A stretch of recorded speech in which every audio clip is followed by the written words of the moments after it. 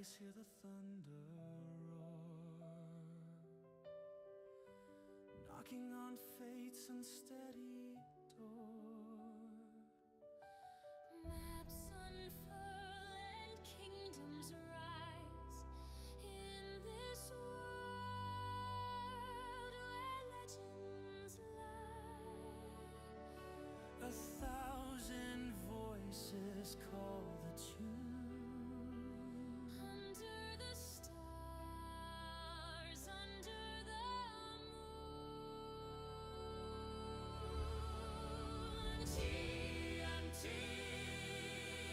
tabletop, where dreams collide, where time won't stop. Raise your sword, claim your throne, for an epic tale to be sown. Miniatures march, armies clash, imagination burning like a flash. Heroes fall and villains grin, but every loss holds where we begin.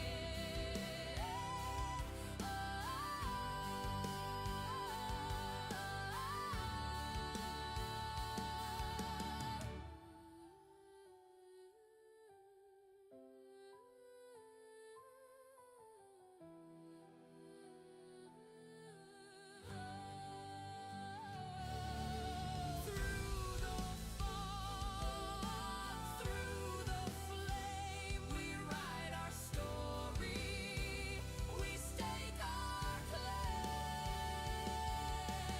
TNT tabletop, Where dreams collide, where time won't stop. Raise your sword, claim your throne, for an epic tale to be sown.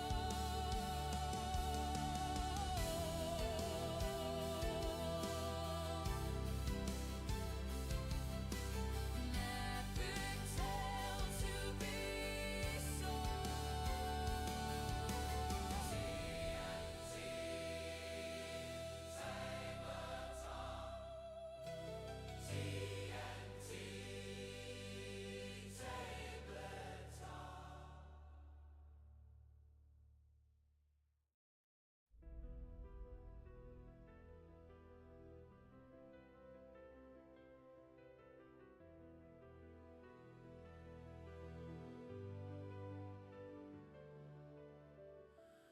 Roll the dice, hear the thunder roar, knocking on fate's unsteady door. maps unfurl and kingdoms rise in this world where legends lie. 1,000 voices call the tune. Under the stars, under the moon.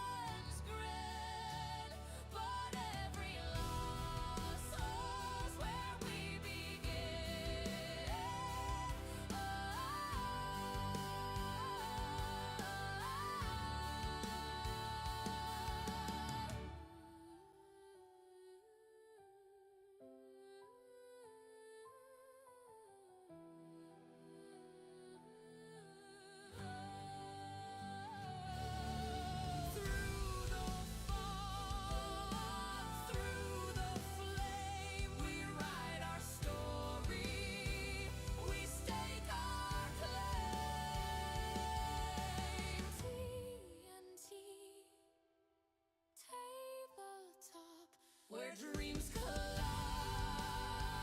where time won't stop. Raise your sword, claim your throne for an epic tale to be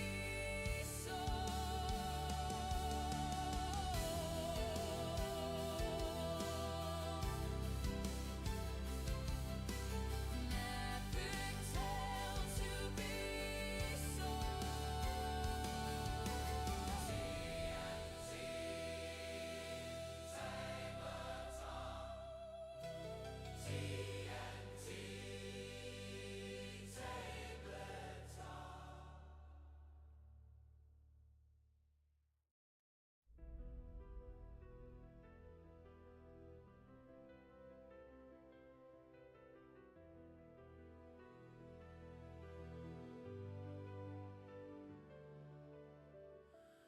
roll the dice, hear the thunder roar, knocking on. Thank you for waiting. And now we welcome you to TNT Tabletop. So kick up your feet, enjoy the show. Here's your host, Tony. Hey everybody, welcome to TNT Tabletop. How you all doing? Iceman, it is good to see you, brother. How are you? The volume might be a little bit on the low side. Let me bring it up just a tad. Mic test. There we go, that's better. Yeah, I had to do some gaming yesterday, and between my PC and my Mac runs it so much smoother, my PC does not. So I have to play around with the settings, and it screws around with my Mac settings, and I'm reaching the point where I'm half tempted to just kind of ignore the PC. But anyway, yeah, everybody, welcome to TNT Tabletop. If you're not familiar with the stream, we primarily play a game called Shadows of Brimstone, which, if you love Diablo, this is basically Diablo on a board game, but it's the old.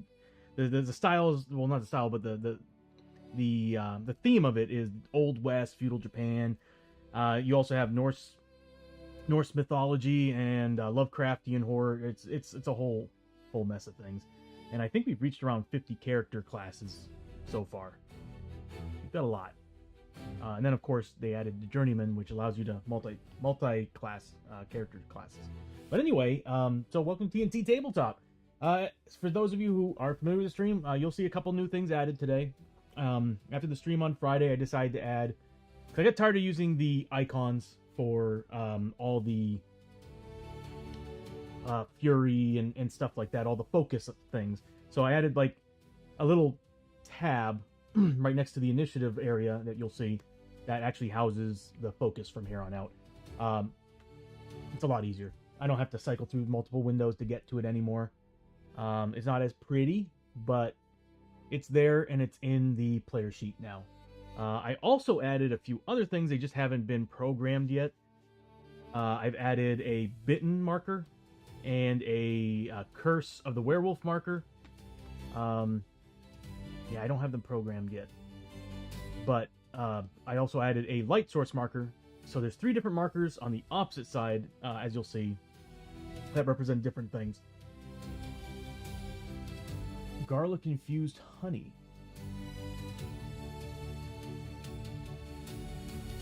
I can't actually produce a flavor for that.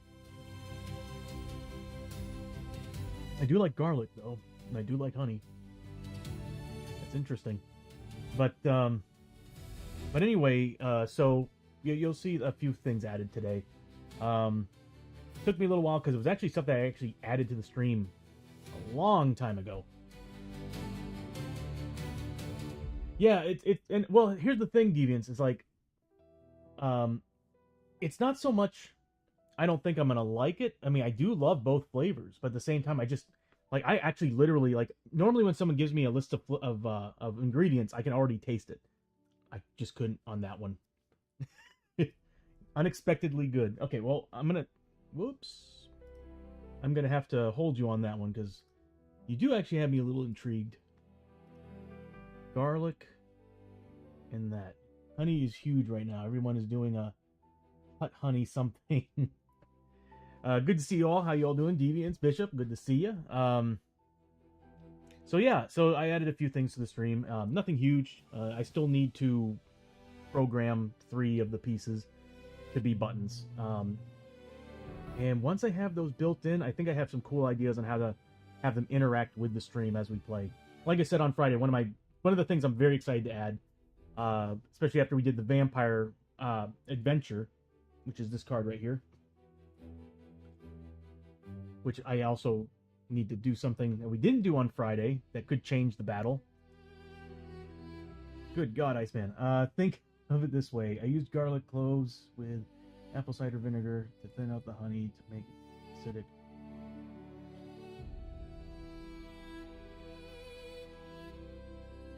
Huh. That's interesting.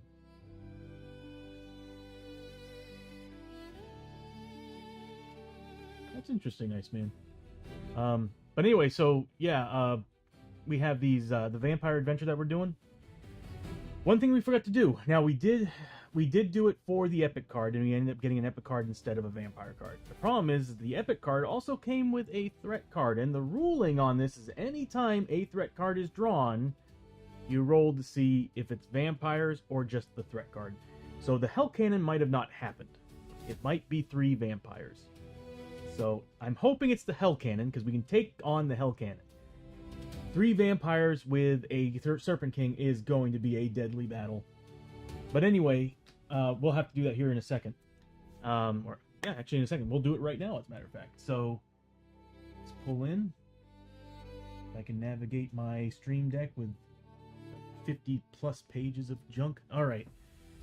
We need to move the camera a little bit too, because we need space. Actually, I think that's good. All right. The problem is the XXL monster cards do take up a lot more space than the normal monster cards. So we need to roll a die. Per the rules of the Vampire Adventure, anytime a threat card would be drawn, roll a d6. On a 1, 2, or 3, it's actually a group of vampires.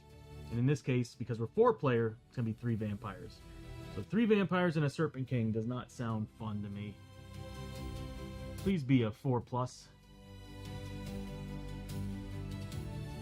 Off to a good start. Alright, so we're taking on 3 feral vampires. It's not really the Hell Cannon. And I need to get... Oh no, we're going to be in trouble with those vampires. We're going to be in trouble with those vampires. So... Oh, nice, Bishop. Yeah, I'm curious to see what the Serpent King can do, but I feel like 3 vampires is going to be overkill on us. Although we are pulling out all the stops. So we'll be getting cover saves, everything for the first turn, and after that it's... I guess we just need to, like, pray. So, it's not going to be the Hell Cannon. It's going to be 3 vampires. What is his initiative again? That's the Hell Cannon. 5. And I think there are 5 too. Are they not? So it's not the Hell Cannon. We're taking on feral vampires.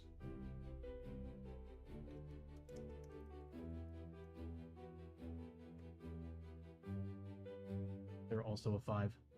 So at this point, we can actually elect who's in the front and who's in the back.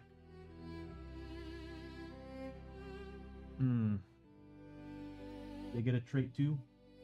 They do get a trait. That sucks. Alright, we'll get a vampire trait out.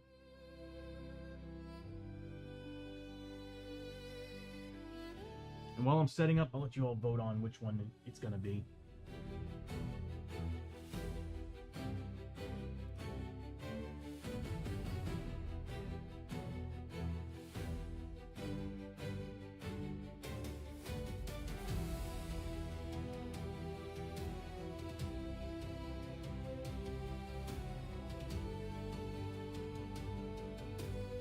Okay.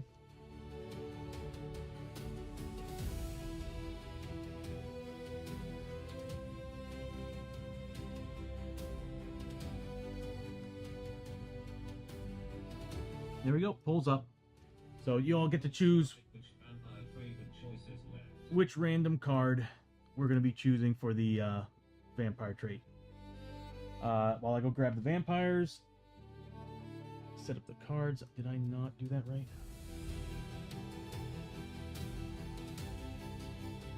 Okay, there we go. I gotta make sure everything's working all right. And they get... Okay, since we brought them out this turn, they're getting +1. They're getting the +1 damage. And of course, 1 elite ability. They're getting number 2.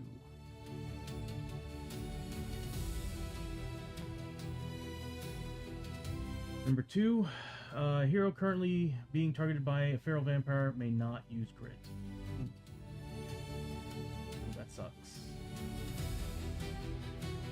That really sucks. Okay, so they're getting +1 because of +1 damage because of the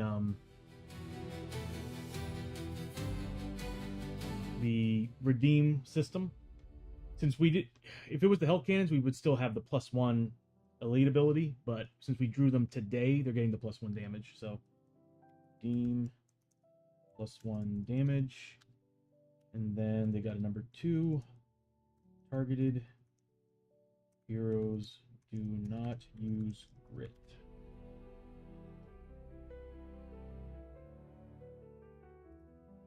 Okay. So I'll be right back. I'm gonna get 3 models. But oh, I already have 3 models. Here we go. Sweet. God, it doesn't matter where we put them. It really doesn't. This guy can walk all over everybody, and then these guys. We are actually in quite a bit of trouble. Do we have a flash grenade? I don't think we have any flash grenades. I've got a button for this. The one on the right? Okay. I'll pull out here in a second. Don't really need these right now, but the one on the right. I need a button for like a drum build-up for reveals. All right, so the vampire trait that this group is getting. I've already had some pretty bad ones, but I'm curious. The soul siphoning, the +5 XP. That's what it means. They're getting a lot of extra bonuses. Gains +2 combat. Oh no, more chances to turn people into vampires. +2 combat when attacking any holy or traveler. I don't think we... Well, we do have a holy character. Chiyo. I think we have a traveler too. Or +3 if both. Oh. I think Chiyo... That's actually one thing I don't have on the system are keywords. I need to add that. Chiyo is both. They're getting +3 combat against Chiyo. +2 against Hoshoryo. And +2 against Lester. So there's 3 characters that they're going to get bonuses on. At the end of each turn, heroes take 1 horror hit for each wound currently on every vampire enemy adjacent to them. On top of fear, shouldn't they get rid of fear for this? Because good God, man, we're going down. At the end of the turn, heroes take 1 horror hit for each wound currently on every vampire adjacent to them. I think we're screwed. I actually kind of think we're screwed here.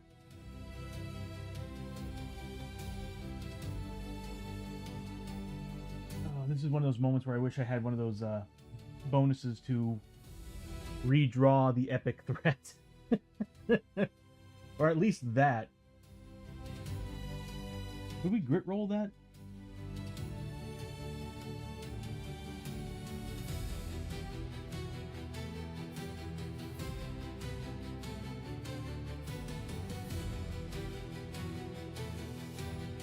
Whenever a threat card would be 1, 2, or 3 instead, heroes are attacked by feral vampires.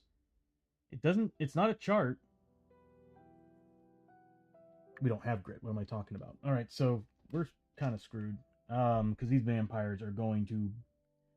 We don't have much sanity on this team. Oh well. We can only try. Unfortunately, cover saves do not help against the crap that they've got. They don't have any other toggled. There we go. +1. So not only are they there's 6 combat against Chiyo, 5 against Lester and Hosho, but they're also +3. They're 3 damage on their attacks. They have so many chances to turn someone into a vampire, and we've already done that before, and it sucked. I mean, you get tons of health, but your sanity is like halved. That sucks. Kind of makes me wish I finished all the stuff I was building on the stream Friday, so that this way we can actually turn on all the bitten markers. Okay, so unfortunately for the big guy there. Oh, he's got so much stuff.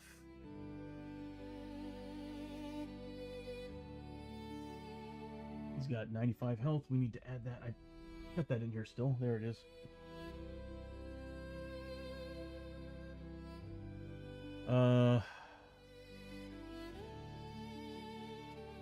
Alright, so let's go through his stuff here. Unspeakable Terror, so same tile or adjacent map tile, he's giving terror tests, horror checks to people. Flight can move through models, changes targets every turn. Warrior King, the Serpent King rolls his full combat against every adjacent hero. He's got cover saves of 5+ because of the Eye of Teneb. Scepter of Zazou, whatever. During this enemy's normal melee attack, each hero must re-roll their first successful defense roll. Oh my god.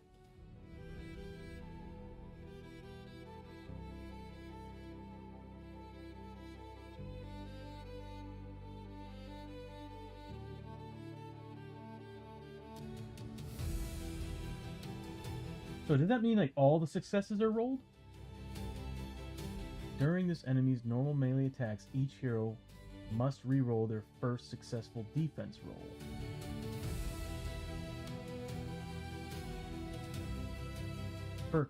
Per hit. So it would be, if basically we would just re-roll a pass is what would happen.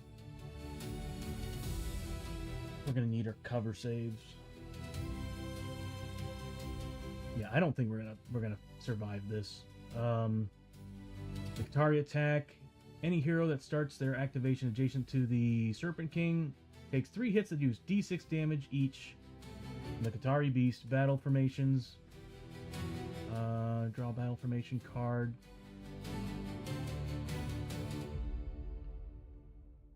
It's first after this turn, because first person that's going to go is going to be Abbie. She's going to be initiative 10 at the start of this battle. We are in the Blasted Waste, though, which puts Lester at the same initiative as them, because he's getting +2 for being in...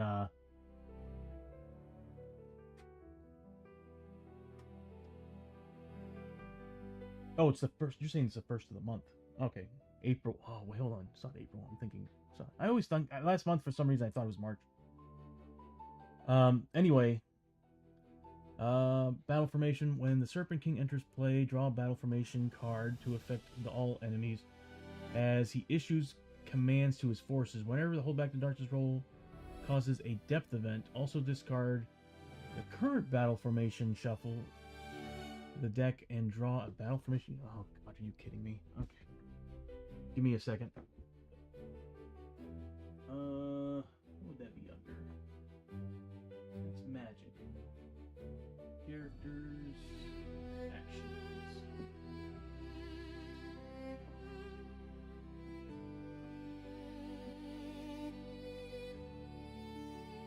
Battle formations.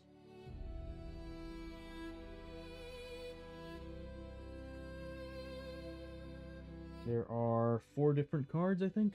Yeah.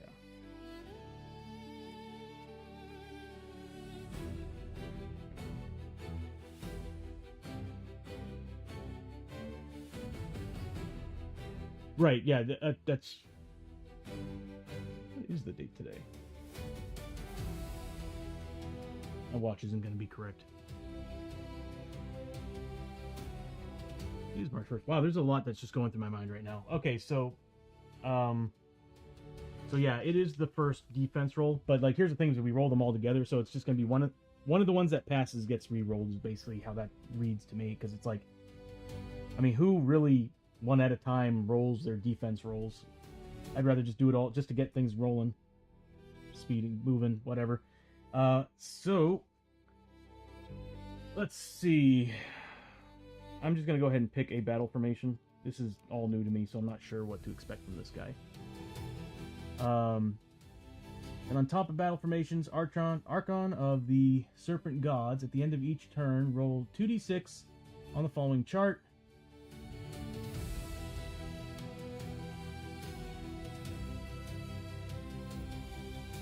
Yeah, that was funny. I was like, well, we get a... I went ahead and rolled for the vampires, failed it, and then pulled out a threat card, and sure enough, it was vampires just the same. I was like, this couldn't have worked out any better. This is a tomb. Oh my god, there's a lot of stuff that they're getting. What sucks is that I forgot that there's a rule that Hoshoryo has. He can't flee. So when we fleed last time, we actually shouldn't have done that. Spearhead.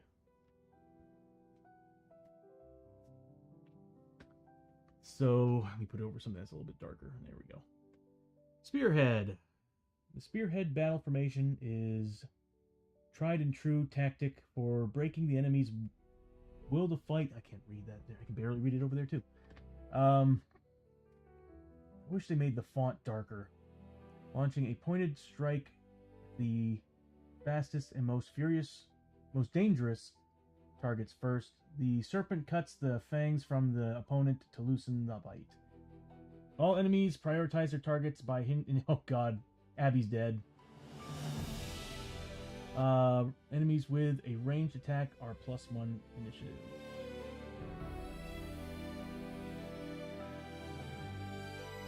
He doesn't have a ranged attack. I mean, he's got range abilities, but he doesn't have a ranged attack. I don't see anything in there saying ranged attack. Neither do the vampires, which is weird. So is he commanding? So is the Serpent King commanding the vampires? Is that what's happening here? Yeah, no flee for you.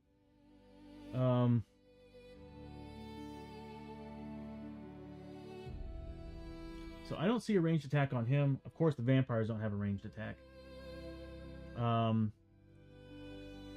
This is interesting. So they're going to be gunning after Abbie. That means I need to hide Abbie in the back. Oh, but then they'll go after whoever's next in initiative order. We need the people with armor saves in the front. And they don't have much health. Yeah, I don't think we're going to make this mission. There's a lot of rules to follow on this battle, everybody, so please forgive me if I forget certain things, because this guy's got 2 god relics. We got vampires with a trait, with elite abilities. We got the frickin' battle tactic over here for the Serpent King, which, yeah, all enemies prioritize their targets. So it doesn't say specifically Serpent Men, so he's commanding the vampires. Unfortunately, he's not really getting anything special from his tribe. Yeah, luckily there's no other Serpent Men, so he still can get crit. I need to fix that. Okay, so anyway, this is going to be a tough fight. A really, really tough fight.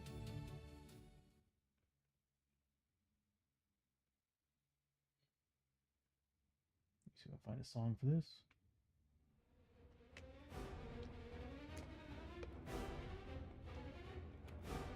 All right. Oh, this is going to suck. This is going to suck hard. All right. End of the round. Rolling A plus. And then there's, of course, the darkness roll. That's always a lot of fun in this game. Yeah, we failed it. Oh, God. Okay, so, start of the round. What am I choosing for everybody? They're going to be wearing their standard gear. Oh, wait, no! Chiyo. Yeah, Chiyo. We got rid of the Growing Dread card, so I'm not worried about her. Let me see what she's... It'd be easier if I use that, because that actually will tally the weight. Yeah, I need to use this to tally the weight. Until I can get weight worked out on the system. So I can sacrifice the monk's staff for now, and I can give her the Sword of Defiance. She can carry 9, so 1, 2, 3, 4, 5, 6, 7. So she can carry both what she needs to carry the weapon, which is the Book of Secrets. The only problem is if we get any more Growing Dread cards, she's going to be in trouble. Yeah. So we'll put on the Book of Secrets again, and she's going to be wearing the Sword of Destinies. That this way, the lore is giving her the ability to use this. And what it's going to do is it's going to give her her level in damage against XL monsters and taller. So she'll be getting +4 damage base against the Serpent King. Yep, XL models or bigger, X is equal to the current hero level. Problem is this here. Let's just hope we don't get any more Growing Dread, and we're getting close to one.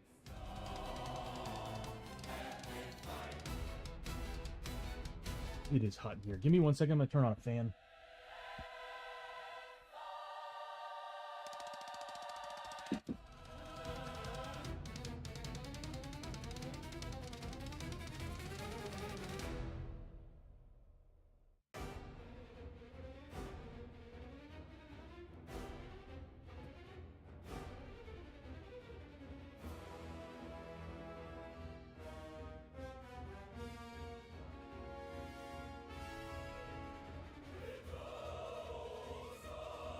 Okay. Alright, so, Abbie's gonna go first with her initiative 10, since she's a gunslinger. Or whatever it's called. Quick draw is what she's got. So, it makes her initiative 10 with +1 shot. We're also gonna, we're using everything. So, Chiyo's gonna ring her bell. We're gonna get, I think it's 4+ cover saves, or is it 3+ cover saves?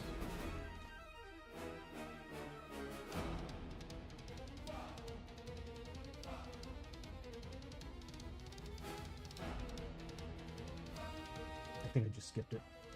As you notice, the cards kind of move a little bit faster. It doesn't really do much else. There's a delay on the actual trigger. Sacred Bell. Once per adventure, all heroes in the same map tile gain cover 3+ against all attack damage sources till the end of the round. So we got that. We're going to get +2 combat, +2 range from... I'll ring her bell. Okay, Deviants. And we're gonna use the Marshal's badge to get +2 combat, +2 range for everybody. And then we're gonna wave the flag of... I don't remember who has it. Flag of the Lion, which is on Lester. So once per attack, soldiers... Oh, that's the Flag of the Lion. Sorry, it's the Flag of Conquest is what I'm looking for. It might be on Abbie.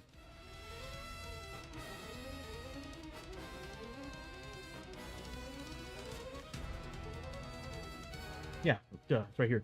Flag of Conquest. Once per adventure, everybody heals 2 sanity from, heal 2 sanity from every hero, and every hero is now +1 damage on all their attacks for their next activation. So we're getting quite a bit. I'm just debating if I want to bother going after the vampires first, or try to take down the Serpent King as much as we possibly can. Oh, he's immune to crits! Yeah, we lost this fight. As soon as I saw immune to critical hits with 95 health, we lost this fight. There's no way. There is no flipping way. I guess what we'll do is we'll try to whittle down the vampires. The problem is that he's getting so many attacks per turn. Well, I'll tell you what. If Hosho dies first, the next turn we're just leaving. Because immune to critical hits, we're done. It's over. As if he has immune to critical hits. Yeah, Murphy getting double damage, even ignoring crit, would be nice. But we're still doing +1 damage. We do have darkstone bullets, so and he has a defense 3 too. Good God, man, he's disgusting. So not only is he getting cover 5+ for the Eye of Tanib, he's also getting his 3 defense. If he had armor, I would seriously like send an email to flippin' Flying Frog and be like, dude, ret this guy. Ret him. Like, we need to fix this. He's broken. Alright, so we're looking at 5+ covers on top of the defense 3, on top of ignoring criticals. We need weapons to ignore tough. Oh, God. Okay, so the one that will be able to do the most against him is going to be Abbie, because she can't really do anything with crits anyway, but I'm looking at those vampires, and I'm like, we might as well just take the vampires out. They got a lot. They got a lot going on. And honestly, that's our best way of getting some XP. Although he's going to be 20 plus 5 base. They're going to be 20 plus 5 base as well. So we'll get rid of him for now. I think it's best for us to take these guys out. What sucks is we're taking Terror 2, or is it Terror 3? Terror 2, okay. Yeah, because at the end of the turn, they're going to hit us with a whole bunch of horror. So first thing, we're going to get some heals back for sanity. So we're looking at Hosho. He's going to get 2 points back. Oh, 3 points back. Beginning of a combat fight, we're all getting +1. So Hosho's getting 3 points back. It's working again. Look at that. All right, and then Lester's going to get 2 points since he's only at 8 out of 10. All right, Abbie's up. She needs grit. First thing she's going to do is a terror test. What else do these guys have? Can't use grit.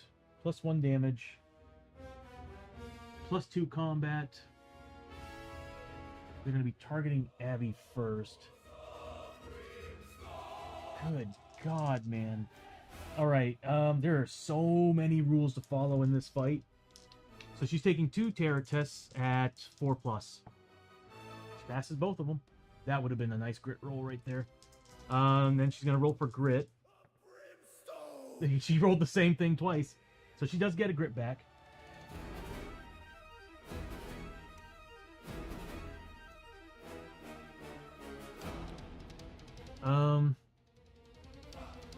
He's going to move up 1, 2. We're going to try to spread ourselves out so he can't get everybody. I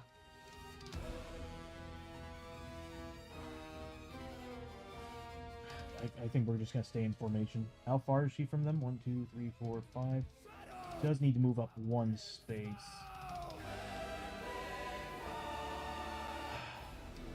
It would be nice if she killed some of those vampires before they actually get to go. So, she's getting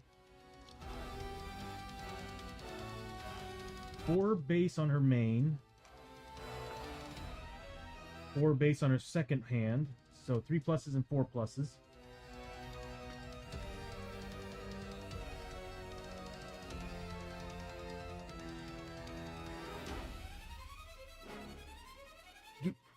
Dang. Bishop, do enemies target at the start of the turn or during their first turn of their activation? Or during their activation? Because that would make a big difference right now, because they are all targeting Abbie. That means that they're all... Abbie can't use grit, if that's the truth. I bet you it's at the start of the turn. So they're all targeting Abbie, meaning that Abbie can't use grit to reroll. Wow. Wow. Yeah, I'm sure that's what it is. Okay, so Abbie can't re-roll any of these, but she's getting 2 additional shots from the badge, the Marshal's badge, and she's getting +1 shot for the first turn of fight. So Those are all her rolls. God, I wish I could use grit.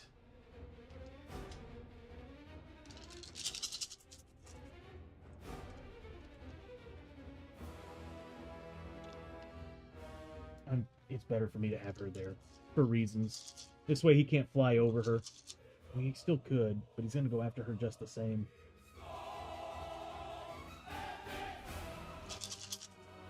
Yeah, we're in trouble.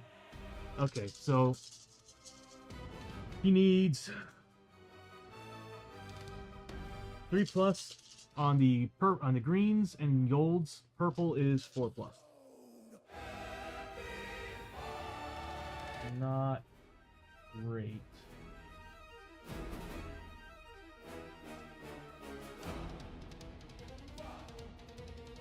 Those are hits.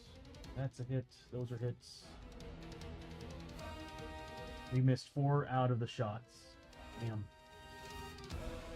This is what would have made inlays a nice thing to have. Okay, so against the feral vampires. Oh, their armor 5+ too. Damn. Brimstone!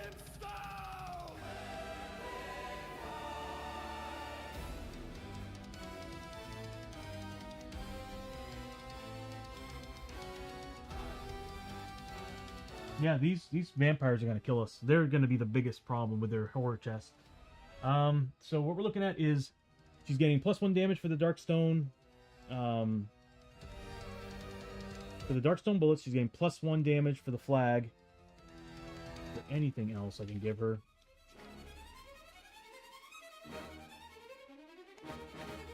Time Roller, how you doing, buddy? Give me a second, I'm just trying to see if there's anything I can do to increase the damage of these attacks, because this isn't going to be good.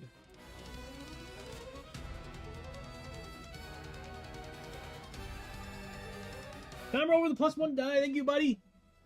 Probably should start using those.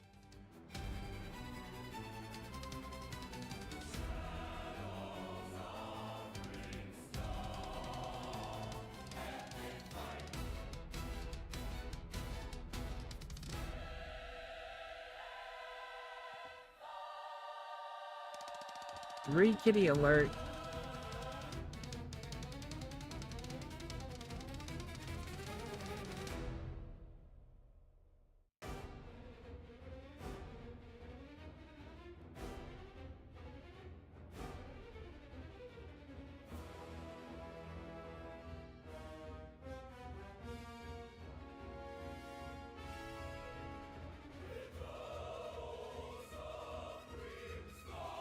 Gotta love Moochie. So I'm in a debate here, or we're in trouble. Here's the thing: is it would be smarter for me to start taking down vampires first, because of all the stuff they're getting. Time Roller +1 damage for Abbie. Okay, that changes a lot. Time Roller, thank you so much. So we're looking at +3 damage.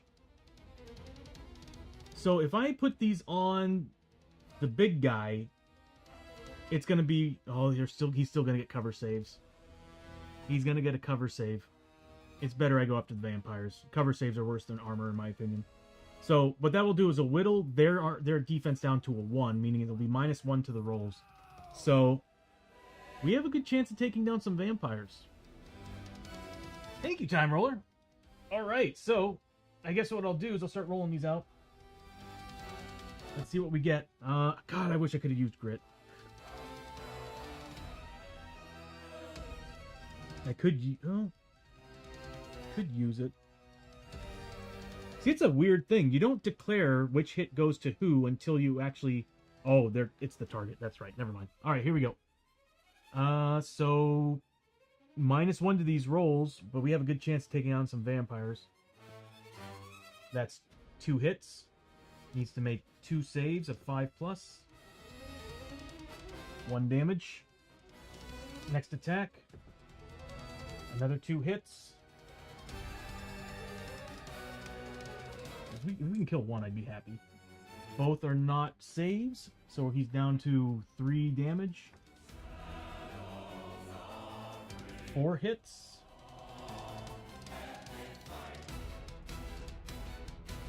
3 damage. We're looking at 6. We only need 2 more wounds. Oh! Yeah, I'm sure he's dead. Yeah, that's 4 wounds. That's a dead vampire. Nice. Time Roller, you seriously? You might have saved us. So he had 2 wounds left. We'll have to do the experience after all of this. So, oh, they're a lot more experience.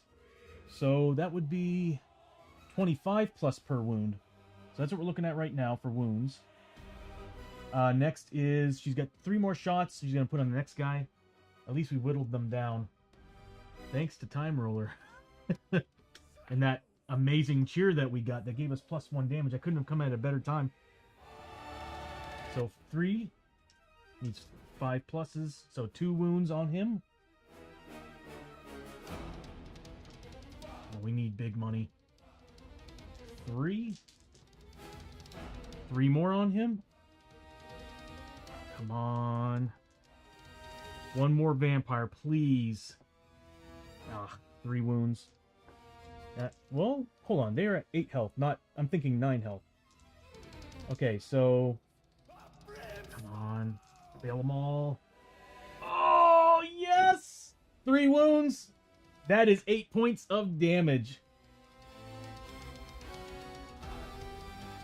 He's dead. Again, Time Roller, you just saved this team by allowing Abbie to get that +1 damage. That allowed us to drop their defenses down to virtually nothing.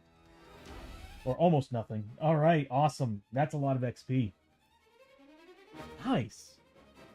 Okay, so, I'm gonna get a calculator on this one. Oh!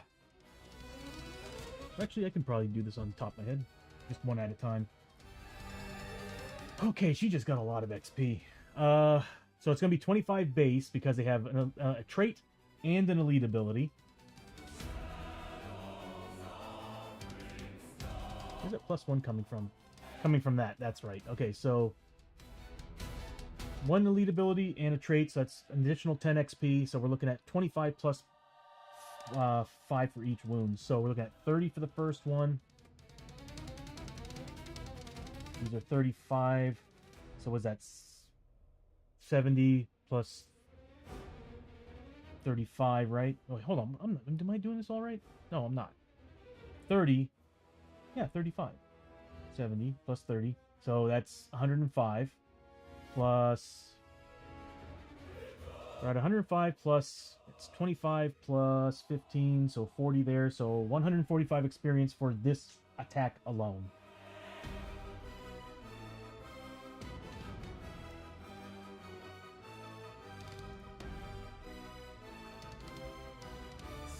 Next one. That's what happens when you nickel and dime something. You get a lot of XP for it. We're looking at, again, 25 plus that, so we're looking at 35, and then 240, so 80, plus 35, so we're looking at 115 experience for the next attack. Man. Awesome. Okay, so again, thanks to Time Roller, Abbie ended up killing 2 vampires before the end of her turn. She's kind of doomed. Because next turn, that flying monstrosity is going to come over. So here's the thing about him, though. What are the rules on XXL monsters?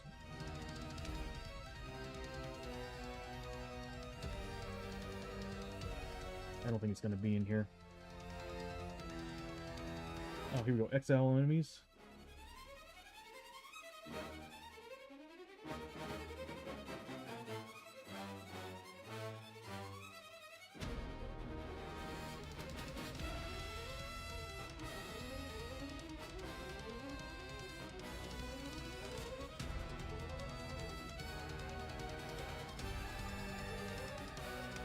See, my thing is, there are enemies that straight up say in their board, they try to get as close as they can to as many heroes as possible, like the Ronin.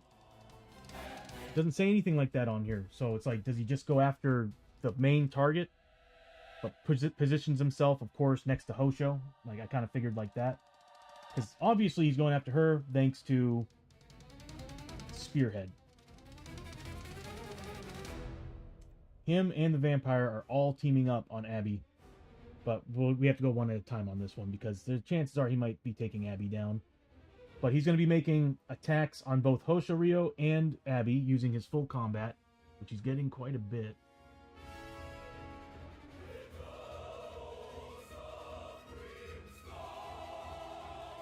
Oh boy.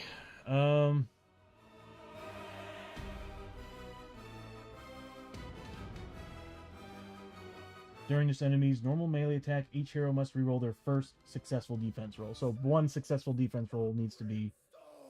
We will have to actually roll them one at a time, I guess. Because does he have any crit rules? Any 6+ rules? If he has 6+ rules, then yeah.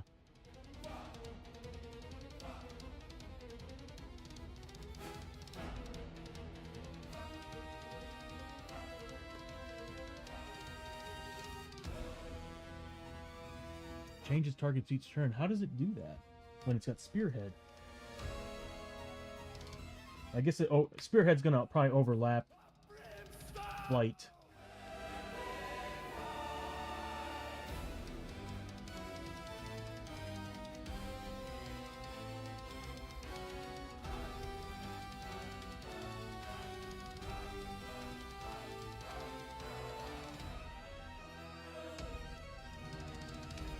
That starts her activation adjacent. Good God, he just does so many. He attacks so much. Alright, so he's going to move up. He's getting... Let's see. That's the vampires. He's getting... Combat hits are +2 damage, so he's a 5 damage. 5 damage... No, 6 damage because of enemies +1.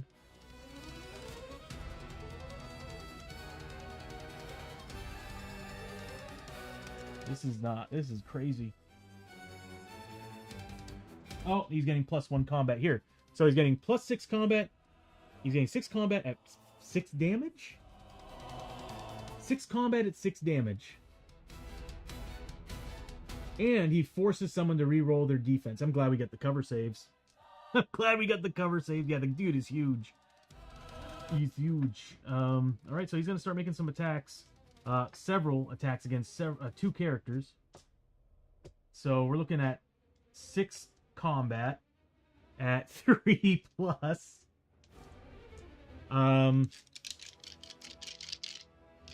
Well, hopefully here's where I start rolling 1s and 2s. Yeah, we did. So we got 3 hits. We have to roll them one at a time. But we do covers first. We'll do covers first because it doesn't ignore defense. So we got a 3+ cover save. 1. So one at a time we'll start rolling these. Defense. Is it a reroll on defense?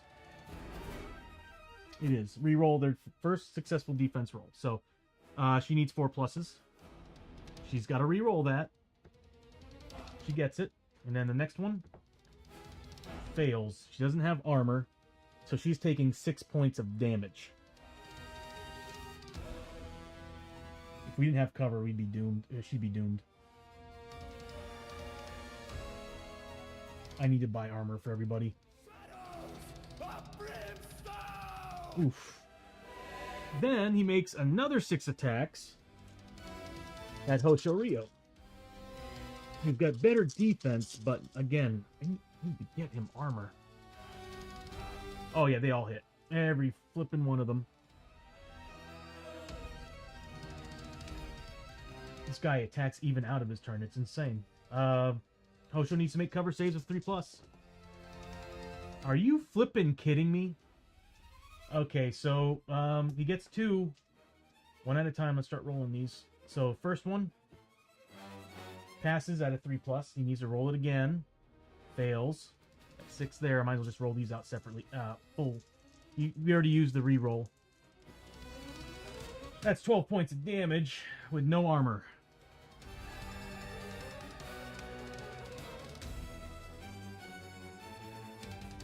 Chiyo's got some healing to do. That's all his turn, but still, it's not over yet, because anybody adjacent to him that's activating instantly start getting hit by the Serpent King, the thing that he's riding. It's actually, yeah, still not over yet, because we do have the vampire that comes in right after that and attacks Abbie. He's getting +2 combat. Actually, hold on. Abbie is not either one. Time Roller with the +1, D6 health Shandy Andy mix. Nice.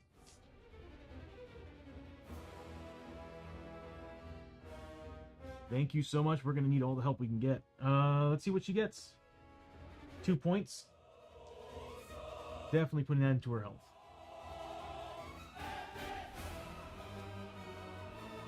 Thank you again, Time Roller. All right, so what are we looking at here? He's not getting the +2 combat for her being a traveler or holy, because she's neither. She's an outlaw. But he is getting some bonuses. Target hero cannot use grit. Getting +1 damage. Isn't he getting like a +1 combat or something? I'm not seeing anything. So I guess he's just getting 3 combat. Yeah, that's right. Yeah, he's just getting 3 combat at 3 damage. So let's see what happens. Ad break in 5 minutes, everybody. So 3 combat at 3 damage.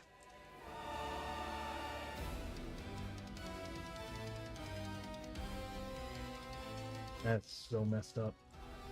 We had to roll a 6 and get him another Relic of the Gods. So again with him, anytime he does 1 or more wound, oh, he doesn't have any wounds on him, so he won't be healing. Anytime he rolls a 6, we roll another d6 and see if a bitten marker is placed on her.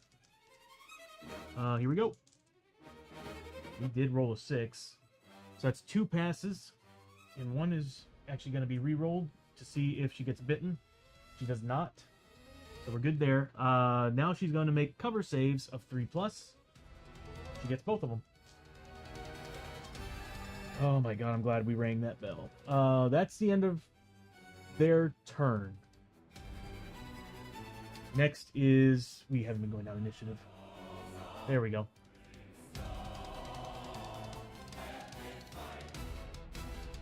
Oh, okay, so next is Hoshoryo or Lester.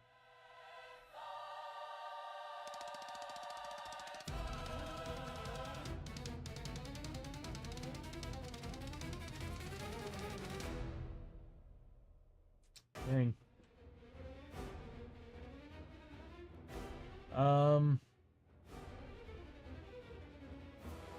Okay. I am very confused on what to do right now. If I use Hoshoryo, there's a potential that he might die. Let's take a look. Just activating him might kill him. Because we'll be attacked. It doesn't matter. Any hero that starts their activation adjacent to the Serpent King takes 3 hits. But you do d6 damage each. So, alright, we take 3 hits. Luckily, the scepter does not work on this. It's only during his normal combat. He gets cover saves of 5+. That is so broken. With everything else he's got. Alright, here we go. He needs to make... well, first cover saves of 3+. Nothing. Okay, so that's good. Next, he's going to roll for grit. Nothing. We could use some. We used all our tonics. Hoshoryo, what am I going to do? I could move him. No, I can't. Actually, what I could do is push. push is not an action. So before he moves, I'm going to elect him to push. He's going to push the large, the XXL monster. Because he can. He just can't be in the same spot, same space as him, if I remember correctly. So he's going to push him. He needs a 3+. Where's it? 4+. I got sheets for this.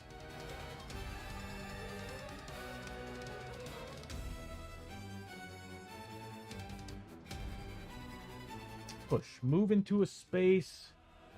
Oh, is that with a medium-sized enemy only? Oh, with a model. On a 4+ roll of D6, push the model back up to 3 spaces behind it.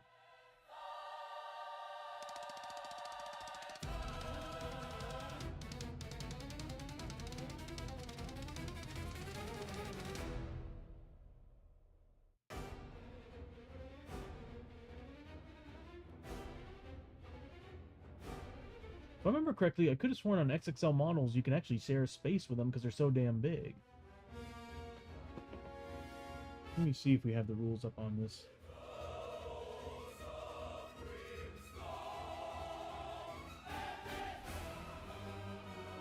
Yeah, I kind of figured. I need to look up the card.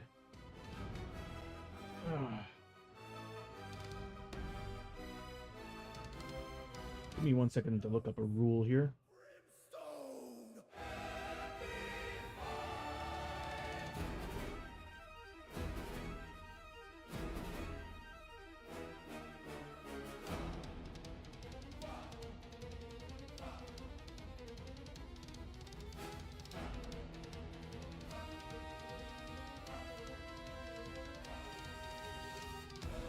Okay.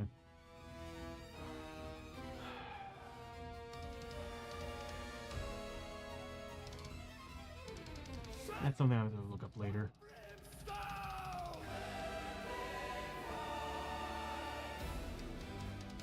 Kitten, how you doing? Good to see ya.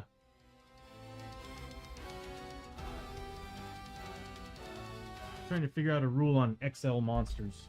Yeah, it's got a XXL good monsters. color palette. I don't really like that it's Captain America, actually, but I do like the color scheme. I just look like I'm going to the Met Gala. Or did you mean something. in real life? I have amazing skin in real life as well. I am a magnificent being, I know. But, sorry. Do you want to rephrase that? I'm doing all right. We're currently in the middle of an XXL monster boss fight, and it's not looking good. I'm trying to figure out what I can do about this guy, because I can't figure out if I can actually push him or not. I have to be on the same map, same space to do it, and so far I'm reading a lot of mixed reviews on how it works. But what's crazy is I remember Bishop, you watched it too. We watched that one group play, and they pushed a flippin' XXL tank. So I'm like, if that can happen, can I push an XXL monster?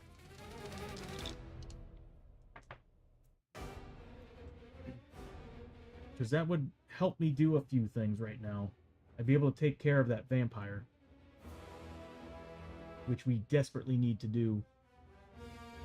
Alright, so I think what I'm going to do for now, because I don't really know the ruling on this, I mean, to me, it would make sense that when you get that ability, you should be able to push the monster. Let me pull up the actual cards for a second. Character sheets, Feudal Japan. I'm looking for... Nope, actually, yeah, it is Feudal Japan. Wandering Samurai? No, Sumo.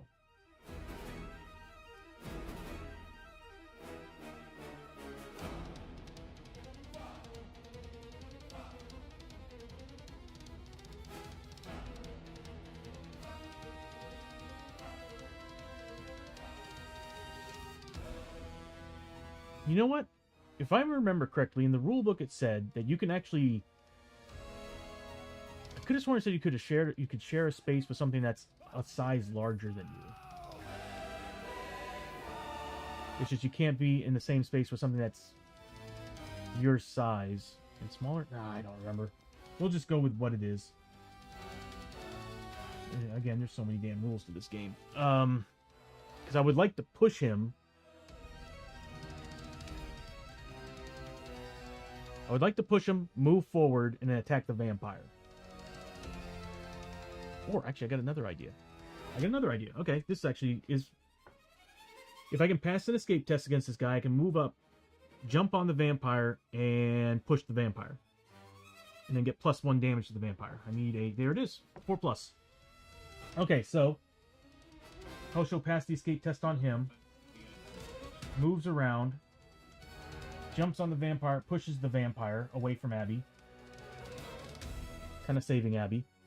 And is now going to be making several attacks at him. Luckily, he's not the target of the vampire, so he gets to use grit that he does not have. Alright, so there's 2 attacks there. He's getting an additional 2 attacks from... Sorry, I'm using different colored dice. I've been rolling them off the table, so I'm losing them. So he's getting an additional 2 attacks because of the Marshal's Badge. +1 damage from the Flag of Conquest. And he's now getting +1 damage for the push. Did I roll for a push? I have to roll for push. He gets it. So it passed. +1 damage now for the push, so he's getting a ton of damage on the vampire. As long as he gets some hits. If he gets crits, it'd be amazing. Let's see if we can actually crit him, though. You'd think I'd know by now how many times we fought these guys. Yeah, they don't ignore crit rules. Okay, so we're good. All he needs are 3 pluses. Of Brimstone! Bishop, did you see what I just rolled? I mean, yeah, I got a crit. But you gotta be flipping kidding me, man. Statistically, that is effed up. I don't have any tonics. Are you freaking kidding me? I need tonics, man.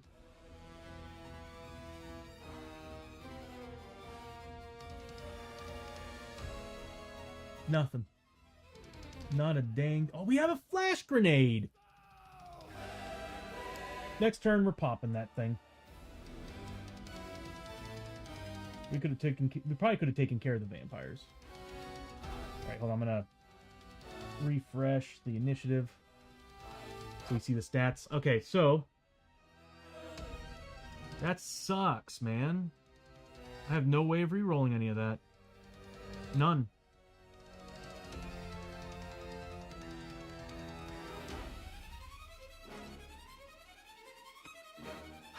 We're getting, let's see, it's ignoring his defense. We're getting 6, 7, 8 points of damage base. Because the weapon does 3 damage on crits. Well, both weapons do 3 damage on crits. Plus, that pisses me off, man. How did I roll that bad? So we're looking at 8 damage base plus whatever I roll.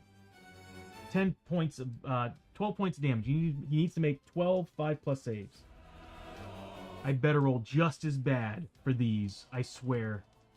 So 4, 8, 10. He better roll bad on this. He better take 8 points of damage. That's all I'm gonna say. He better be taking 8 points of damage. And he sure as hell did. He took 10. Is it 10? 8 points. Oh, he took 8 points of damage. Did I miss a dice? It should have been 8 base.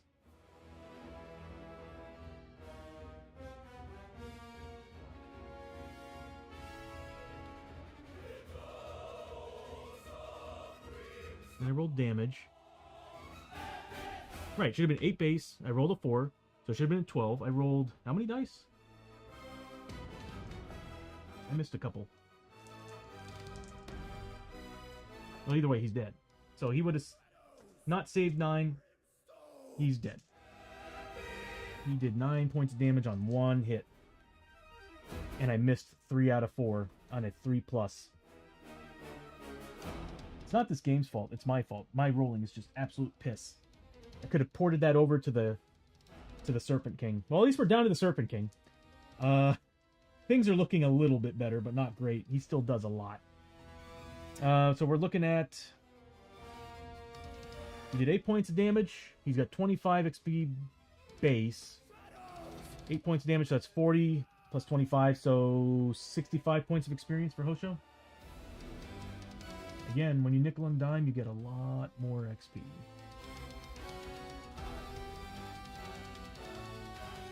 That's why he's slowing down. He does a lot of damage. He outright kills enemies. He's almost like Murphy.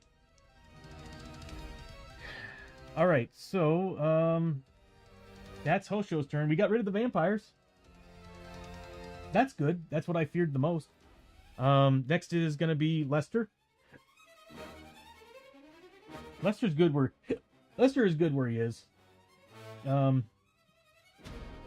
going to roll for grit. He doesn't need to make terror tests. Fails both of them. We didn't do the terror test for Hosho, did we? So Hosho needs to make a terror test as well. Passed both of them, so it didn't matter. Lester did take 2 points of sanity. And he's now going to take... Let's see, he's using D8s. So he's got rapid reload, so he's getting 2 shots base, plus 2 shots because of the Marshal's badge. He's got an inlay, so he gets to reroll a miss. And he's also got the flag of the lion once per... Is it once per attack? I think it's once per attack. I got this stuff here. I don't know why. The button can bring me right to it. I skipped it.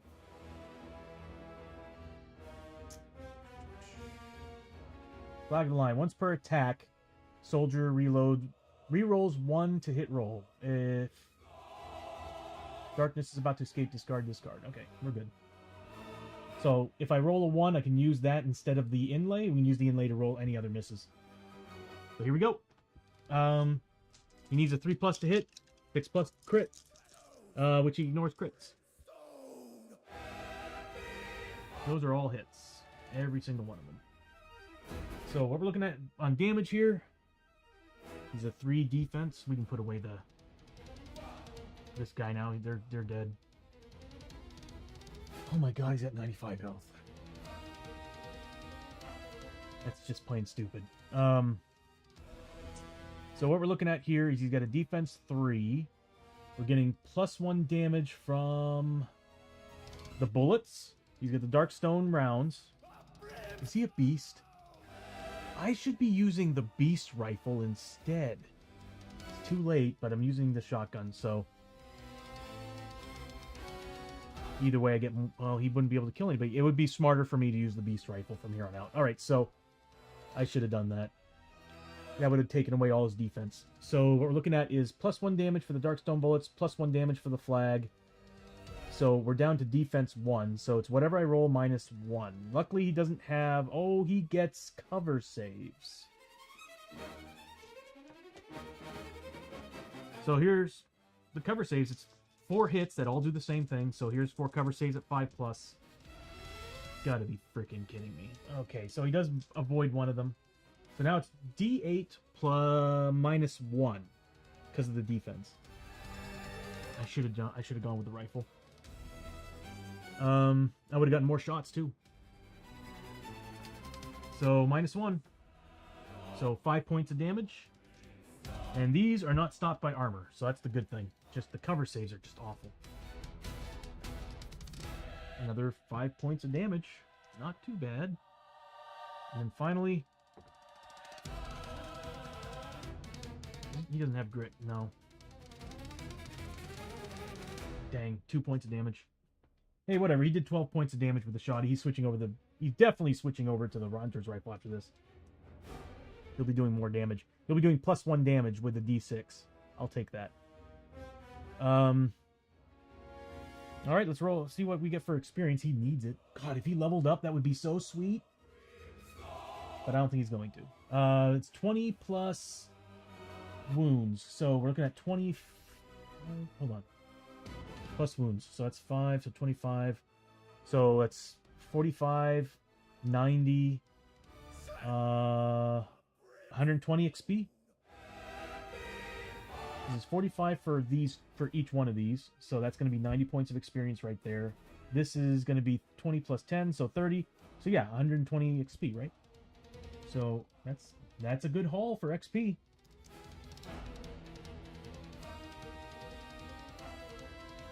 He's getting so close to leveling. We need him to level. So that's going to be the Marshal's turn. We now move on to Chiyo. She needs to make a terror test. She does have spirit armor, though. So she's a 3+. Hails both. Covers, not cover save. Spirit armor of 6+. Fails both, so she does take 2. Wow, really? She takes 2 sanity. Luckily, we got those antlers. Beginning of the next round, we'll be able to heal up some sanity for free. People who need health desperately are way out there.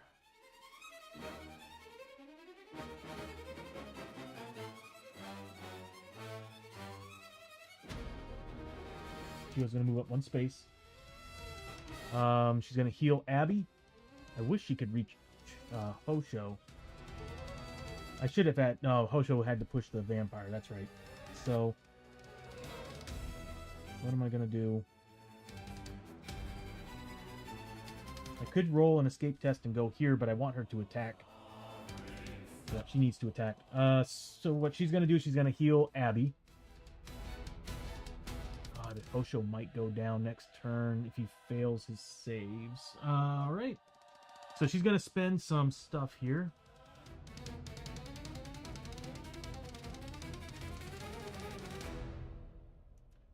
She's got some bandages, so we'll spend I think we're only going to need 1. She's only 4 away. Yep, so we'll just spend 1.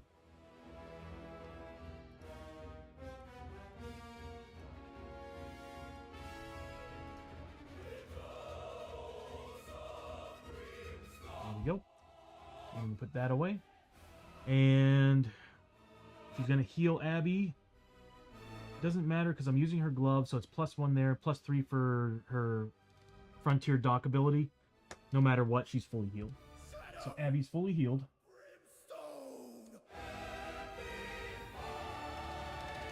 And Chiyo's going to get 20 XP for healing her.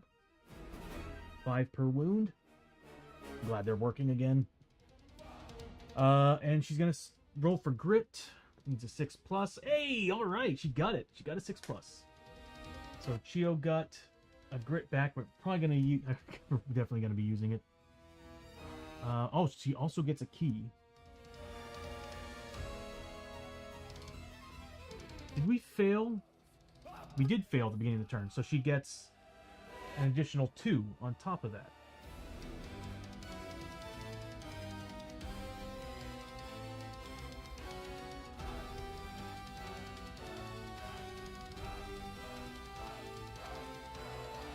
As you can see, well, I need to put a little marker over it to show that it's changing, but she's now at 4 out of 8 key, meaning I can throw down an additional 2 damage if I need to. Okay, so she needs to make, with the Sword of Destiny, she's getting +1 combat, and she's getting +4 damage base from that, +5 damage because of the flag of Conquest. There's something else too. She's getting +4, +1. She's missing something. Oh no, she's not. Okay. So she's getting 2 base, +1 for the sword, +2 for the badge. And these are all going to be... Luckily, she's got grit, so we can reroll them. Luckily, she's got +5 damage because the sword is 4 damage base because of her level against XL and larger monster. +1 for the conquest. And she's got key to spend to enhance the damage output as well. Am I missing anything on her? We really need to make sure we're doing this right here. Oh, we still have the healing stone too.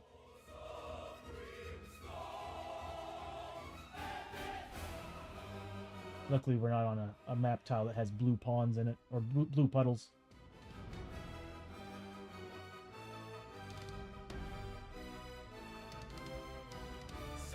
Okay.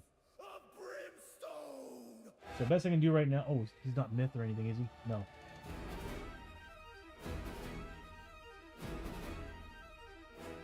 Okay, so that's what we got. Alright. 5 attacks. She needs 4 pluses. Wow. Okay, so I'm grit rolling all of that.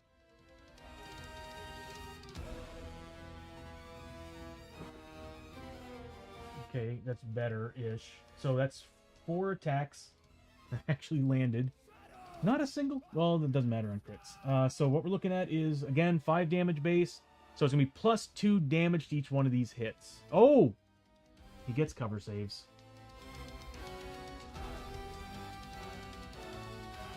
He gets cover saves. Fucking kidding me. Excuse my language. Alright, so we're looking at plus 2 damage to these attacks. 6 and 3. Oh, I'm going to add plus 2 damage to this one, making it a 5. Luckily, he doesn't have armor. Again, I keep saying it. Like, if he had armor, I'd be, like, broken. That's a broken character. We're going to remove all 4 points, because it costs 2 for each wound. So that is 11 points of damage. We didn't remove the points earlier. Crap.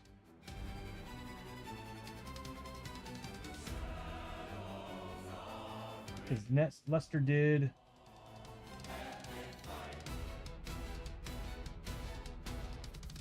He did like, what, 12 points of damage?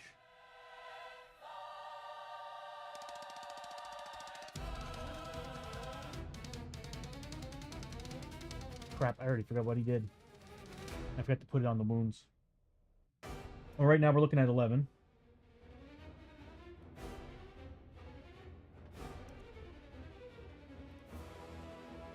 But I could have sworn he did, like, well over 10 points of damage.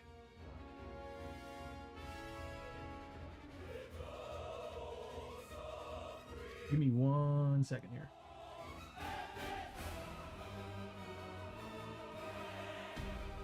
This is very important for me to remember. I could have sworn it was 12 points of damage.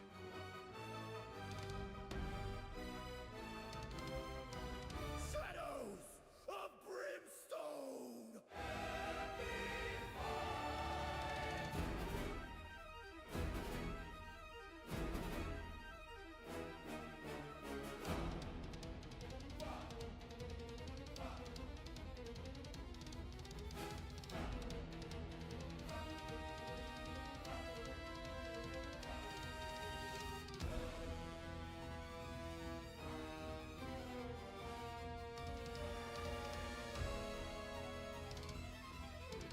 Shadows of Brimstone!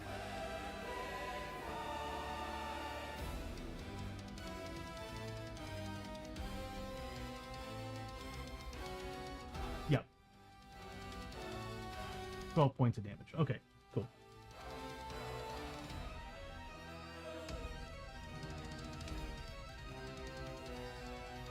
He's still at 72 health after all of that.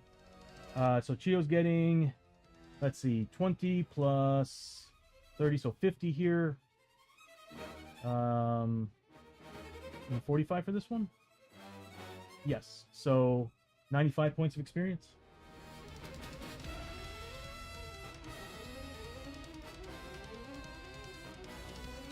Hand-eye coordination's getting worse, I swear. Okay, so...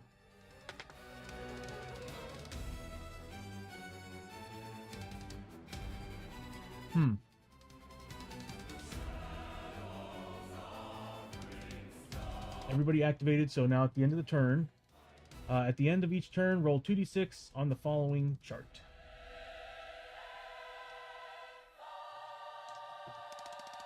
Seven. Take flight. Remove the Serpent King from the board as he soars high over the battlefield. During the next activation, he swoops down to land next to as many heroes as possible and attacks with +2 combat.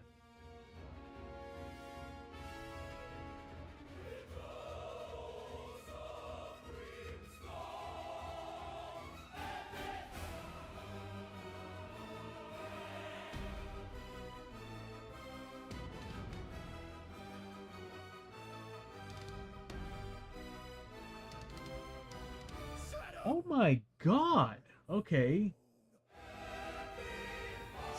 So the thing that sucks is that XXL models can actually be like here, as long as they have, I think, if I remember correctly, I think it's as long as half of the model is on the board. So he can go here and attack everybody next turn. I'm gonna have to move Abbie as far away as possible.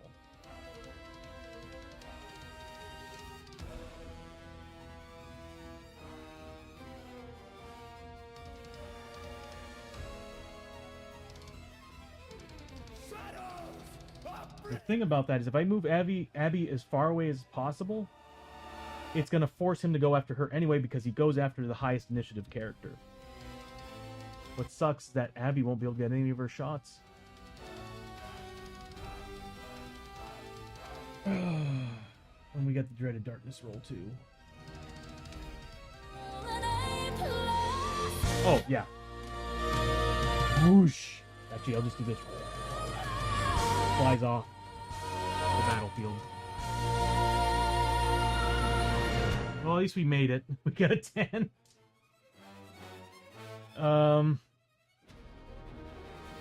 Hosho should have gotten some points back.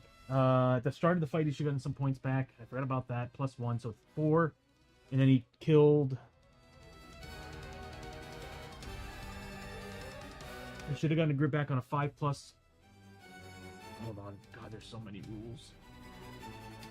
On a 5+. He didn't get it.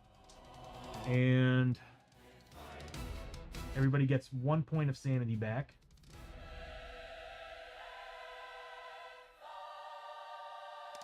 Now here's the question. He's not on the board anymore, so therefore they shouldn't be getting terror tests when they activate before he does, which is going to be, obviously, Abbie. So what we're looking at was 4 for Hosho. He also did a whole bunch of damage with 1 attack. Did more than 1 wound, so he should be at 5 Fury.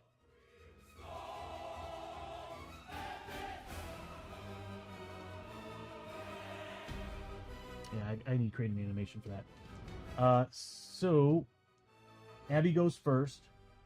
Doesn't need to take a terror test because he's not on the board. We're going to go on a technicality there.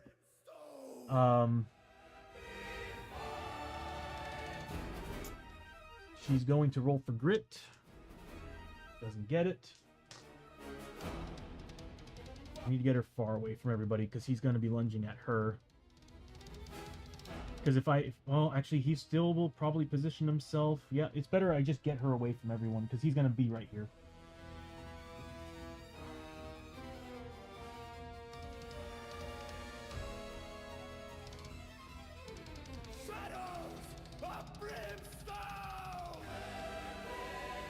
So, I guess what I'm going to do, before she leaves, I'm going to have her use some... She needs to heal up Hosho.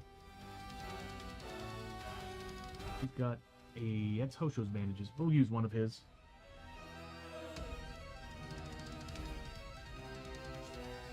So we'll spend one from Hosho.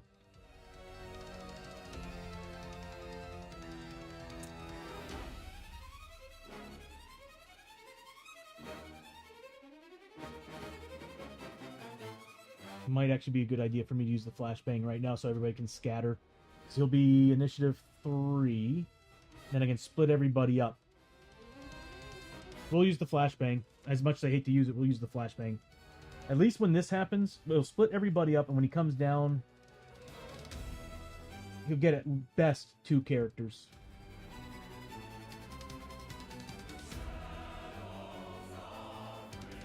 And then we'll have Abbie spend some as well. Yep. She's going to give him back. She's going to spend another one. There. Good God. 8 points of health. That's going to give her 40 XP. That's frustrating. And she's going to spend... She's going to give Hosho 8 points of health. Everybody's getting 1 sanity back as well for their antler upgrades. Oh boy. We're spending all of her bandages. Maximum Hoshi! How you doing, first time chatter? Welcome to TNT Tabletop. You familiar with Shadows of Brimstone? And thank you for the fortune be with you. I desperately need that. Because I've been rolling ones. But yeah, welcome to TNT Tabletop. We play a game primarily known as Shadows of Brimstone. We primarily play a game known as Shadows of Brimstone. And we're currently in the middle of a heated battle with this guy, who's currently off the board and waiting to jump one of us. If you're not familiar with it, it's basically Diablo, but in a board game with the Old West, feudal Japan, Norse mythology, and a whole mess of sci-fi horror. So yeah, we're dropping the flash. Basically, it's like a smoke grenade if you think about it at this point. So his initiative is right now a 3. So everybody's going to be able to go first. I feel like it's kind of a waste, though, because what if I roll a 7 again? It's just... Oh, that attack will kill everybody. So Abbie's going to go first. She didn't get her grit. She's going to move 1, 2, 3, 4. He'll have to choose between... He'll probably go after Abbie and Hoshoryo.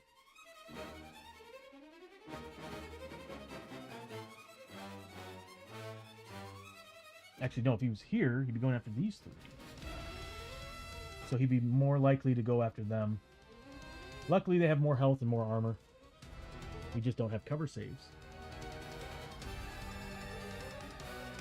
Yeah, it sucks that Abbie can't go. I need her to shoot him down. Alright, that's the end of her turn. We're not going to use the flash. We'll wait till next turn. We need a turn to where we can actually, like, throw the flash on him and get all our shots in. Although this could be killing. This could be a team wipe if he comes down. Alright, so he comes down and he's going after... He's going to be positioning himself next to as many targets as possible, heroes as possible. Which obviously is right back to right here. So he just kind of swoops back on down. Lands here and makes his base combat. +2, actually. So... he's getting 6 combat base because of his diamond scale tribe.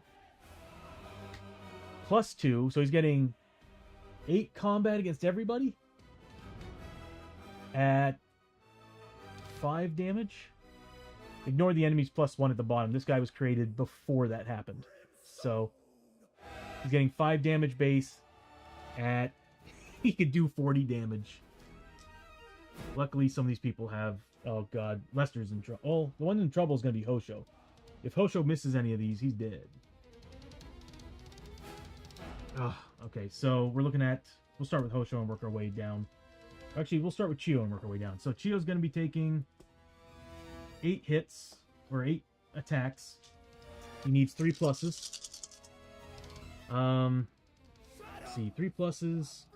8 attacks, and then she gets her defense is 4+, then armor save of 4+. That's a lot of hits. That's an awful lot of hits. I seem to be rolling really good for them. Look at all the crits, too. She needs to make these and defense saves.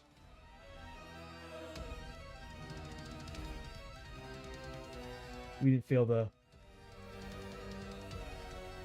Whenever the hold back the darkness roll causes a depth event, that's when the thing happens. Okay. Oh, there's an awful lot. Alright, so he needs, we need 4 pluses for Chiyo. He does have grit. Oh my god, dude. I'm gonna spend... She does not have grit.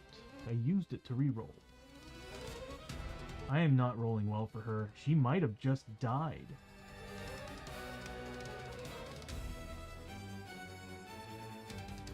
Why am I just sucking at rolls for myself?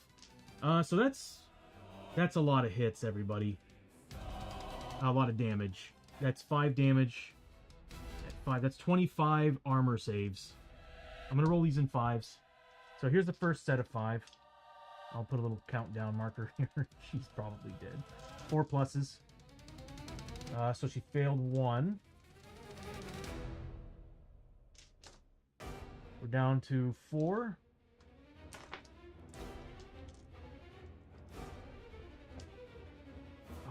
bad. That's 5 points of damage is what we're up to.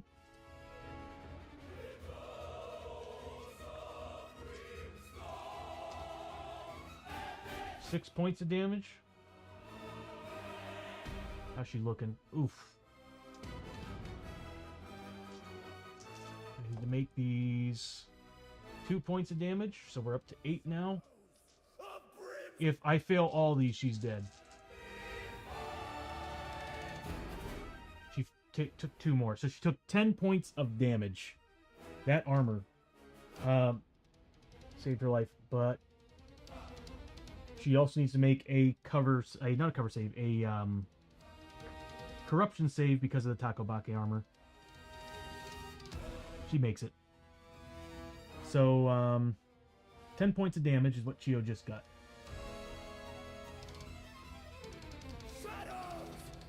She almost dead. Next is Hoshoryo. Same thing. 8 combat. Good God, dude. We had to roll the +2 elite ability, +2 combat elite ability, didn't we?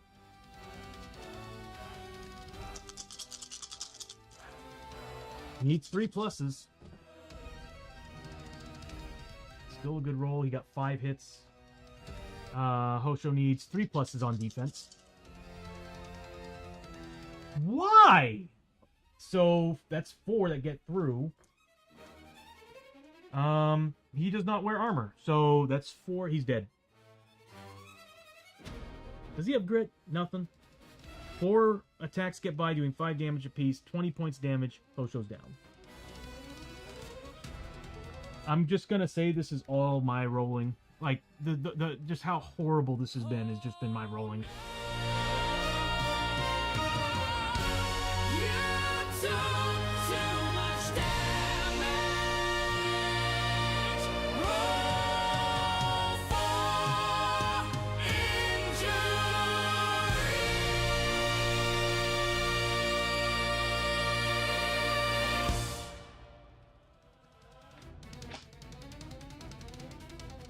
I'm not gonna lie, that actually really pisses me off. Because this is just... If it wasn't for the fact that I'm statistically rolling very poorly, it's just... This is dumb. So the only way we can't bring him back, this jerk is on both tiles.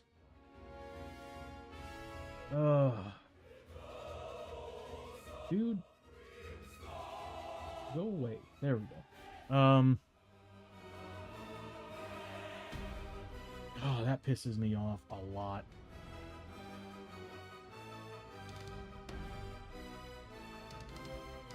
Eight combat.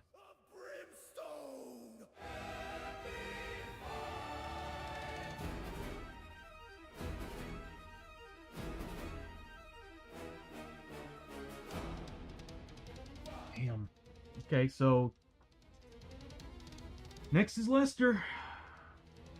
He's getting, again, same thing, 8 combat. At 3 plus. That's 4 hits. 3 plus defense. All of them are ignored. So stupid. Alright, they're about to get their asses. The other...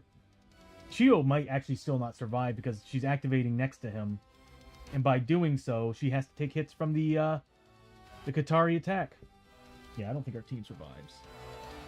But she does have armor. Let's just hope that actually works out. And I'm probably going to force Lester to heal her before her turn. Oh! Actually, I'm probably going to force her before she activates to use her healing stone. Okay, so what we're going to do... Abbie can't do anything because her turn was when he was off the board. So we're going to start with... He's already gone. Hoshoryo's down. If he can get... Oh, at the end of the turn, he does it. Chances are we'll roll another 7. Okay, so... what we're looking at is Lester. This time, Lester's going to be rolling for grit. Doesn't get it. He's going to take a lot of things. Oh, everybody's supposed to get a sanity back. Hold on one second. Everybody should have gotten this before the beginning of the turn. She's at max.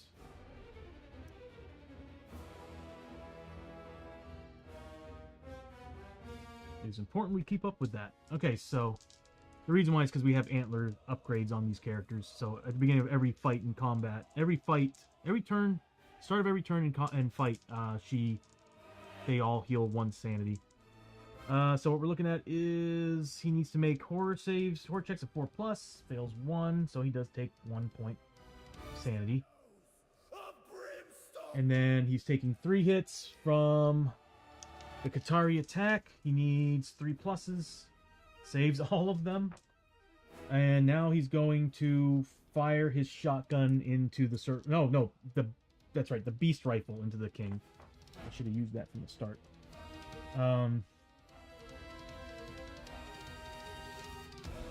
2 shots, so he's getting 3 shots at +3 damage because it's a beast. And I get to choose a D8 on one of the hits. And you know what? I forgot to use the Gunslinger's Gun Belt. So we're going to use the Gunslinger's Gun Belt. So we're getting 2 shots base. And then an additional one for not moving. On soldier characters, we still have on a roll of 1 we can reroll, and there's no inlay on this weapon.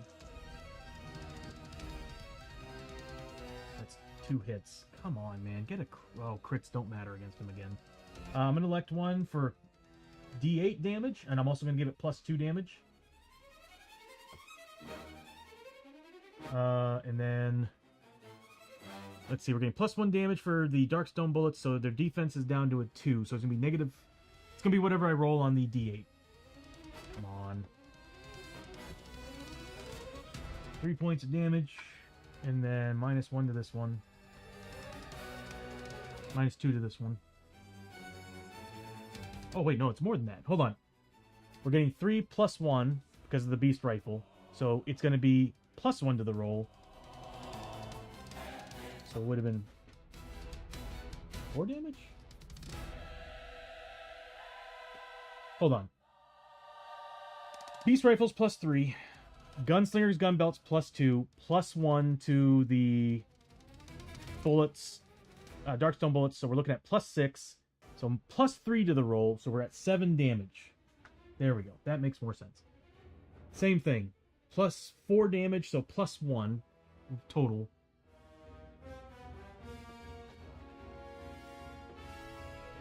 I said +3 damage, right? So it's another 7 points of damage. Go Marshall. And I'm probably going to have him heal Chiyo just the same. Or actually, yeah.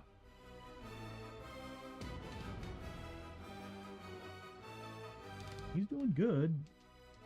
Alright, so we're looking at 14 points of damage.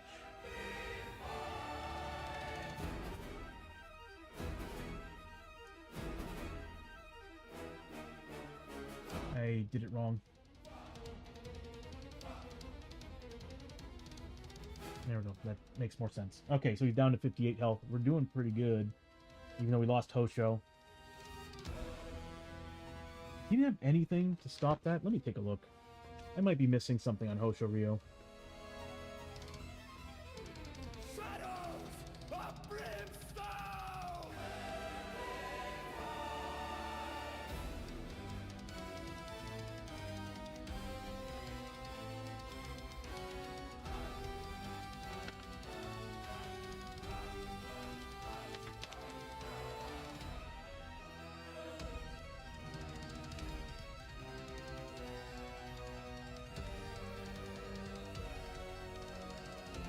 No. There was nothing to stop that from killing him. So what we're looking at for experience is, let's see, 25, right? 20 base plus 35, so 55 each, so 110 experience total for Lester. This game is teasing me. He's 5 away from leveling. Just every time. Every time, I swear. Every time we get close to leveling, we're always 5 away. You could spit on the monster and get some XP. I don't have a free shot, nothing. No, I have to kill an enemy to do that. That's it for Lester, except that I want him to heal Chiyo a little bit. I'm gonna spend his bandage.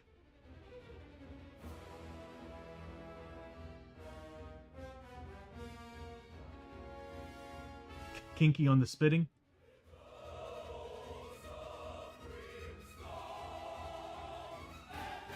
So we spent the bandage, and it's gonna give Chiyo. Why am I just rolling 1s and 2s on healing all the time? So Chiyo, he's gonna be getting. Oh, well, there it is. He's getting 10 XP. Boom. And Chiyo's getting 2 health.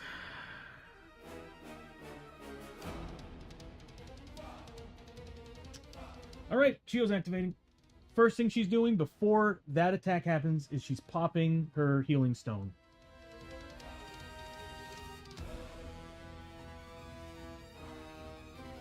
Yeah, once per adventure, 2d5 health.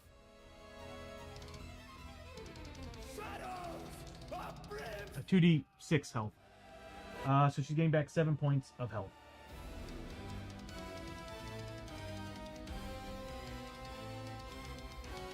Okay, now it's time for her to take some hits. First thing is the Unspeakable Terror. She needs 3 pluses, and she's got Spirit Armor. Passes 1, fails the other. She's got Spirit Armor of 6 plus. It's a chance, but whatever. She does take 1 point of damage. And then she's taking 3 hits from the Katari attack.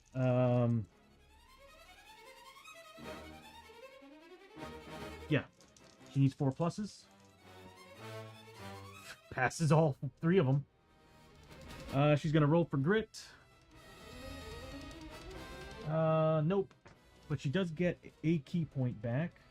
Keep up with that.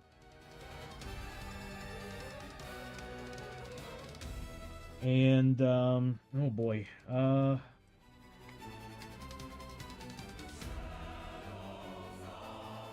Can't res him. If he takes off, what sucks is that we need to get him on this board or this board so we can res him. I should have had Abbie probably go over here and force him to go to this board. I might actually, if he flies off the board again, he's going to go after the most amount of characters. We'll see what happens. Can't do anything with them. Lester's at pretty much doing good, so she's got the Sword of Destiny.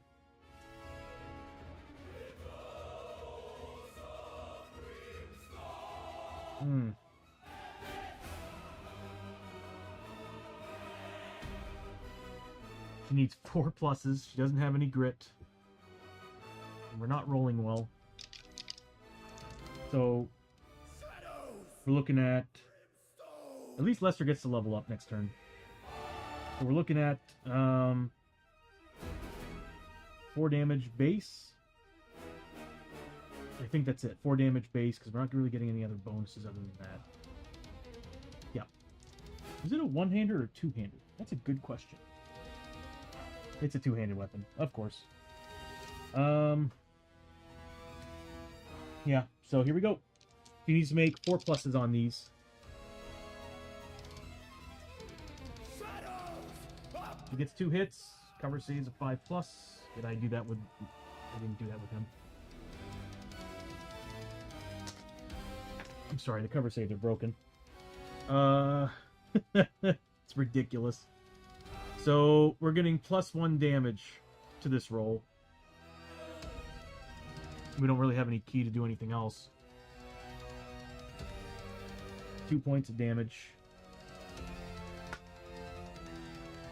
This has seriously been one of the most frustrating sessions I've had for rolling. I've been rolling good for him, but for me, I'm getting pissed. Might not be showing it, but I am actually getting really pissed. Okay, so That is going to be 30 points of experience.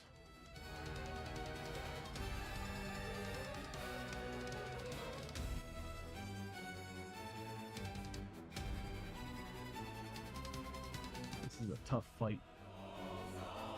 Is there anything else that she can do?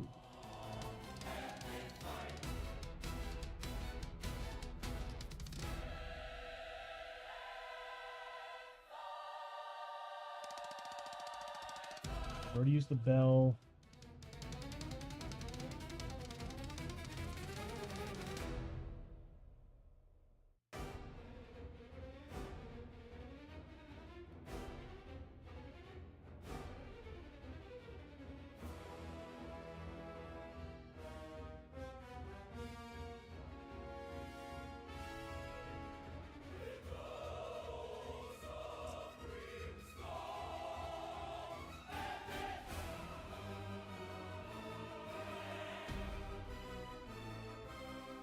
Dang. That's it. That's all she can do. So let's see what he does. He did a 5 this time. For the Serpent Gods, all enemies are +1 combat shot during their next activation. Yeah, we're dropping that. Oh, Hosho's not around. He could do so much damage against this thing. This is going to be a close fight. Alright, so... combat shot. So he's only getting +1 combat. So he'll be at a 7 combat? Hold on. Yeah, he'll be... no, 6... combat 5, 6, 7... yeah, he'll be at a 7, 8 combat.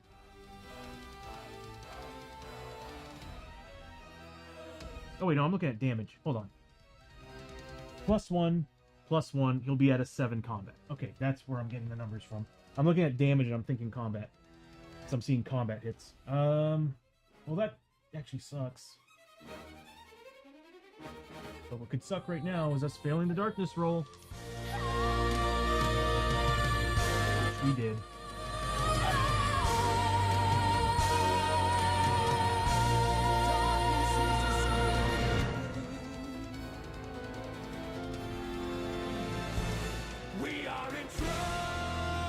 Luckily, this card doesn't have that, but this could change everything right now. Even though we're struggling as it is.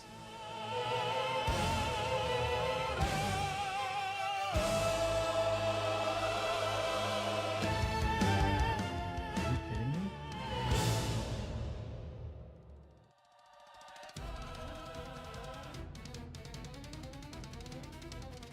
While in play, so dark magic. While in play, all heroes that use ability tokens, mana, fury, ki, etc., can now hold one less of each of these tokens at a time. That doesn't really affect us too much. Hoshoryo, on the other hand, wouldn't be able to use his. He'd be able to use whirlwind, but he wouldn't be able to use his blowing reeds, which that's fine. Could have been a. It could have been a whole lot worse. I was actually really nervous about that card, so I was thinking to myself, we're already suffering right now with Hoshoryo being down. We can't bring him back unless we can get this thing off the table or somehow drag him to another spot, which the problem is, yeah, he's standing on both tiles, so we can't really bring him back unless we can magically bring him over here, which is so far away. It's gonna take, it's if I remember correctly, it's +1 movement per space to move another character with you. Luckily, Chiyo is a 6 movement, so she would be able to move him 3 spaces. It's just we need to get him away from everybody. Which, actually, it's going to happen. His turn comes up. He'll turn around and go after Abbie. So if I want to, the smartest move for me right now is to have him not throw the flashbang yet. Let him go after Abbie, so that these two can actually go over here, pick Hoshoryo up. 1, 2, 3. Drag him here. Spend her action to bring him back. And then we'll have Hoshoryo back. That's what we're going to do. Because then, at that point, he'll be on this tile. He won't be on both. We can bring him back on the other tile. Oh my god. Okay, so... Again, everybody's got their same weapons. Marshall's got his Beast Hunter's rifle. We're not going to throw the flashbang until next turn. But Abbie is going first. She's getting 4 shots with her main at 3+, 4 shots with her secondary at no 3+, then 4+. She gets to roll grit. Vampires aren't around, so we can use grit again. Doesn't get it. Alright, so here we go. We're looking at, again, gold and greens, because I keep throwing the damn golds off the table. Are 3+, the purples are 4+. I think when I level her up, I'm just going to go straight for the outlaw gun bonus. Because getting extra shots without a limit is pretty amazing on these guns. Am I missing anything? I should probably force him further away. So she's going to move 1, 2, 3, 4. Then he'll go here, and this way I don't have to make escape tests. Oh wait, if he moves over there... Hold on. I need to plan. He'll still be next to Chiyo, so she will still have to make an escape test. So it's best... I hate to do it, but I'm cornering Abbie. 5 minutes till ad break, everybody. Yeah, that's the only way. I don't want to take a chance on having to make a escape test. So here we go on Abbie's shots. Yep, it would have been so nice if I had that bonus. Oh my god, look at how poorly I rolled.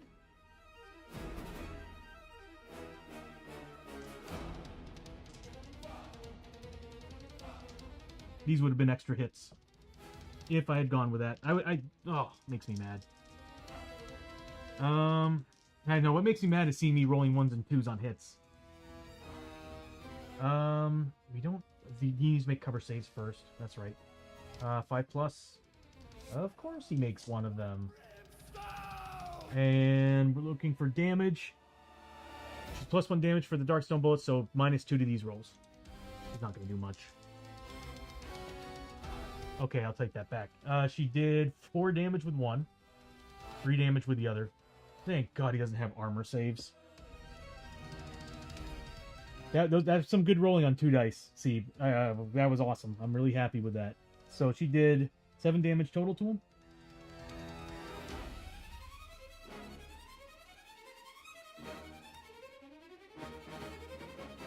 I mean, he's that's pretty much half health right now, isn't it? Time to change the song.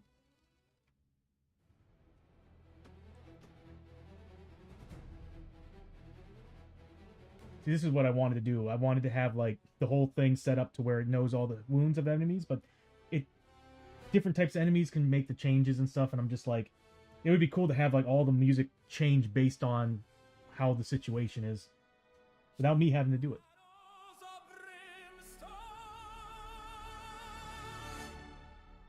Okay. Alright, so what we're looking at is 7 points damage. He's getting how much XP? Or 20 base. He's 20 base. So 40 plus. Is that 30? Oh, we forget to level up Lester. Let me do that before. After we do the XP. I should have done that. And we. Did we even do the darkness roll? We did. Hello. So we're looking at 20, 35, so 75 points of experience.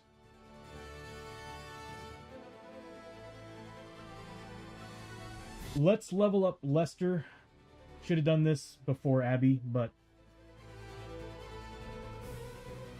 there's a lot to keep track of, and I don't mind kind of going back to do this, because he didn't activate anyway. It wouldn't really have mattered. Where are you, Lester? Okay. We're removing 2400 XP. I really need to build in a system that automatically does minus 2400 XP. There we go. And that's going to make him level... Everybody is now officially level 4. Congratulations, you dinged. Roll for us.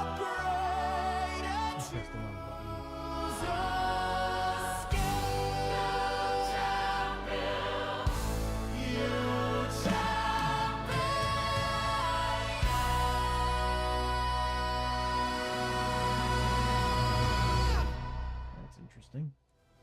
Alright, so, he's level 4. I guess we're gonna go up Journeyman. So we'll do the best of both worlds, I think is what it's called again. No, Hero's Journey, that's what it is. Alright, so let's bring up his deal. He's a soldier first, then a marshal? Yeah, so we need the marshal sheet.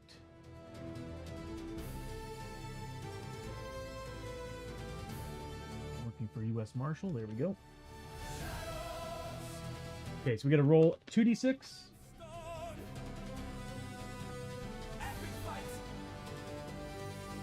a 6. So, +1 cunning or spirit. Probably gonna choose spirit. He's really low on spirit. Yeah. He'll be the only person on the team with a 3 spirit. I'll have to upgrade that on the chart as well. It is no longer erasing.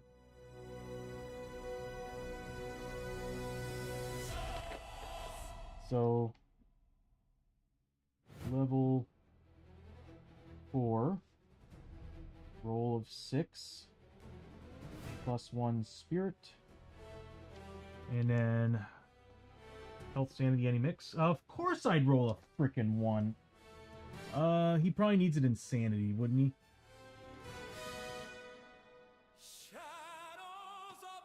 Yeah.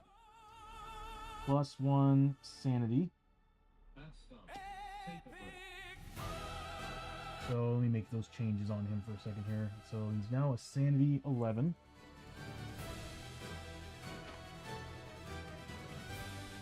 And I always bump it up based on the difference. So he's getting 1 additional. There we go. And he's now, let's see, player stats.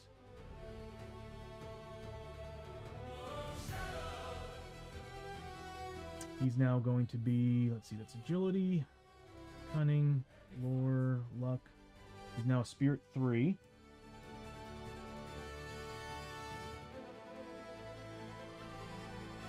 There we go. Let me make sure that I actually did it right. Yep.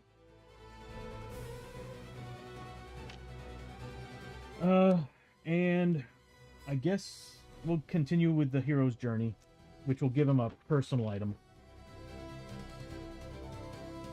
Although, you know what, let's... Going down the journeyman track, this hasn't really been doing well for these guys. Let's take a look and see what else we can do. Character sheets.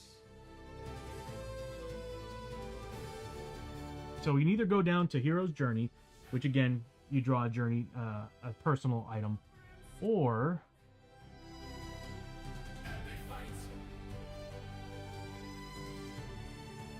you gain extra movement each turn equal to your lore value?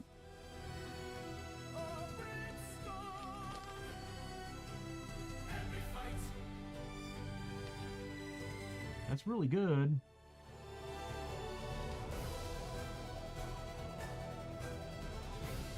That's actually really good. That would make him he'd be at, what, a 3 lore after that, so that would give him 3 additional movement points every turn, really?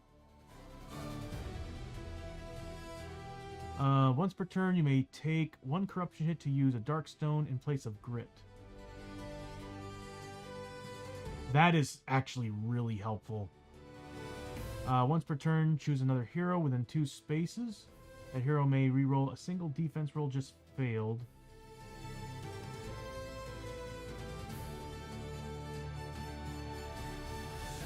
I'm just remembering, there's like, again, I'm looking at all these cards that are laid out here, and I'm like, there's just too many damn rules on this table right now. Bounty hunting focus. You no longer need to target adjacent enemies first with ranged attacks, which I've already got that on soldier. So I'm not really worried about bounty hunting. The max grit would have been nice, though. I'm thinking Hero's Journey. Why not? Let's continue the Hero's Journey stuff. Welcome back to the ad break, everybody. We're currently leveling Lester. And I rolled absolutely terrible on his additional health sanity with a 1. And right now we're choosing Hero's Journey, the Journeyman rank, level tier 3. That gives us a personal item. So we'll go ahead and do a poll here. And then we'll continue with his attacks.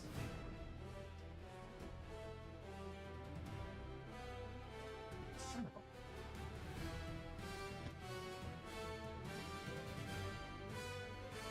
a... Okay. And again, I'll draw 3 random cards, and I'll let you all decide which one is the better card to choose. Janice isn't here, is she? She's not here, right? Okay, so... we got 1.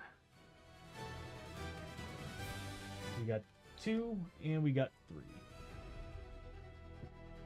And I'll let you decide which one. So we get the lucky charm, so +1 luck.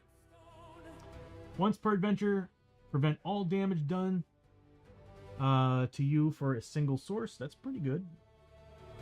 The membership ring, +1 cunning. Once per adventure, discard and redraw a threat card just drawn. That's actually really good. And then finally, the concealed flask, +1 spirit.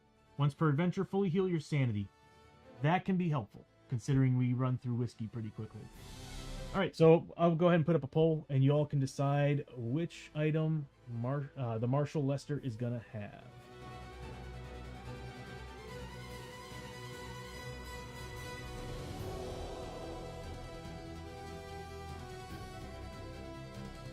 Yes.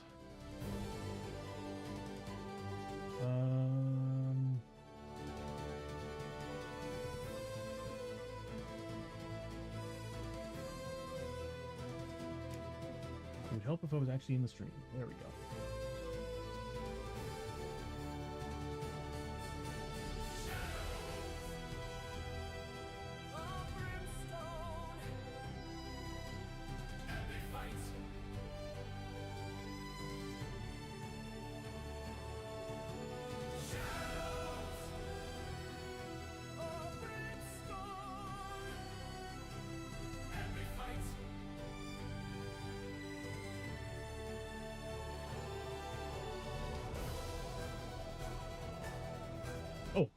It'd be smart of me to set up the poll.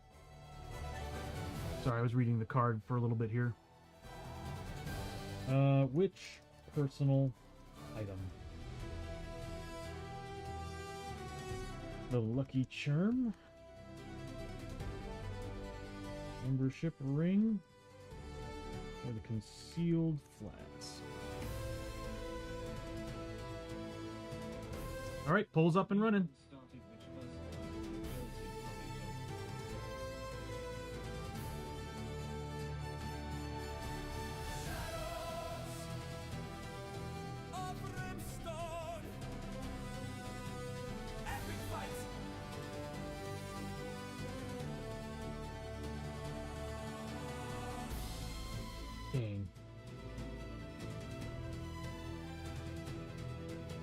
Kinda wishing I went from the top of the pile.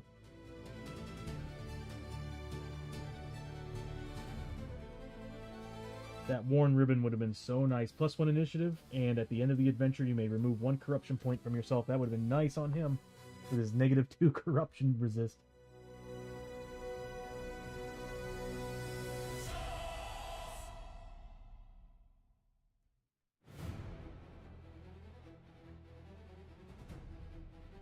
Like the concealed flash is winning.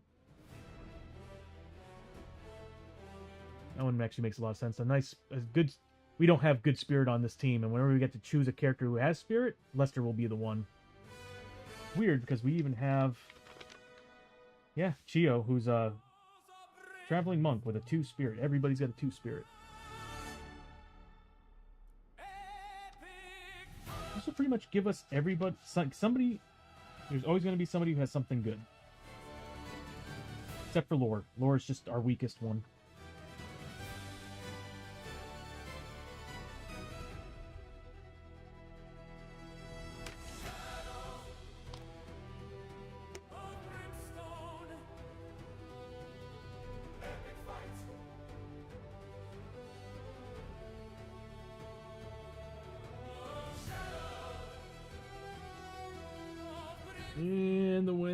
is the concealed flask.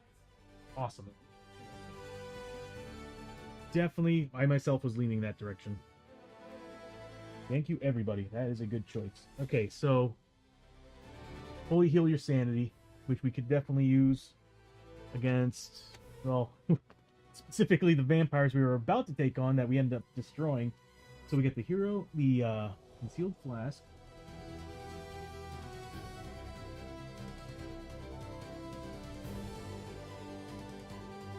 +1 spirit.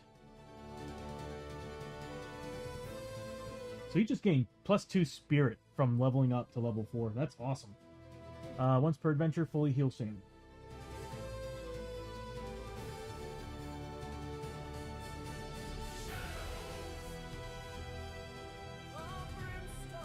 And let me see if I have room on the plate to add that information.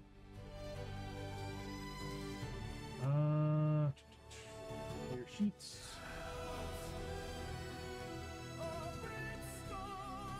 This would be under gear. I don't know if I have room. Well, let's test it out.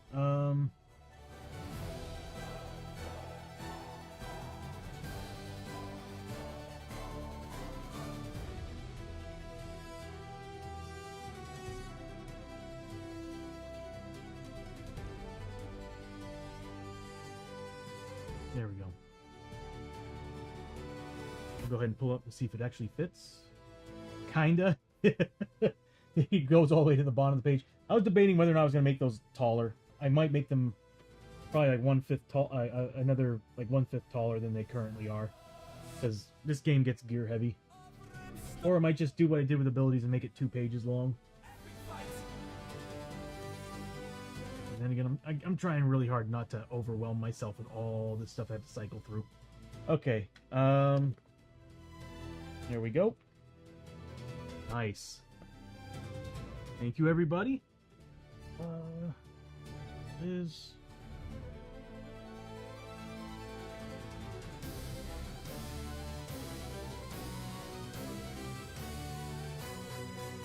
I was looking at the wrong pile here.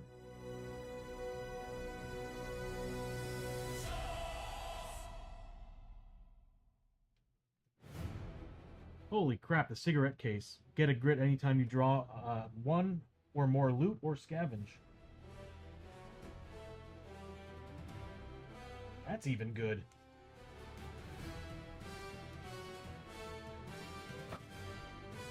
Okay, now we can move on.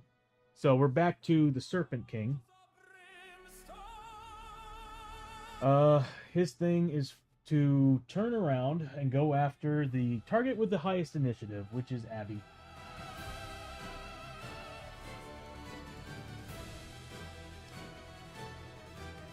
He's getting +1 combat. She's in a lot of trouble. And she's cornered by him. If I remember correctly, he's getting... Let me put him down here for a second. Pressing the wrong buttons. There we go. So he's getting 5 combat base, +1 for the roll that we did last time, and then of course +1 for his tribe. So he's getting 7 attack at 3+ against Abbie. Oh man, she doesn't have armor, doesn't have cover or armor, and she's a 4+. I am pretty sure she's down after this. Unless I roll poorly. Which I did not. So he got 5 hits on her. She needs to make 4 pluses on these. Does she have any grit? I might have to grit roll these.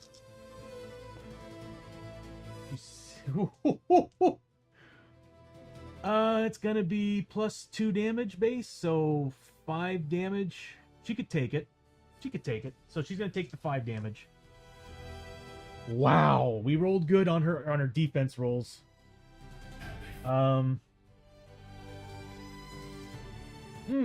She had to re-roll one of her defense rolls. I keep forgetting about that rule. So one of the passes She got it still, so she's good.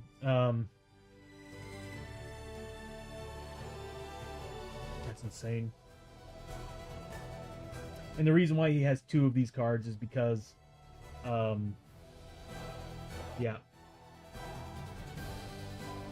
Because of the Serpent King. Yeah, the 6 we rolled on that. Dang, that's insane. Alright, that's his turn. He did... How much damage again? He did 5 points of damage to Abbie. Whoops.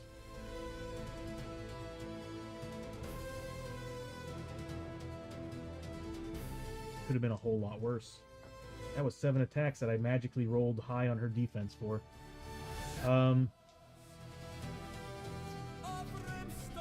So after her turn, it's now Lester, because Hosho's down.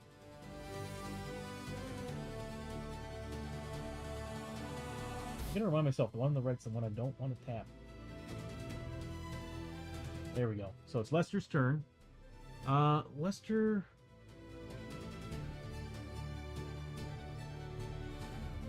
See, the thing that sucks is that Chiyo does a lot of damage. Oh, he does a lot of damage too. He's getting +3 damage. He's getting +4 damage on rifle shots too.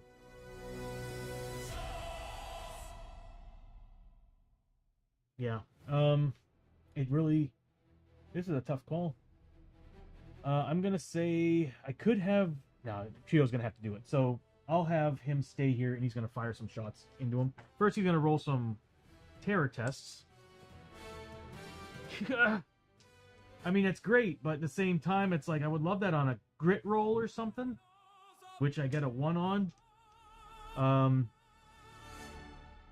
might opt to going back to the actual movement rules, because I roll 1s so often. He's going to fire... Since he's not moving, he's getting 3 shots. He's getting +3 damage for the beast rifle, +1 damage for the darkstone rounds, and he's getting... That's it? That's it. So it's going to be, if I get any hits... He gets flippin' cover on these. It's so crazy. Critical ignore... He ignores criticals, and he has cover. There should be a way to get rid of those damn things. Like, can I target the actual relic and destroy the relic so he doesn't get it anymore? So here we go. He's got the flag of the lion, so and if I roll a 1, I can re-roll it. There it is. We rolled a 1, so I'm going to re-roll that. That's 3 hits. So he's making 3 cover saves. He always at least saves 1 of them. We're looking at whatever I roll for damage, because the defense... Well, actually, the defense is a 3. I'm getting 3 defense, +1 damage for that, so +1 to these rolls is what I'm getting.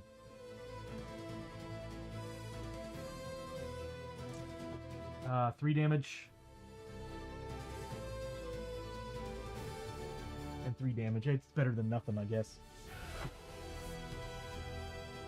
Man, that's crazy. Okay, so we're looking at 6 points of damage on him. Oh, I should move that over to him again. And the Marshal's getting... Let's see... 15 plus, what is it, 20? So 35, so 70 points of experience total. At least he leveled up finally. Man. Okay. That's his turn. Next is going to be Chiyo.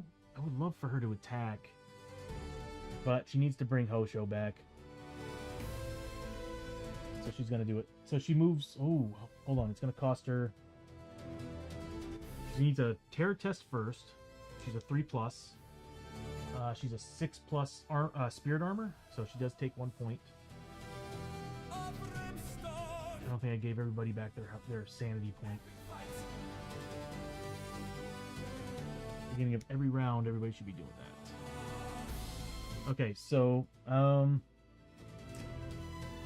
She moves up, that's going to be 1 point.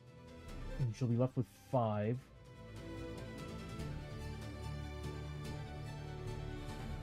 Please give me a grit back. Please, please, please give me a grit back. I need to drag him to here. So that's 1 point. Then it's an additional point per moving him. Best I can get him is to here, which is still technically on the same damn tile.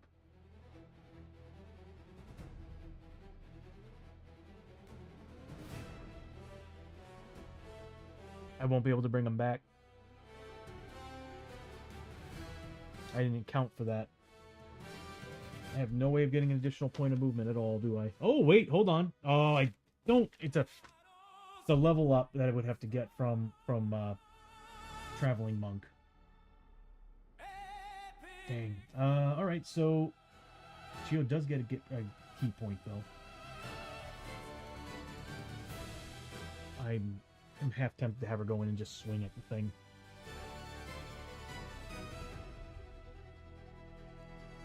The smart thing I should have done is probably have the marshal go up, pull the body out, and then had Chiyo do the rest of the work.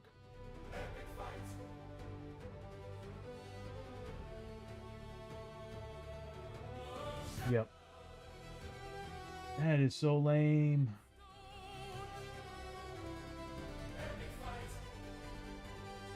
Well, technically, she can be... Yeah, I'm probably stuck just having her go up and attack.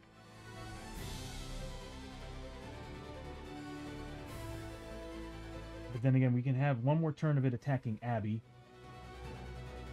I'll be able to move here, pull back 1, 2 spaces, because it's going to cost 4 points. That'll leave me with 1 point left.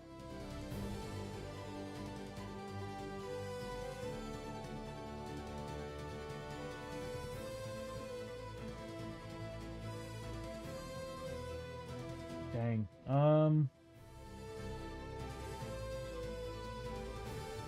How's everybody doing on health? Abbie's not doing great. Yeah, my plan didn't fall through. I wasn't thinking about this space here.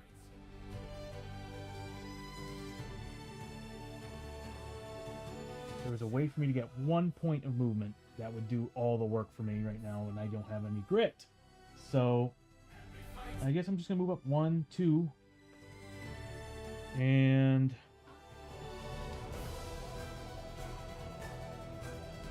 Bishop with the... Wow, Abbie gets a grit point back. Thank you, Bishop. Abbie gets a grit back.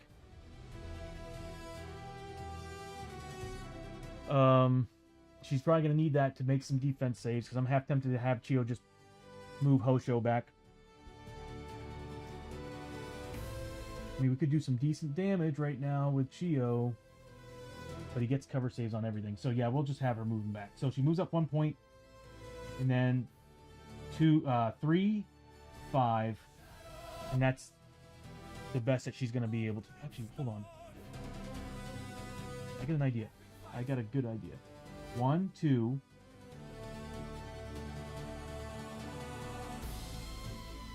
it was 1, 2... Hold on. 1, 4, 5, 6, and then she can... Oh, that might be a better idea, because then she'll be able to attack, because she's not going to be able to do anything this turn. So she can move up the 1 point, spend 2 to move him back 1, basically trading places. So she'll be able to attack him, and next turn she'll be able to move him back 2 spaces and then bring him back. That's what we're going to do. Okay, so... she's going to attack him now. She gets 3 dice because she gets +1 combat with the Sword of Defiance. How are we doing on the depth track? Oh, that Growing Dread card. Alright, so... luckily she's wearing something right now that can stop the Growing Dread card from happening. Actually, it will stop the Growing Dread card from happening. So she's going to get 3 combat. She needs 4 pluses. Doesn't have grit.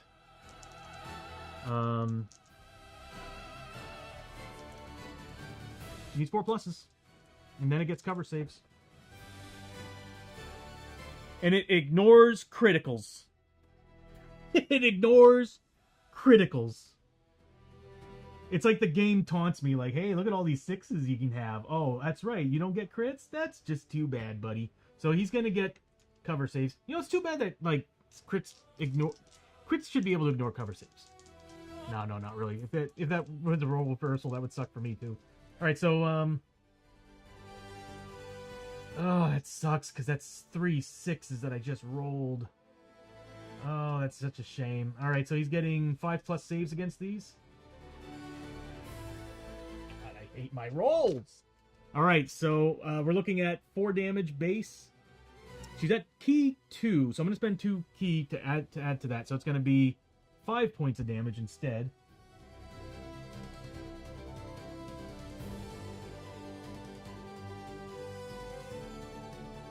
Wait, we failed the roll, didn't we, at the beginning of the turn? She's got 3 points. So we're using... Okay, so...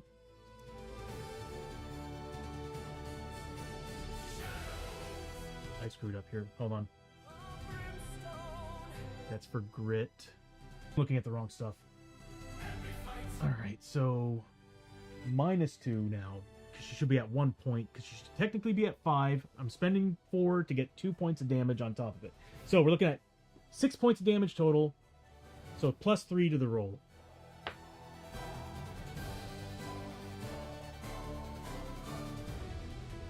This game is torturing. No, my rolls are torturing me. That's what's happening. So 4 points of damage. Oh, this is insufferable. That's gonna give her, what, 40 points of experience?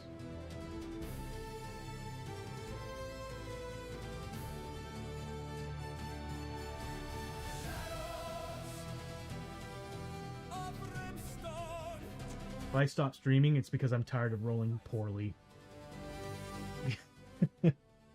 So we're looking at 4 points of damage on him. This is just so stupid.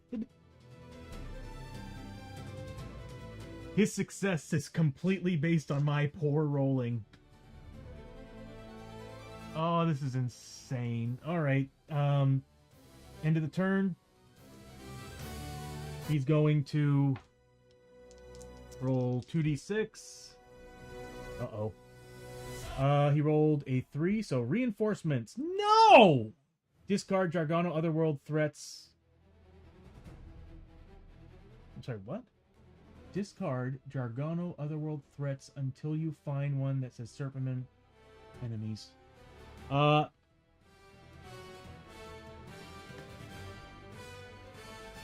Might be vampire. It's a vampire group. Okay, so he called... This guy, yeah, is... Seriously, this is why we have vampires in this dungeon. Oh, we're in trouble. We're in so much trouble.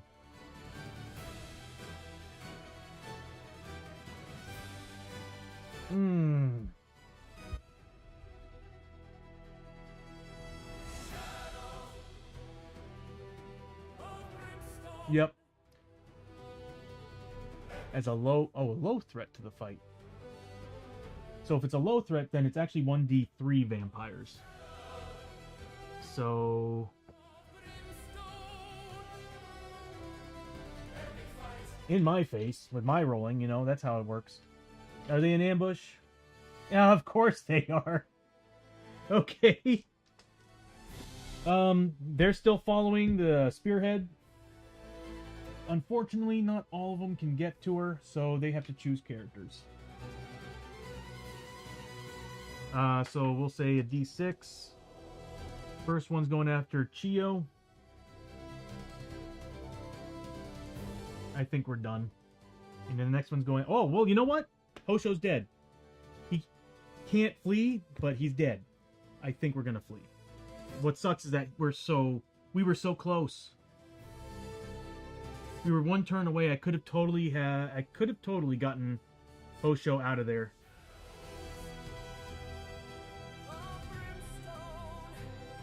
And then this happened. Anyway, the next one's going after the marshal. Probably here.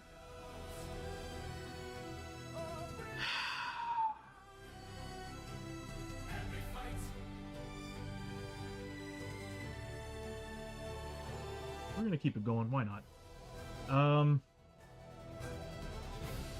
This is just stupid. I'll never, ever, ever, if I play Journeyman ever again, I will never, ever go down Journeyman path. I don't think the level up upgrades, level 1, going to level 2 and getting the, I think it's called the Best of Both Worlds is what that one is. That's worth it. Everything else sucks. Like, you get to choose one stat to switch from your other class, and the next one is a personal item. And everybody knows that it's a random item, so it's not great. It's not as good as actually going down the skill tree. It really isn't. A new personal item isn't great. So, and then again, level 3, tier 3, which is the last one we did, you choose an ability from the inspirational class as a replacement. So, you know, I was choosing defense or spear, not spear armor, or willpower to upgrade. But it's like 1 point in ability scores or something. It's just, in my opinion, going down the Journeyman just isn't worth it. I feel like if I had gone with the Outlaws classes and the Gunslinger classes that I wanted, I'd be doing a lot more damage with Abbie. And the same thing goes with Hosho. I think Hosho would be doing a lot more damage, especially with those Trun Blades, if I ignored the Journeyman track. But I will say level 2 is worth it because that free upgrade, that extra free upgrade is worth it. Everything else, it's not worth going after the tier 4 ability. It's just not. These characters just seem so underpowered to me. Going down Journeyman.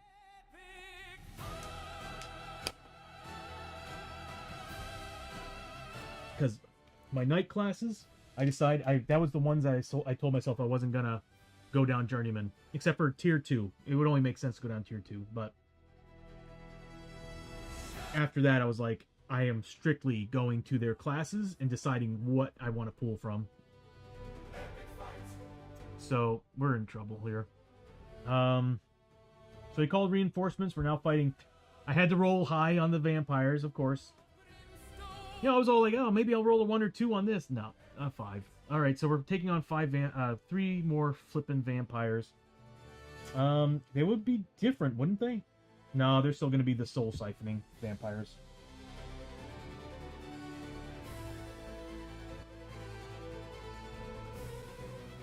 Okay, luckily they have no wounds on them. Damn. Abbie's done. Abbie's done. Okay. Could just ignore it and say we leave and fight another day. It's better than getting 3 injuries right now. Or madness, because they will... If we don't take care of these vampires, they will drive us mad.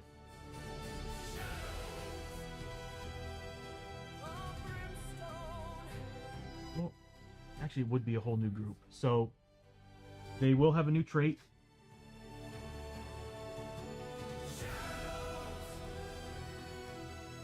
What one you all think? I'm not going to bother doing a poll. Top or bottom?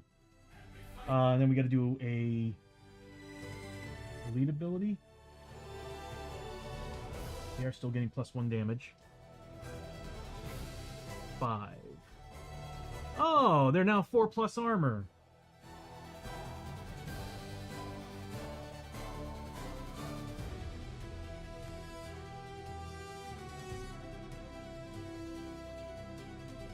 Got 1 vote for top.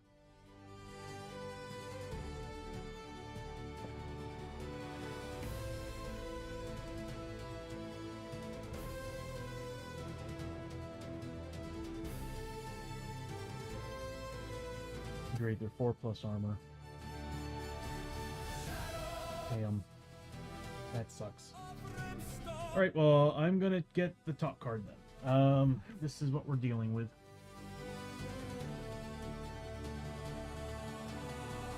Light sensitive. Gains, oh god. Gains +2 combat when attacking the hero with the lantern, so Chiyo's in trouble. -1 defense while adjacent to hero with the lantern. At the start of the vampire activation each turn, roll a d6 for each vampire within its move distance. Hold on.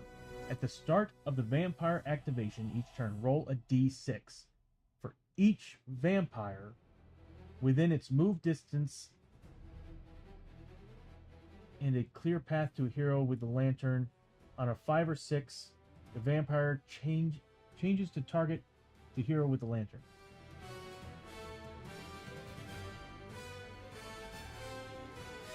So all these guys are going to be rolling to see if they go for Chiyo instead. And they get +2 combat against her. Luckily, she's got armor. She's going to make a lot of corruption saves.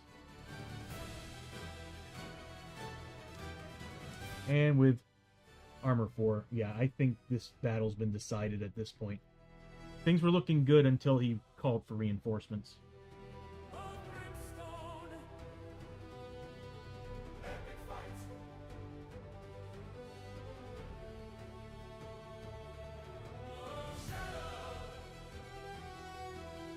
Brimstone. Epic fight. 4+ armor. It's so dumb. Okay. We're gonna have to flashbang him. Shitty thing is that this guy is stopping me from bringing Hoshoryo back. Yep. Unless he goes after Chiyo, and I might be able to get Lester over here to pull him, which he will have the points for. You can move here, cost 2 points. That's enough to bring Hoshoryo back, and then he'll bring him back. But he's got to make an escape test if that guy does not go after Chiyo, which he probably can. Okay. Well, this turned into a world of trash, and you owe me double 6s right now with all the trouble you've been giving me. We failed.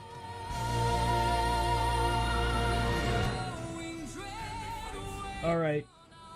Anytime Growing Dread card is drawn, roll a d6. No grit. On a roll of 5 or 6, place the Growing Dread card here instead without revealing it. Chiyo is now -2 health for each Growing Dread card that's in this stack. If the hero is KO'd, all the cards here are wait, hold on. If KO'd, immediately play all the cards. Discard all cards at the end of the adventure. Oh, no Growing Dread. But if Chiyo dies, we're in trouble. So this is sitting... This is kind of sitting in timeout until we see Chiyo pass. Which, what's going to happen here is I'm throwing the flask. The flash grenade. I am definitely throwing that flash grenade. It's going to drop them all to initiative 3. So everybody on my team's going to go first. Oh, they're in ambush. God. Okay, so they're... Come on, dude.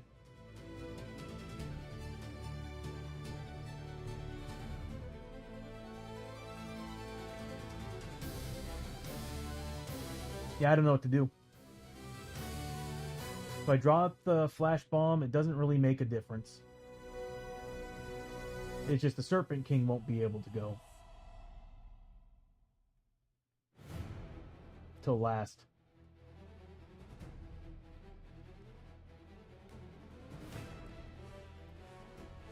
I'm not throwing the flash bomb. That roll of reinforcements screwed everything up. So, beginning of the round, everybody still got the same gun, except I might have to have the Marshal switch over to his shotgun, because the shotgun doesn't do... The rifle doesn't do anything. Well, it does +2 damage. Does it? Hold on. Is it +1? I think it's +1 damage. But +3 against Beast. Yeah. Get +2 damage base. Shotgun. I feel like that would do better for me. Because I could roll poorly on d8s. And I'll get 3 shots instead of 2.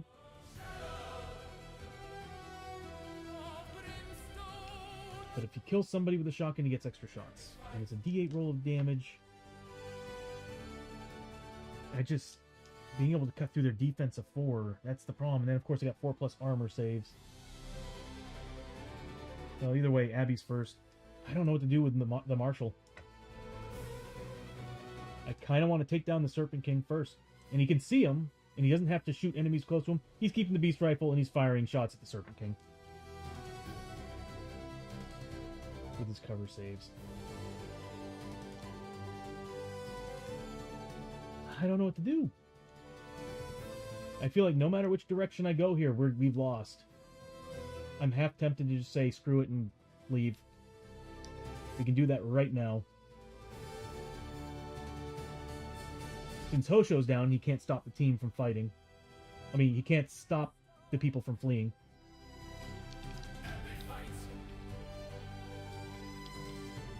Oh god, all the loot we could get from this right now, though. I just don't think we're gonna win. No, I know we're not gonna win. Not when he can keep doing that Archon of Serpent Gods. That's just plain ridiculous, the stuff that it does.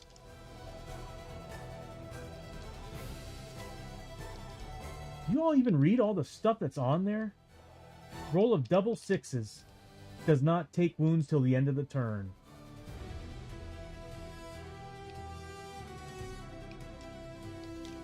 Is there anything on there? You know, I think that a 2 or 3 should have been something bad for him. You know, we always have, like, bad things. He should have a bad thing for once.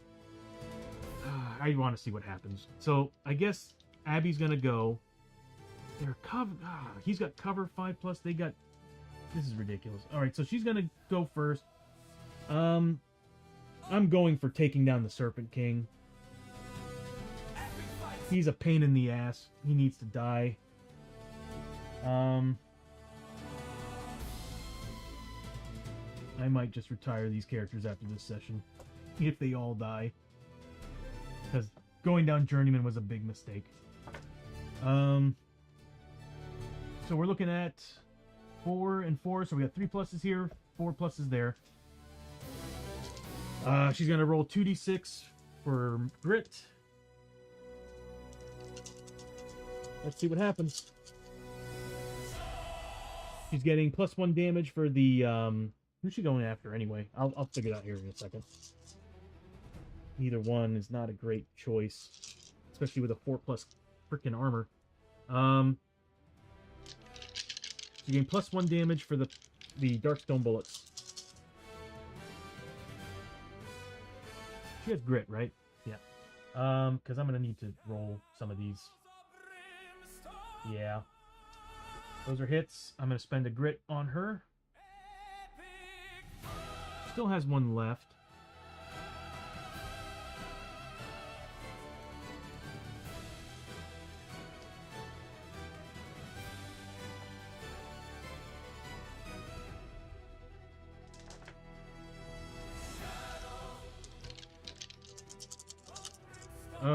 Actually, we'll do these separately one at a time, because I really don't know who to put them on.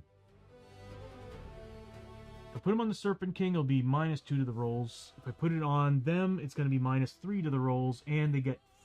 Yeah, it's going to have to be the Serpent King. So, what we're looking at here, although... Yeah, so... Damn. Alright. It's going to be -2 to these rolls. So here's this one.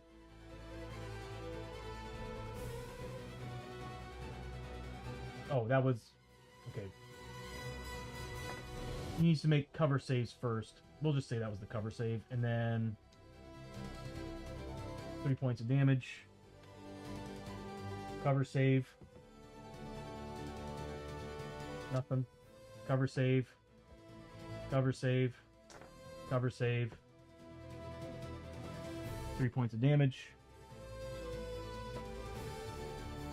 I don't know if you noticed, but I'm getting really annoyed right now.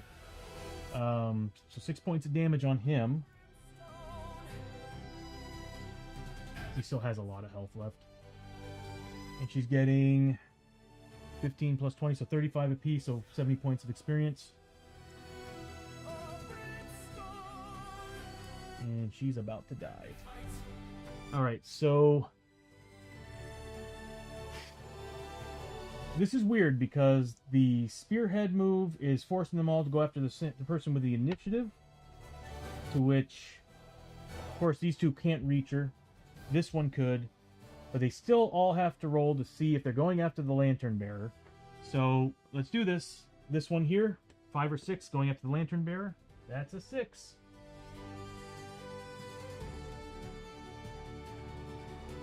The one over here, you can still move through the Serpent King.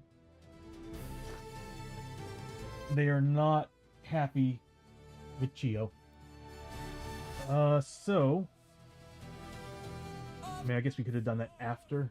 We'll do them first, and then we'll do the... Yeah, I think Chiyo's gone. Let's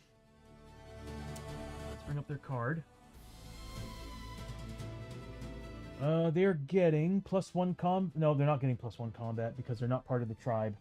They're getting +2 combat because they're going up against the Lantern Bearer. So they are at 5 combat at 3 damage. She is in so much trouble. Alright, so here we go. 5 combat. 4+.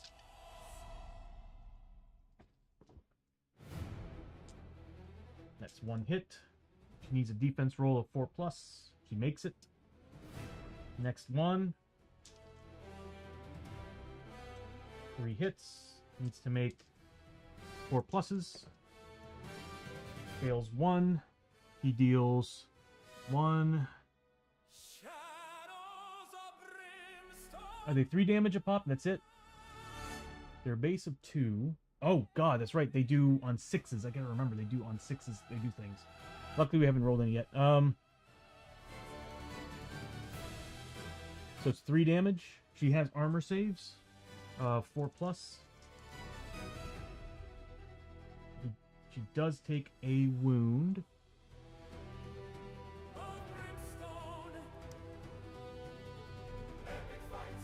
And then the next one. 3 misses, 2 misses, 3 hits. She needs defense saves of 4+. 2 hits get through. She gets armor saves against 6 hits. 4 pluses. Wow, really? Okay, so we took... She's going to have to make a corruption save on this. She took, damn. 5 points of damage. Still alive, but she also needs to make a corruption test. 3+. She gets it. I'm not gonna lie, my mind's kind of blown right now that she actually survived that. I'm gonna have to have Lester come in and get Hoshoryo. Next is the asshole over there who's attacking both. Yeah, Chiyo's probably down after this one. Chiyo and wait, he was next to. Abbie had to take. Oh god, we had a lot we needed to do. Abbie had to take some horror hits. Failed them both. And she also took hits earlier.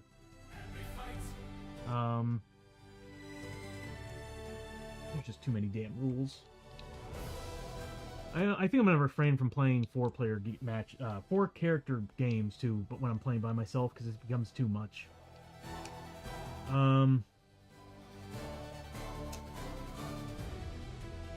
She also got attacked by the damn pterodactyl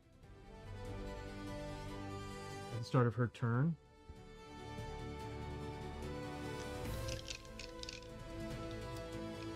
So 3 hits, she needed 4 pluses. Saved 1, failed the 2. They do 2 and 1 damage. So she took 3 damage. So she's still very much alive.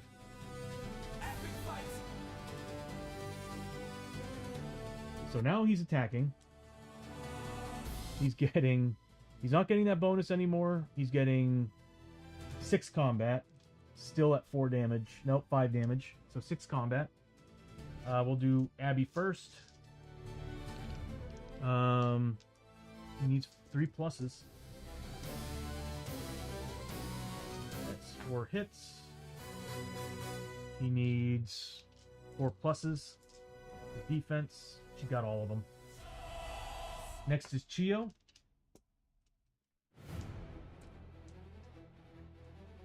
Same thing. 6 combat at 5 damage.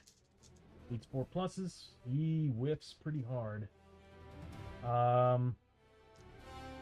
He takes defense saves of 4 plus.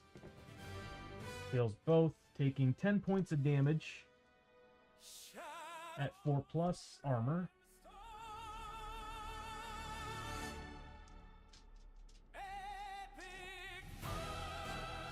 Oof. Takes 5 points of damage. That was close. But she might still die because when she starts her turn, she's going to be adjacent to him.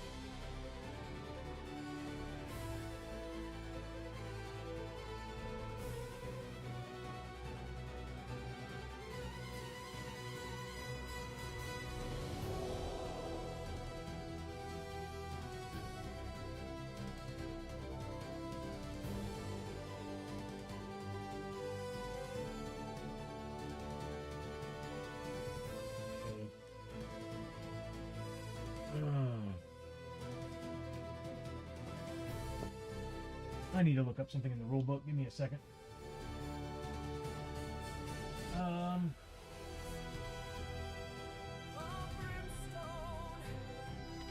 Trying to figure out if I can actually use bandages during another player's turn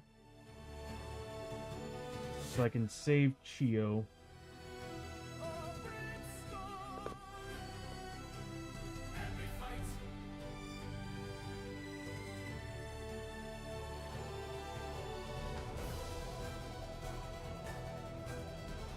Pretty sure you can. Looking it up, that's what I saw, but at the same time, I want to see it with my own eyes in the actual rule book.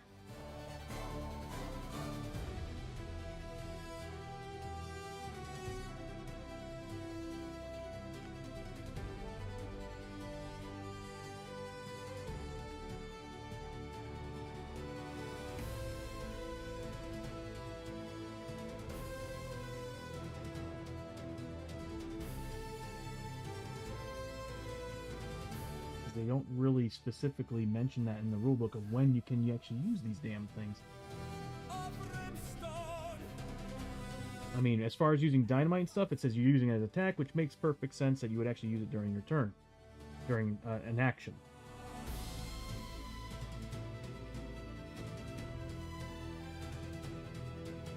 Here we go, side bag.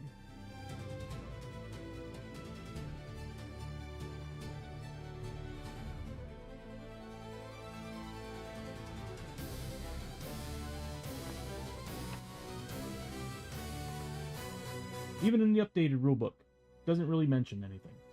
Just tells you what a side bag item is.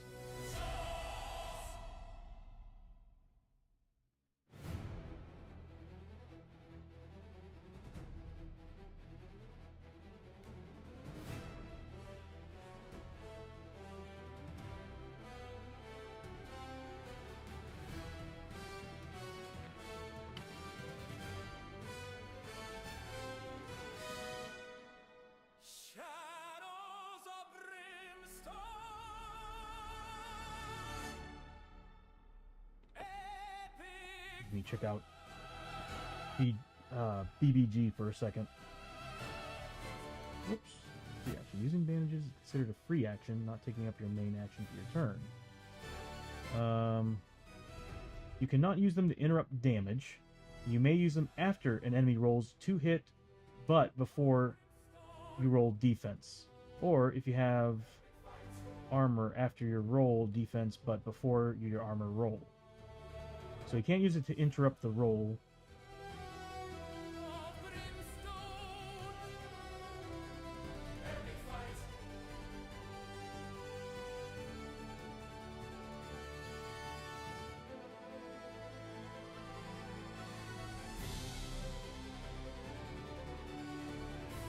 So I guess I could use it right now in between character turns. From the sound of it, I can actually... When exactly can a character use mage? There we go. That's what I like seeing. Board Game Geek.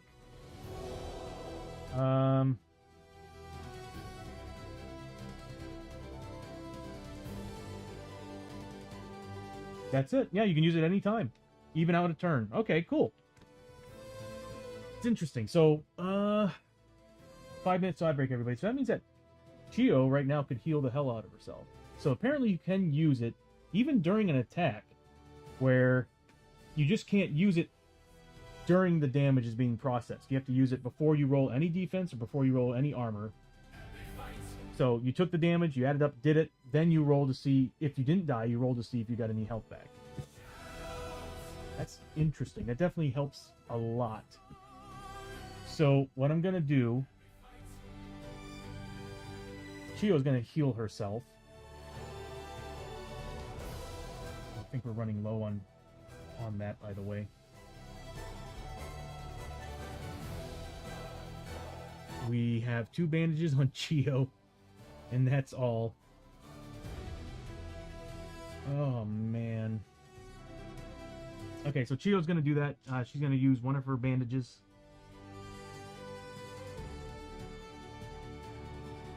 Might actually use both of them. All depends on the rolls.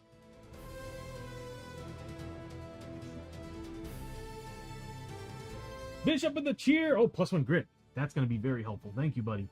So it's going to be +4 to the roll because I'm going to be using the gloves on this. Alright, so she gets 8 points back.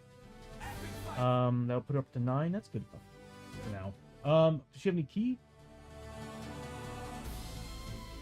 Might as well. I'll add another point. It'll bring it up to 9, so she'll be up to 10. Oops. So I'll just use 1 bandage for now. And she's going to heal 10 wounds. 9 wounds.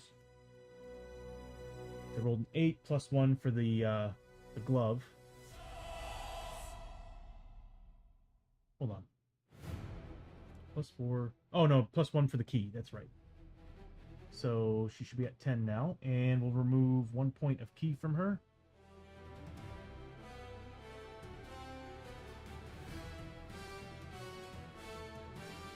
I do need to do that. Hold on a second. Shadows of Brimstone. But it sent it to 0 anyway. Okay, so yeah, we're good. So I'm trying to think of the programming and how it's all working, and I'm like, why didn't grit go up? I didn't select anything, and I'm like, oh yeah, because it's null since I didn't type anything in. Okay, so she's doing better. She's doing better. So now it's... Let me refresh the initiative order here. So they all went. Surprise, Abbie survived. Next... God, we need Hoshoryo so bad. Next is going to be Lester. I think I'm going to do what I said I was going to do. I hate wasting the... I think he can actually move through models without...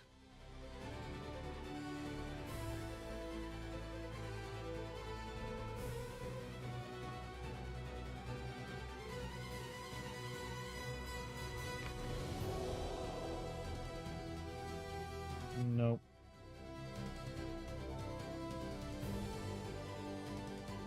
He's gonna have to make an escape test.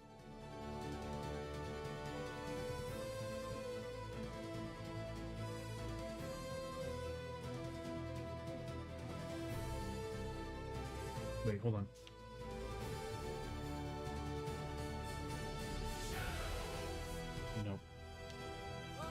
He's gonna have to make an escape test. I have nothing to help with this. Oh, and she got a grit too. That's right. Thank you, Bishop. She's gonna need that. Okay, so... Oh, man. I can use... We really need to kill the Serpent King. He could potentially bring more enemies in, do his stupid flight move again, but we need Hosho back. I originally meant to cheer Hosho back before he got KO'd, but thought he could survive another hit. Yeah, it's okay, man. I was not expecting him to go down like that. He needs armor. He needs armor. I really wish I didn't choose his sword when I first got him. But then again, he needed a weapon. But then again, he's a sumo. He could have used his abilities. I don't know. I got excited about him dual-wielding two-handed weapons. But I should have kept his armor. His armor was more important. We actually had a set of Takobaki armor, it's just at the time he didn't have the stats to be able to carry it. I think he needed like a decent... Was it a lore? I don't remember if it was a lore. Either way. So what I'm going to do is I'm going to use... we need to make a terror test for Marshall. The Marshall. He passes both of them with the 4+. He needs to make a grit roll. Doesn't get it, but he is going to move up using pullback. So this way it doesn't cost me any points. And I don't have to worry about escape tests. But now I do. Alright, so... Oh, actually, hold on a minute here.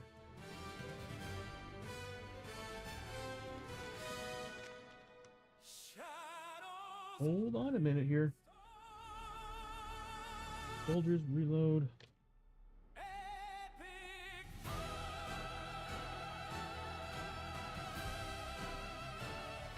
This was one of the first abilities I got.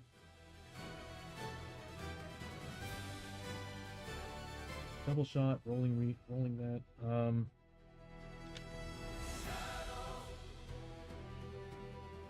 Yeah, fallback. Start of activation during a fight. Free move. 2 spaces, ignore escape. Not affect shoulders reload. It still would count because technically I'm still using movement points. But it does give me extra movement points. The problem is that I could ignore escape tests. Here's my question for this, because that actually has some complication to it. So, Soldier's Reload allows me to move 2 spaces, ignoring escape tests. I used 1.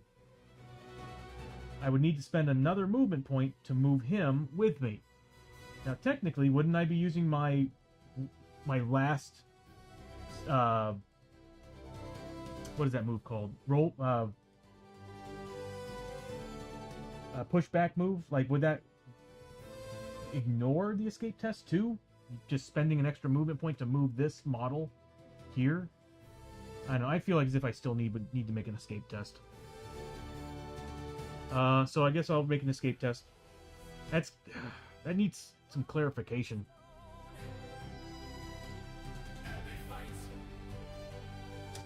He's stuck there. He's going to, since he used the reload, the pullback, he doesn't have to worry about losing rapid reload. So yeah, he's using his hunter's rifle still against the big guy because we need to kill him. He doesn't have any grit. He's getting 3 shots base. He's getting against a beast 3 damage plus 1 for the darkstone rounds. So he's getting 4 damage on these each. Problem is that stupid thing gets cover saves. Here we go. Only needed 3 pluses. Ignores crits. Alright. He makes cover saves against all of them. Covers 1. 2 shots get through. Cosmic, how you doing, bud? Good to see you. Defense 3 with 4 damage coming his way, so plus 1 to these rolls. Oh, Cosmic. Hosho's dead, buddy. I'll tell you what. Choose a character, and you can put those health points, those points on a character. Yeah, because Hosho's dead. He got destroyed. Yeah, this is a tough fight. And we got ambushed by another group of vampires. So what we're looking at here is +1 damage to these rolls. We've already gone through the cover saves, so +1. The makeup couldn't save them. Who would you like the points on? So this is going to be +1 to this roll on damage for the Serpent King. So 4 points of damage. And finally... Come on, man. Alright, and then 3 points of damage. So it's another 7. It's whittling him down. Shadows of Brimstone. Epic. And that's going to give Lester... Let's see... It's going to be 20, 40, and then 35, so 75 points of experience for Lester on those 2 hits. Who has better chance of contributing most of the fight? They actually all contribute pretty much equally, in my opinion. Chiyo right now can deal a lot of damage to the she's losing her healing power because she's got 1 bandage left. So, but she still does an awful lot of damage with her weapon because it does 4 damage base.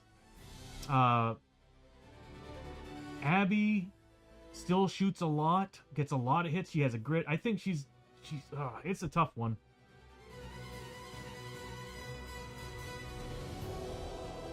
Well, she does 4 damage base, but with 3 attacks.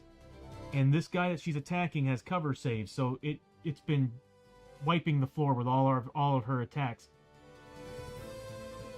Abbie, on the other hand, gets 8 attacks a turn and can nickel and dime this guy to death. But again, we have to go through cover saves. So the problem is we're fighting something that's just got too many ways to ignore damage and bring enemies into the fight, fly away, deal extra attacks, combat. Oh.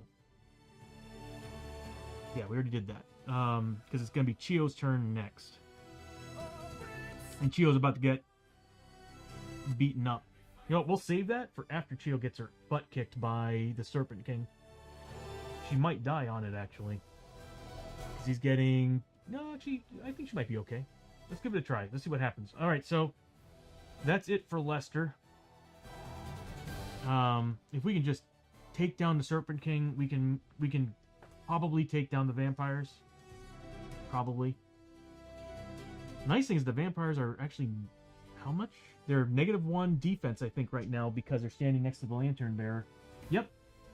So they're actually a 3 defense.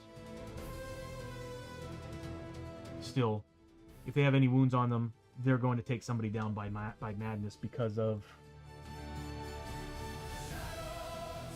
Actually, they're not that group. Yep, that was the soul siphoning group. Okay, so...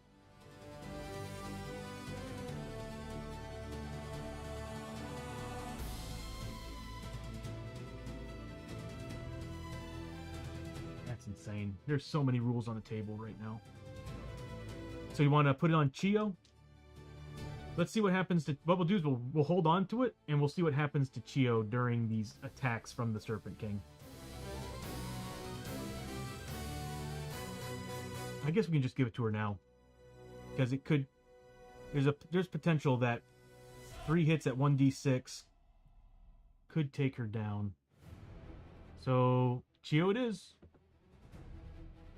1 point.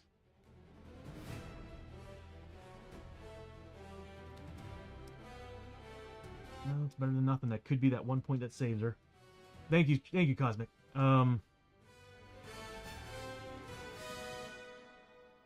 Okay, so he's going to be making... Because she's activating. First, she needs to take horror hits at 3+. She has a 6+ Save, good. And then he's making 3 attacks at 3+ using the Katari attack. 2 failed, 1 passed. She gets a 4+ save against it. Doesn't make it. It does 5 points of damage. She needs to make 5 saves against it with her armor. 1, 2, 3. So she does save 3 points. 2 points get through. She needs to make a corruption test because she did save more than 2 points. She needs a 3+. She gets it. So she takes 2 points of damage, and that's it. That's it.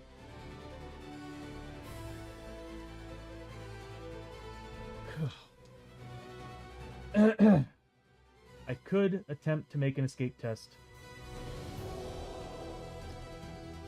and bring back Hoshoryo.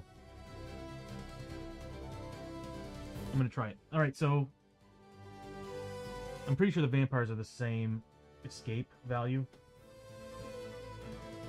Yeah, so as long as I make a 4+, we're bringing Hoshoryo back. So she's got 6 points, so she's gonna move 1, 2, pushing Hoshoryo there. And she's spending her action, bringing Hoshoryo back.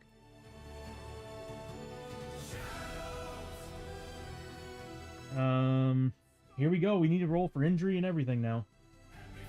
First, how much does he get back? Please, for the love of God, give me big numbers. Alright, 6 points of health. That's not great.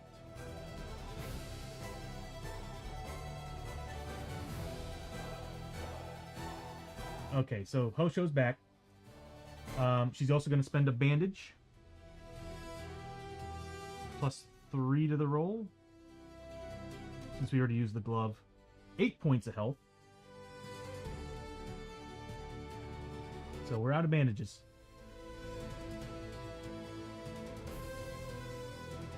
Where's Chiyo? She did 8 points, so she's getting 40 points of experience. And we'll remove...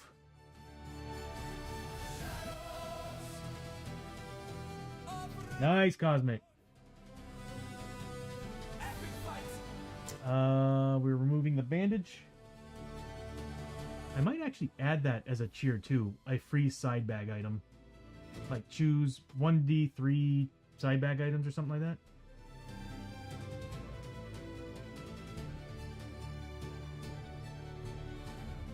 She's bringing Hoshoryo back. Those other heifers don't know how to act. Oh, I mean, we're nickeling and diming him, but Hoshoryo would be dealing so much damage to him. Problem is that first turn, I rolled so poorly, man. I rolled, what, 3 misses on 4 dice? Yeah, 3 is too many. Well, I was saying 1d3 or something, but even then, maybe just 1 side bag item. Or maybe 1 of each. 1 whiskey, 1 bandage. And it would be a very small chance to get it, like a 5% chance. So that, I don't know. So far we've been surprisingly been getting grit often from those cheers. So, thank you all for using the cheers during this one. We also have dice I need to use. See, the problem is that my setup right now, my lights are covering the top part of the screen, so I'm constantly ignoring all the bonuses that we're getting.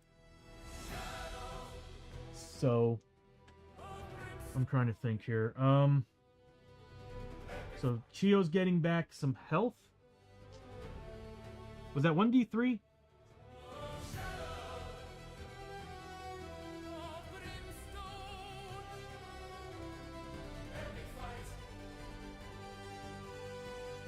I don't remember if that was 1d3 or 1d6. I think it was 1d3. No, doesn't matter. It doesn't matter. I'm just rolling like piss poor right now. Alright, so Hoshoryo's back. With some health. And he's going to roll for injury. I'm glad we saved this battle for today because there was no way we'd be able to do this on Friday night. Charts. Injury.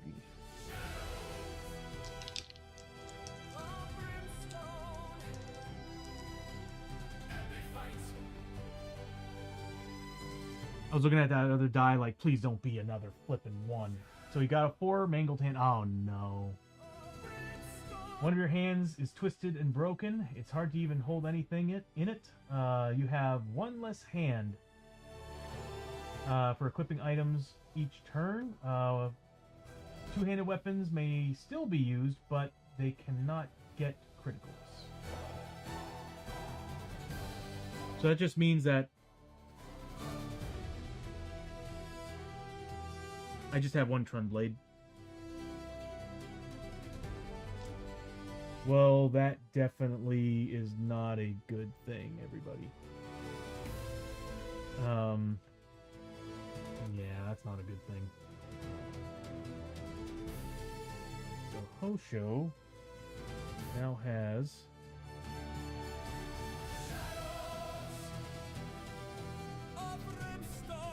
he's got so many problems. Mangled hand, -1 hand, and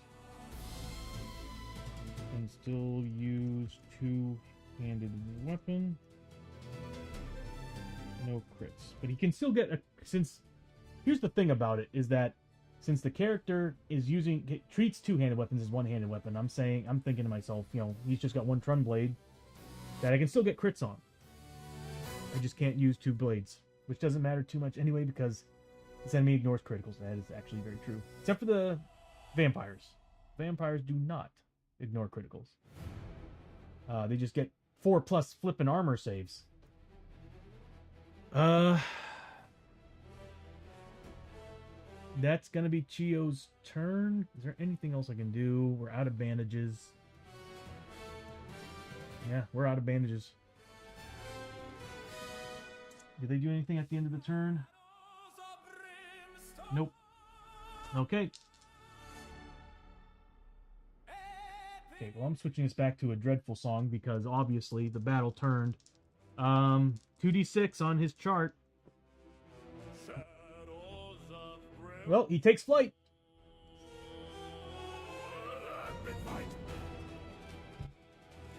Oh, man. Come on. And he's gonna be hitting all 3 of them next turn. I think those 3 just died. Because next turn he's gonna be... Oh, unless we use the flashbang. We haven't used the flashbang yet because the damn vampires came out. So we can use the flashbang and everybody will now be down to 3 and we can scatter. Well, a lot of them are actually caught in escape tests, but we can try. We can only try. Depending on how well we do our darkness roll.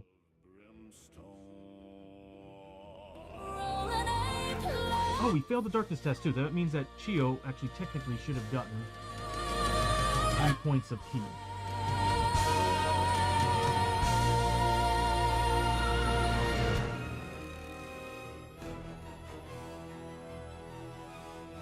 There we go. Alright, so we need to make an 8+.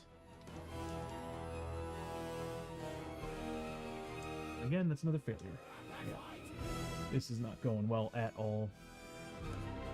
We're dropping the flashbang. Who has it? I think it was... I want to say Hoshoryo's the one that's got it.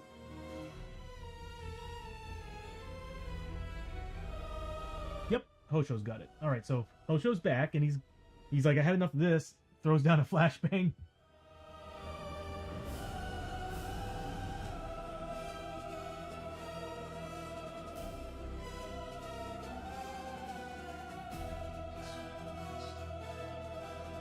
Cosmic with the Hoshoryo. Nice. Let's see what we got here. So we're gonna use the flash grenade, dropping all the enemies down 2 points of on their initiative. Oops. Oh, God, I pressed the wrong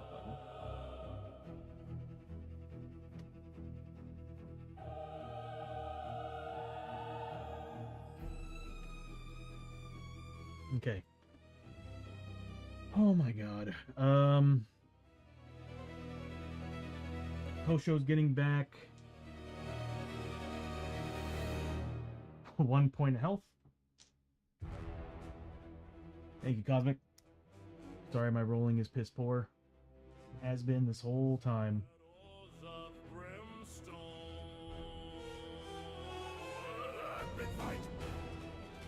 Okay, so... Oh my god. Alright, there we go. So they're right now initiative 3. That is both the feral vampires and the Serpent King. Problem is, dropping the flashbang, all we can do is attack the vampires. Which is fine. Kind of. Kind of. Okay, so... obviously the Marshal is pulling out the shotgun instead of the hunter's rifle because... No, he's better off using the hunter's rifle. It'll get +2 damage base, cutting away their defense. And Chiyo's standing next to one of them, so that thing is -1 defense right now. Alright, so what we're gonna do is I'm gonna pull... First, we're gonna roll for... Do we have to do horror tests on these guys? I think they're fear tests. Yeah, they're fear tests too, so she doesn't need to do anything about that.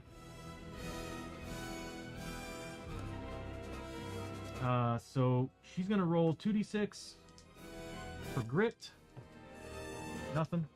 She moves up 1 space to make sure she's in view of all these guys. And she's going... Actually, she might be better off staying where she is. She's going to... Actually, she'll move here. This way she can get line of sight to that guy behind him. So she's going to get 4 shots with her main hand at 3+. And then 4 shots with her offhand at 4+. She does have a grit, so I can reroll if I need to. Although I kind of like the idea of holding on to that for damage. We're all out of any type of healing, aren't we? I don't think anybody has anything.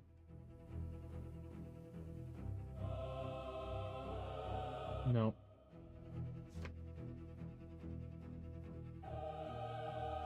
Except that everybody did gain 1 sanity back.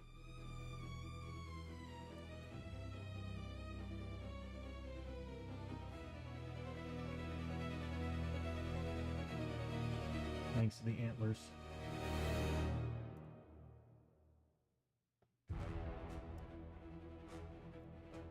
Okay, so here we go.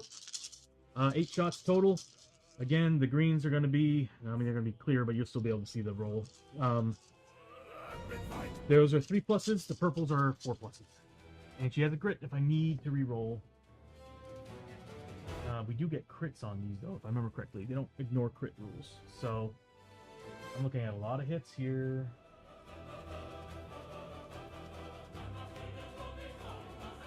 +1 damage, too. I want to take out the one that's right next to Chiyo first, because it's -1 on its defense since it's next to the Lantern Bearer. So I'm not going to bother re-rolling those two. So this is a crit, so it's going to be +1 damage to this roll. I keep thinking I have to do cover saves with these two. 3 points of damage. Armor save 4+, everybody. Half of the rolls should be made. 2 go through. Here's the dice. So we got 2 that have gone through. Now we're looking at -2 to every roll after this. 1 point of damage.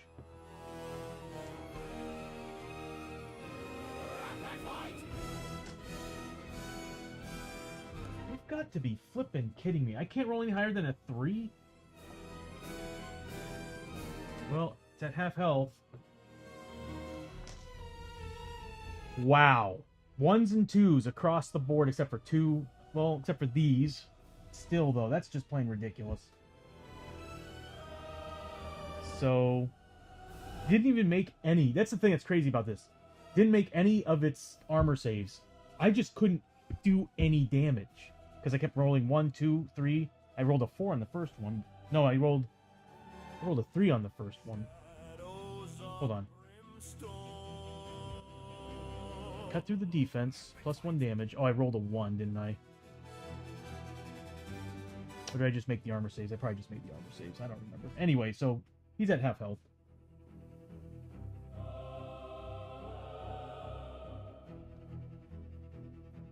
So he's got 4 wounds on him. This is off the board right now. We're looking at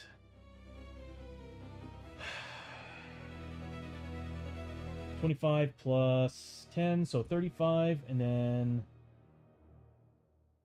these are 25 plus 5, so 30s, so 60, 95 points of experience. Shadows of Brimstone. Epic fight.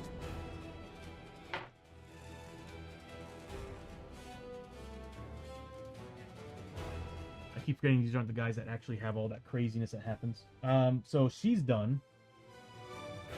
Luckily, everybody else is initiative 3, except for Hosho and Lester. Hosho can't hold any more than... He's not at 5 Fury, he's at 4 Fury because of the Darkness card that we pulled. Oh, we failed that roll, didn't we?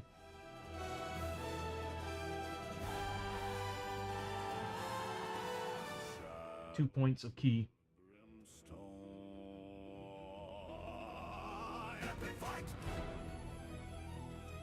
Anytime the darkness roll is failed, Chiyo gets a D3 roll of points. So anyway, I guess Hosho's next.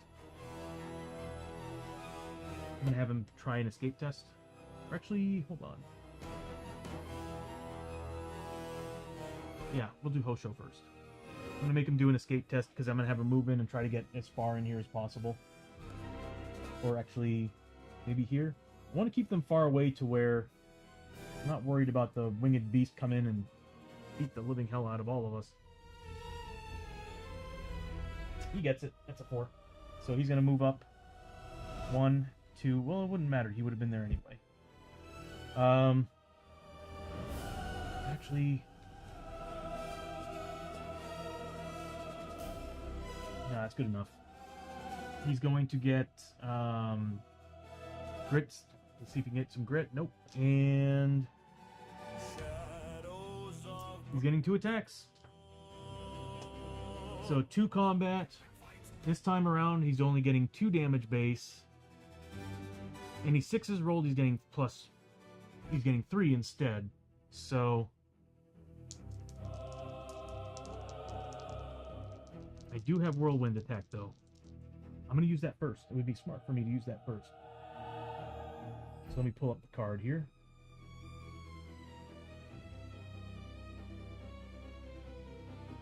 Battle Tactics, Wandering Samurai. Oh, it costs 5. That sucks. That's what he's got, his whirlwind, and I can't use it because he's technically a 4 thanks to that stupid darkness card. Is there a way for me to brush that off? No. Dang, he can't spend any. All his battle tactics are 5 points. So he's stuck just doing a basic attack. So he's getting 2 attacks at 3 plus. Hopefully I can get some crits in on this.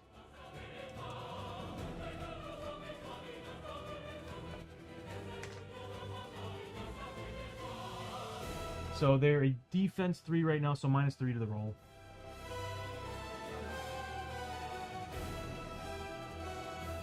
I probably shouldn't have bothered bringing Hosho back. I probably should have just let Chiyo attack the damn thing. It's 4 points of damage. Needs to make 4. This could kill him if he doesn't make these. And he does. Because of that 4 flippin' plus armor, he gets 2 damage.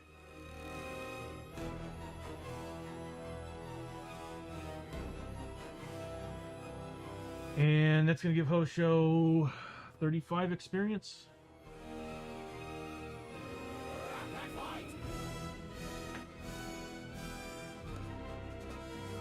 That's all he could do.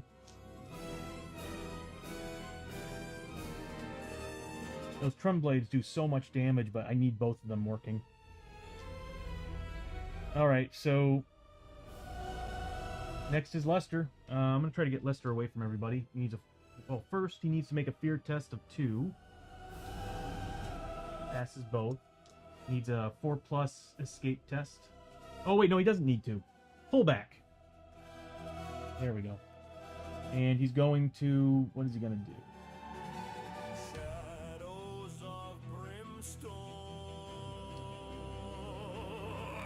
Roll for grit first. Doesn't get it, but he's going to get...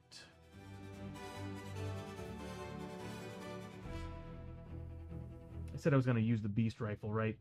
It would have made more sense to use the beast rifle. So it's typically a 2-shot weapon. He's getting 3 shots. And they're base +1 damage, +1 damage for the darkstone bullets. So it's going to be -1 to these rolls, unless I get some crits. That's a crit and 2 hits. So what we're looking at is going to be +3 damage to this roll. Shadows of Brimstone. I just can't roll the damage. I just can't. I just can't roll damage with crap. So we're looking at +2 damage, 3 points. It's 2 failures. He's dead.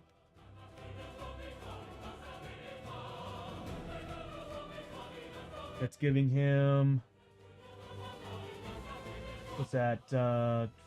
30, 45, 35 points of experience.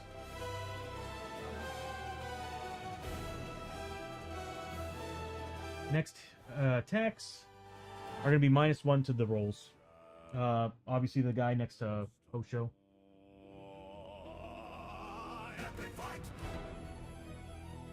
I mean, either way, that last shot took him down. So -1 to the roll, so that's 5 points of damage. And then the next one, 4 points of damage. He needs to make 4+ saves against all of these. So here's for the first 5. Fails all but 1, so that's 4 damage there. Oh, he killed somebody. All right, hold on a second. We got more rules to follow. And then the second shot. Wow. 1 point of damage. He killed somebody, so he gets another shot and a grit on...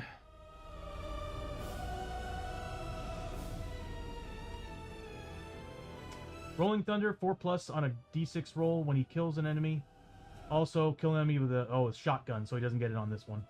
Okay. So, 4+. Good, he gets it. That's it.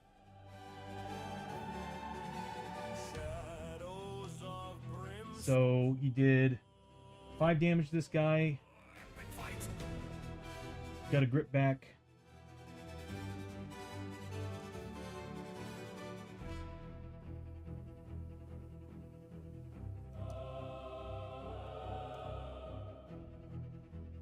There we go.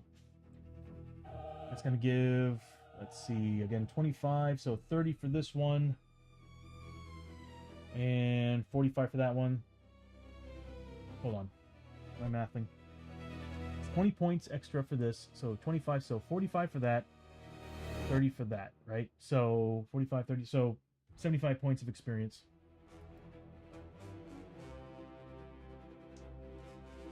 Yes. And he took 5 points of damage. I'll just move this over here and remove 1 from it.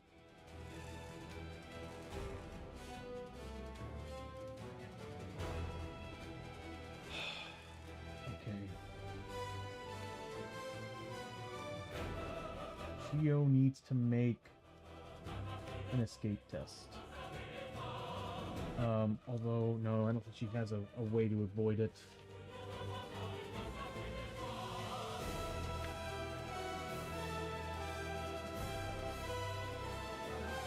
of my characters have some things for escape tests, but in this case, not so much. Shadows of Brimstone. I could spend key to heal some characters, and I could add +1 using the glove.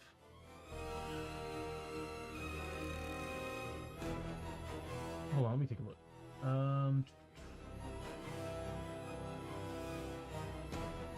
I need to look at the traveling monk for a second.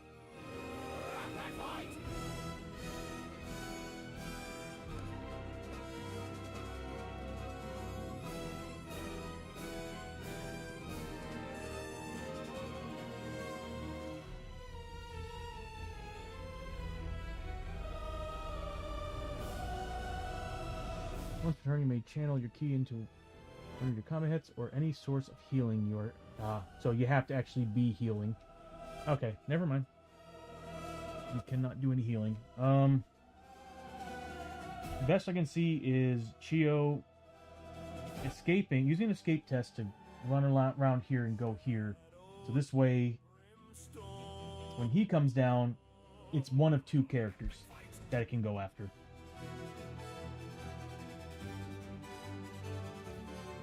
Or, well, one of 2 sets of characters. Okay. I am getting fried. Oh,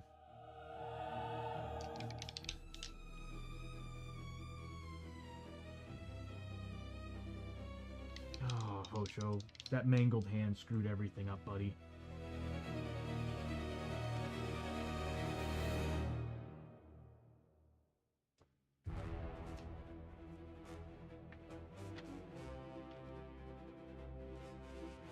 Shadows of Brimstone.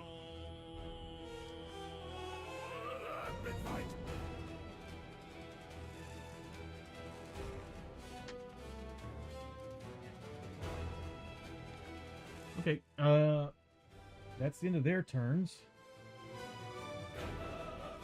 Chiyo's next. She doesn't have to take a computer test, so she's good there. She's going to roll for grit. She gets it back. She's at 2. She can do quite a bit with 2 grit.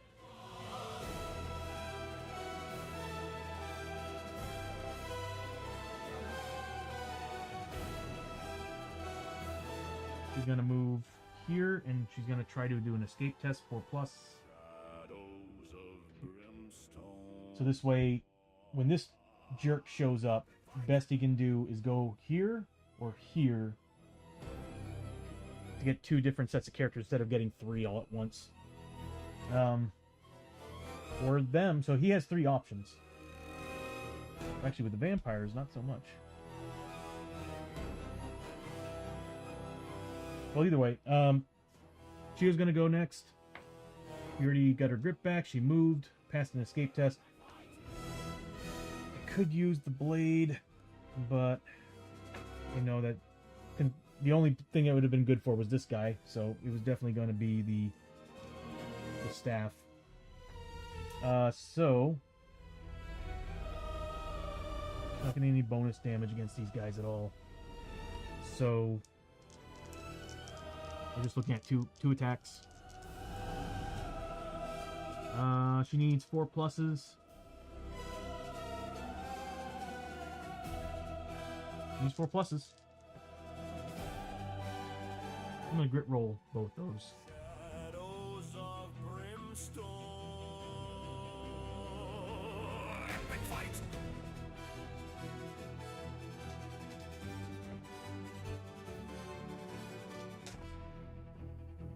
Okay, so that's the end of Chiyo's turn. So I can't seem to roll well here. Okay, it's now their turn. We'll have the vampires go first so they can move around, and then we'll have the Serpent King move in. They are still focused on the Lantern Bearer, so we turn to Chiyo. Shadows 4 rolls. I failed all of them on a 4+. They're getting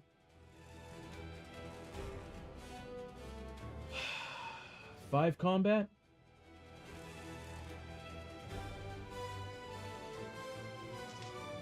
At 4+ with 3 damage. Gotta be friggin' kidding me.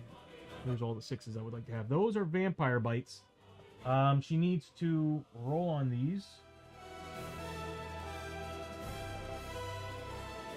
So those are vampire bites. We'll have the other one attack as well. More vampire bites. The rest of them are failures. Alright, so any of these turn into a 6, she is bitten. Not a single one. So now she needs to make defense saves of 4+ against these. Passes 2, fails the other, so that's 6 points of damage. No, 5 points of damage. Hold on, 3 points of damage. So yeah, 6. I was right. 6 points of damage total. So she needs to make 6 saves against these. 4+.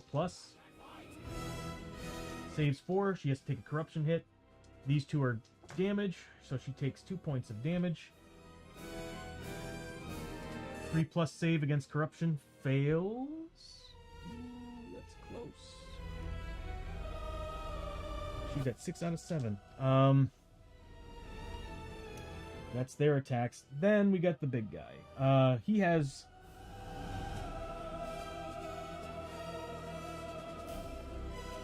2 options. This group or that group, because he can position himself here, here. So, 1 through 6. I mean 1 to 3, 4 to 6. Chiyo and Abbie. So he swoops down and he gets a mess of attacks. +2 or 3? I don't remember. Let's take a look.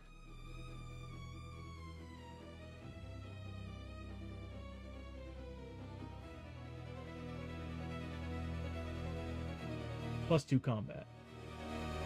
So he's +3 combat thanks to his tribe.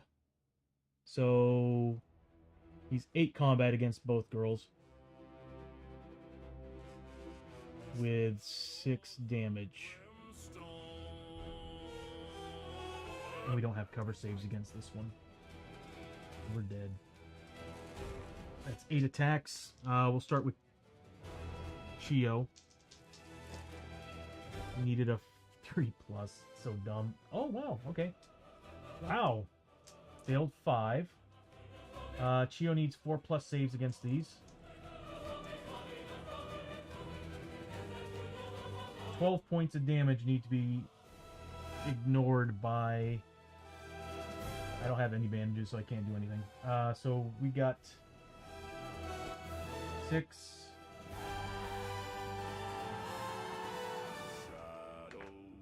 12.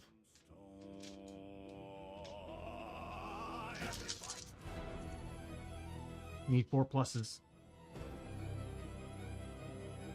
So we're looking at not quite dead, but pretty dang close. Failed 6 of the hits, passed 6 of the hits. That's as statistically possible as it could be. So she took 6 points of damage. And she now needs to make a corruption save of 3+. Makes it. Next is Abbie. Oof. That's 6 hits. 6 attacks. 3+. Good God, 3+ is disgusting. Yeah, she's dead. There's no way she can pass this. She needs a 4+ save against this. Abbie's gone. That is 18 points of damage. Shadows of Brimstone. Oh no! You took too much damage.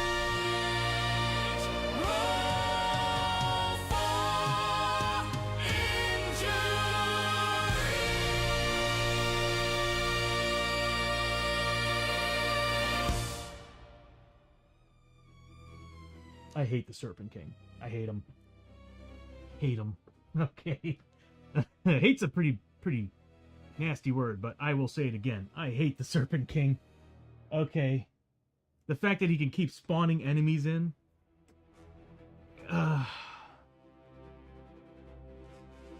What does he do?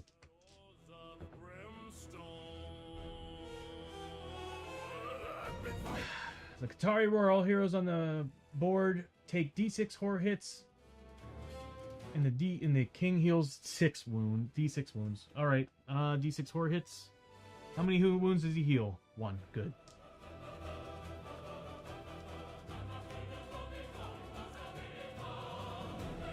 And everybody's taking hits. Chiyo takes 4. She needs a 3+ save.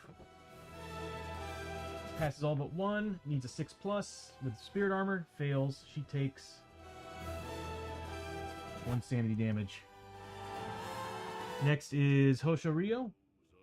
Takes a whopping 6.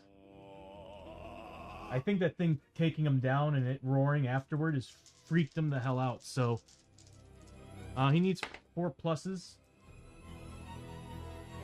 Wow. Really? Okay, so 4 fail.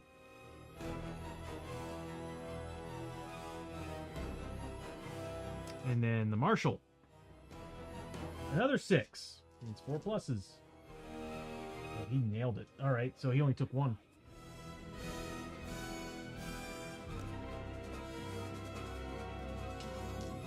Yeah, I think Hosho's terrified of this beast. That's the end of the round. It did its thing. And now, hold back the darkness. No more flash grenades. We're in a whole lot of trouble. Yeah, and Abbie's down, so they're going to be going first. If that was double 6s, I would have been so flippin' happy, and I saw it rolling over to that 6 too. That would have brought her back. Well, we passed. Problem is, they get to go. We have no way of healing. We have nothing to heal. So what we're looking at is 2 vampires. God, Chiyo's about to get roughed up. So we got 2 vampires on Chiyo. We'll go at one at a time, because if they take her down, the other one goes after someone else. Okay, so what we're looking at is...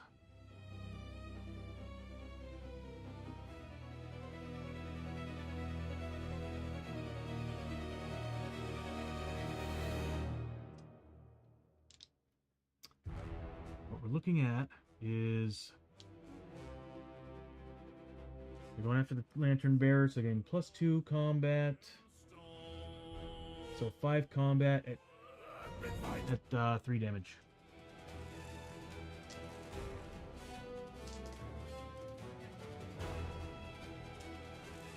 Needs 4 pluses. 6 points of damage. She's dead. Oh god, yeah, she's dead. Chiyo's down. Oh no! You took too much damage. Roll for injury. Random target on the other one. 1 through 3 is Hosho, 4 through 6 is Lester. Hosho, 5 attacks, 4 plus, 3 plus saves. Saved both. That giant ass over there is gonna move over here next. No, it's not. It's not. Bishop. This has just been... And what sucks... This is what really sucks about this. I'm just gonna straight up say, yeah, we had some bad things happen during this, but it's been my rolling. That first turn when we had all those attacks, I was rolling 1 and 2s on attacks, and then of course damage. My rolling just screwed me over big while playing this. So he's gonna be choosing highest initiative. It's between Lester, so I guess it's a roll off either way. So who's he going after? That's going to be Lester. Which means he's going after both of them.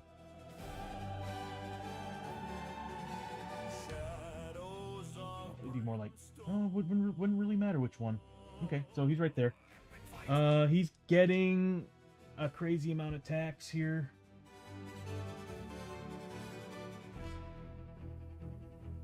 Where is he?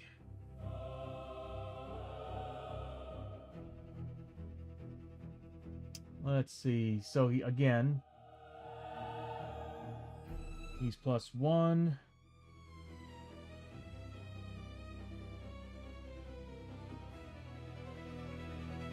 Wasn't I getting another +1 earlier? Oh, that was because of the Serpent Gods. He was getting +1. So he's +1 right now on combat.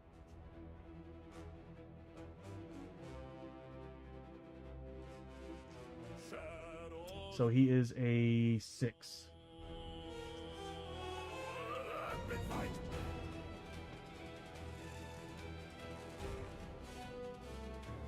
Yep.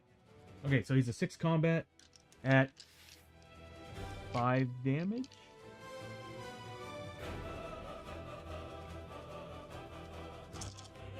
This is going against the Marshal first. Needs 3 pluses. Every flipping one of them hit. The Marshal needs 3 pluses. My God, are you freaking kidding me? He's got 6+ armor. That's 5 damage, 20 saves. I think the Marshal might have just bit it, or at least is close to it. So we'll do it in 5s. 6 pluses. So that's 3.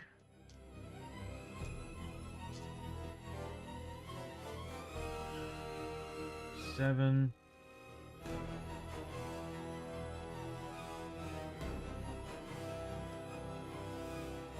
10. And another 5. 15 points of damage. Because I had to roll 1s and 2s on the defense rolls of a 3+. This is why I don't really enjoy playing that much. Because it's like, my rolling just makes things suck. Alright, so... God, he's at... Ooh, hell.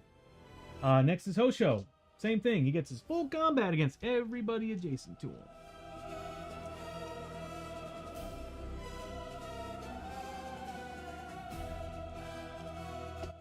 So we're looking at 5.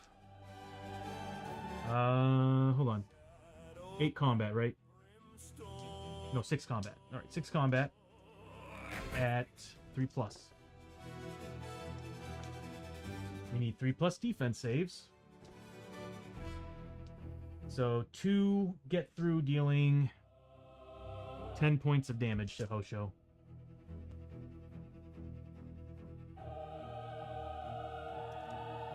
Yeah, the moment the vampires came in, that was it. It was over.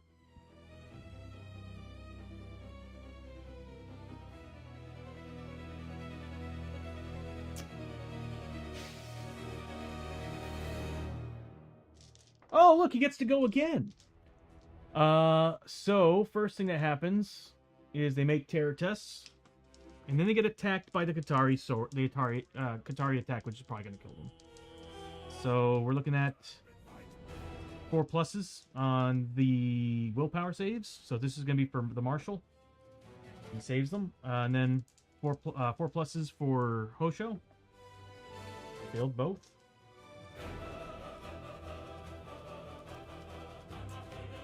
And now for the Katari attacks. So it's 3 attacks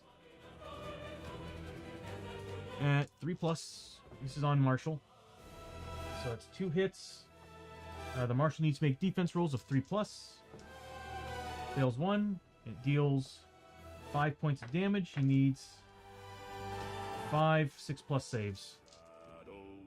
He's dead. Yep.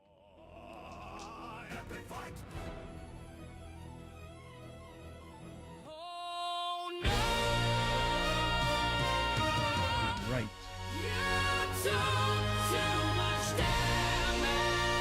Grit roll that missed defense roll.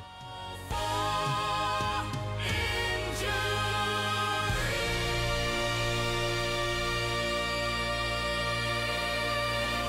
5 damage on that one.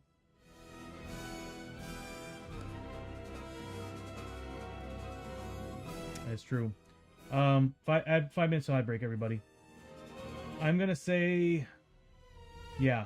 I mean, we lost this battle, but either way, we'll say we spent the grit to re-roll that defense roll, because making 6 pluses, I'd rather take my chance on a 3+ roll to remove all that damage.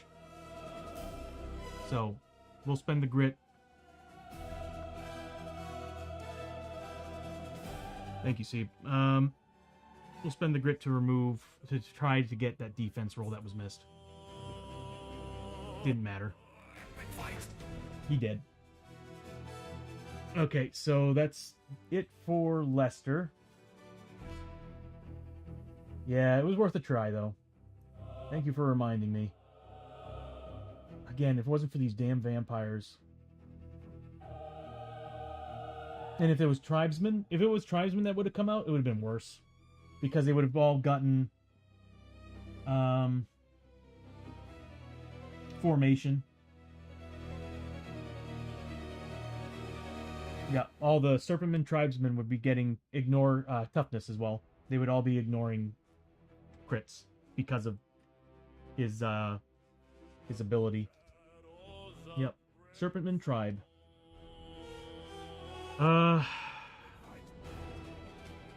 That's his turn, I guess.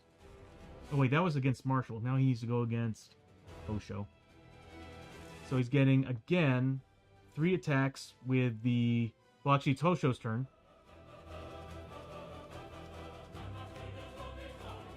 Yeah, it's Hosho's... not Hosho's turn. It's Hosho's turn to get the hits. Hold on. What am I doing here? I started with Lester. Lester got eaten up. Hosho's turn's next. Okay, so, again, I already did the horror save. So, he needs to... God, he's not going to be able to do anything. He needs to take 3 attacks from the Katari attack at 3+. All fail. He's got 1 hand. He's not going to do much against this guy.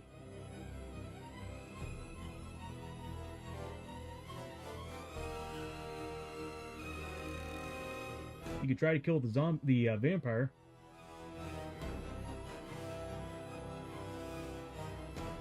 There's nothing he's going to be able to do to the Serpent King. We have nothing. And what's funny is I can't choose to flee at the beginning of the next turn either. Hosho won't let that happen. I guess what we can try to do is just try to kill the vampire. Because there's no way we're going to be able to do 27 damage. We might be able to do 3 wounds to the vampire and off him. We get more experience for taking down the vampire too, so why not? Okay, so Hosho's gonna go. He needs to make... We already did the horror test. We already did that. He needs a grit roll of 6+. Nope. And he's attacking the vampires adjacent to him. He doesn't have grit. All he's got is his Trun Blade. Which is... Oh, it sucks that he got the mangled hand roll.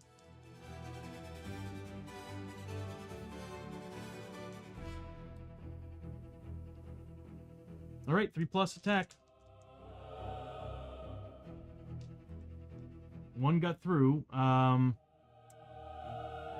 2 damage base. They're -1. They're technically still adjacent to the lantern, so they're -1 defense. So... -1 to the roll.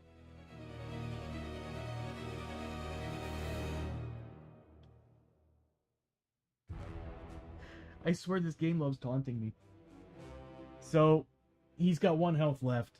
Shadows of Brimstone.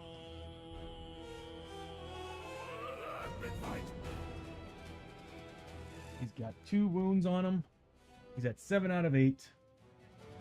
That's going to give him 25 plus 10, so 35 points of experience.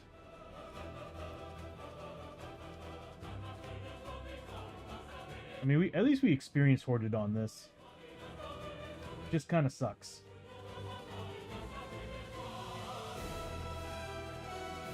Oh, yeah, there's nothing else he can do. He does nothing. He's technically at a 4 Fury because of the Darkness card, so I can't use Whirlwind attack. Shadows of Brimstone. That's it. There's nothing on him.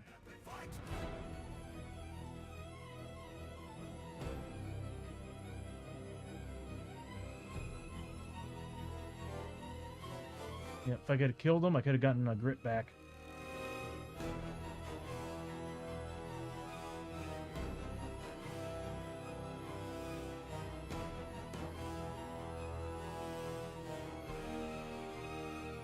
I can't get any more Fury because I'm at max Fury, and all my stuff is 5 Fury. Oh, man. You know, at first we were thinking that Darkness card wasn't a big problem, but it actually ended up becoming one.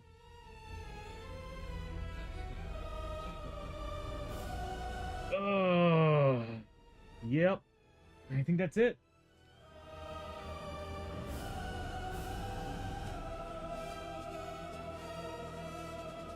Rolling A plus.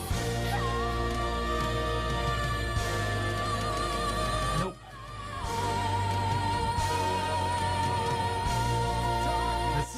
Let's see what else this game wants to throw at us. Epic fight. We are in trouble.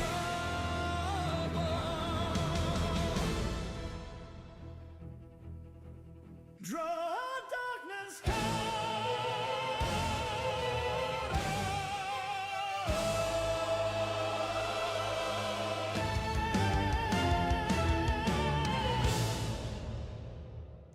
Roll a d6 for each unexplored doorway on every map tile with at least one hero on it. There are no doorways. They've all been closed off.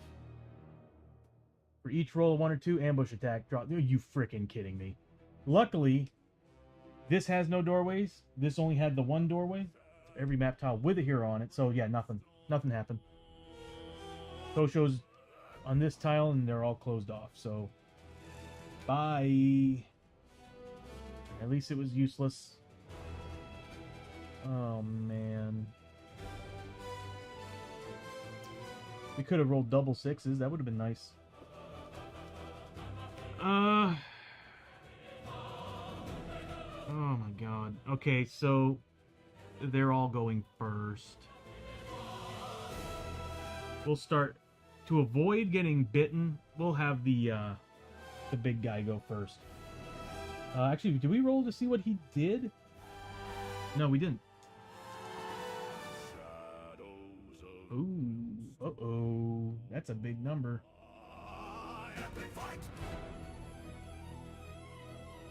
Keep bringing that one up. Oh, it's the Qatari Roar again. All heroes on the game board take D6 horror hits, and the Serpent King heals D6 wounds. So, first off, he heals another wound.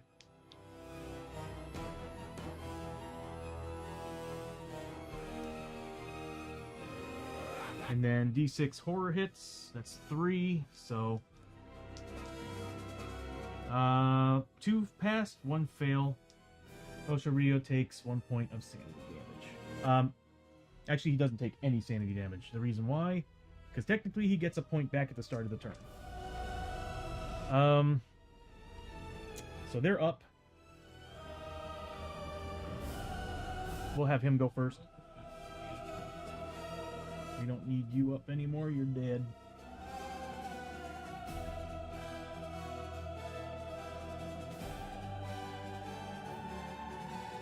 Oh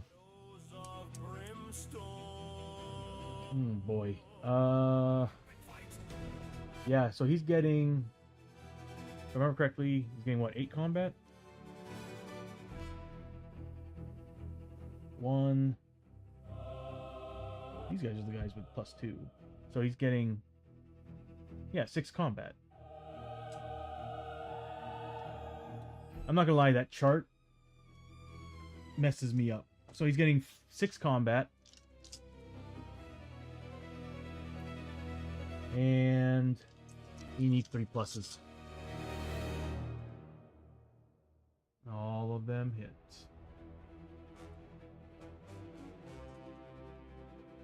Three pluses on defense. saved them all. Oh my god. Hosho, for love of God, just take a knee, bud.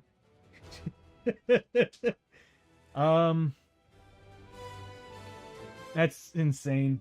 Okay, so next, what sucks is I don't want him getting bitten. There's a good chance he's gonna get bitten.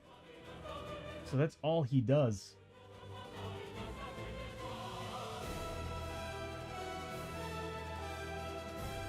Alright, so these guys are getting 5 combat. They're getting plus 2 combats from that. They're not getting the bonus for that because they're not technically a serpentman. So 5 combat at 3 damage a pop. So here's gonna be the first vampire. Second vampire will definitely move around and go after him. Here we go. Hold on. They're not getting plus 2 combat because they're not attacking the lantern bearer. So he's a 3. Should have remembered that last time. So 3 combat at 3 damage. Those are all hits. Needs 3 pluses. Saves all of them. The next one, 3 hits, 3 combat attacks. That's a crit, 2 misses. He needs to roll see if he bites them. Doesn't bite him. 3 plus. 3 plus. Good God. Okay, so this is continuing. That's their turn. Now Hosho. Hosho's gonna try to... What can he do?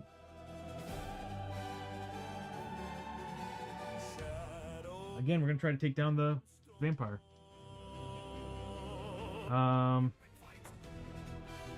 He is taking 4, 5, 6 horror tests. At 4 plus. Takes 1 sanity. Gotta give it to Hosho. He's putting up a fight. And then he gets attacked again by the... Yep, the Katari attack.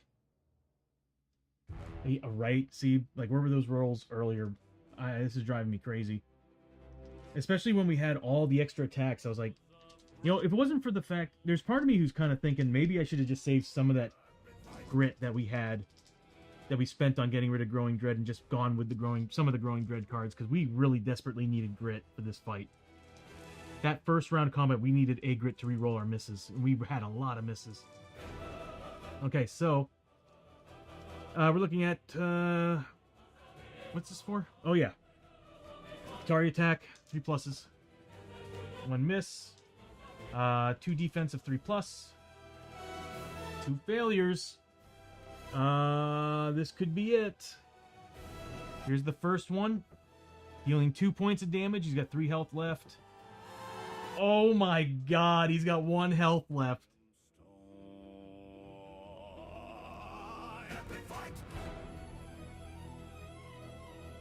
Oh my God.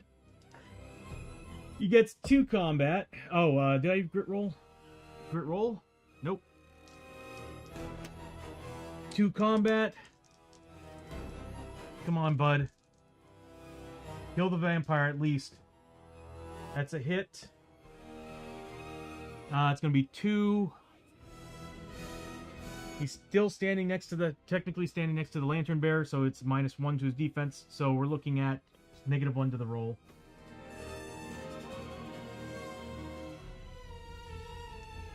So yeah, -1 to the roll. He's got to make 5 saves of armor, 4 plus. He's dead. At least he killed that vampire. That's going to give him 25, 30 points of experience.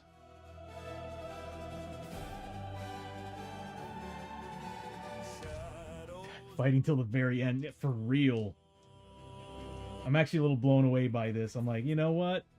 It takes some serious balls for him to still fight put up the fight that he's putting. This is putting up. This is insane. With 1 health. But 1 vampire's dead. We can get rid of that icon too.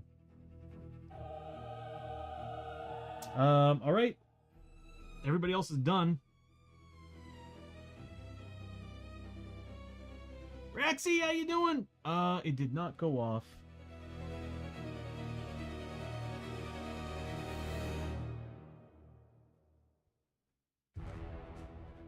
That was a cheer for Hosho. I wonder if I disconnected for a second. Or maybe Lumia stream did. I'll go ahead and play it. Where's Hosho?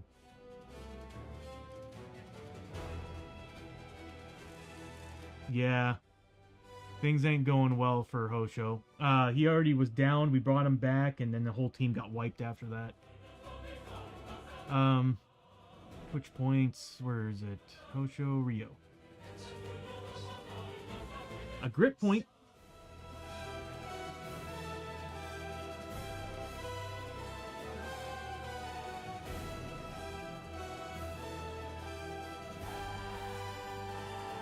If that darkness card was not here, we'd be able to use some whirlwind attacks and all that.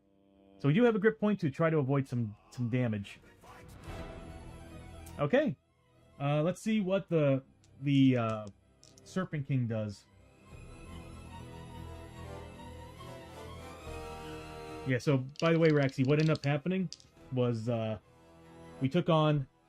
It wasn't actually going to be the Hell Cannon from Friday. I forgot to roll for the threat card on the Hell Cannon, so I rolled for it, and it ended up being 3 vampires. We took down the vampires. As soon as we took him down, he brought another group in. And he was already about half health. It was looking good until he brought the vampires in. And then that was it. It was over after that.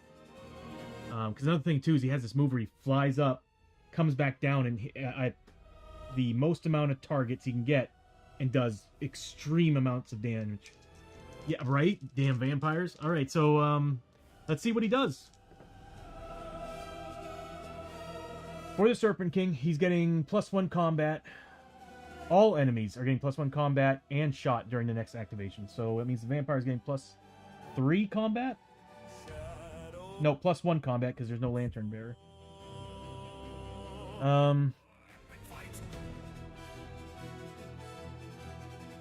Dang. Alright.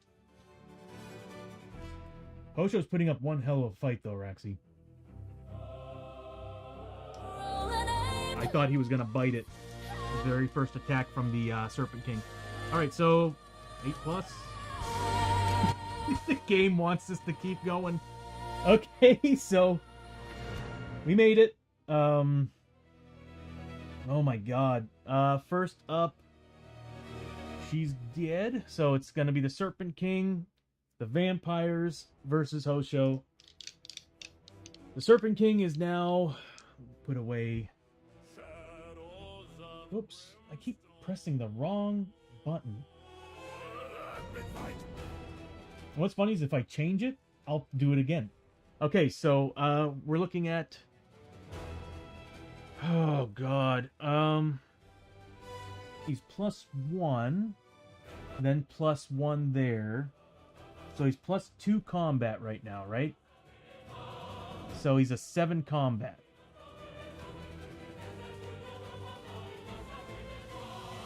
Yes.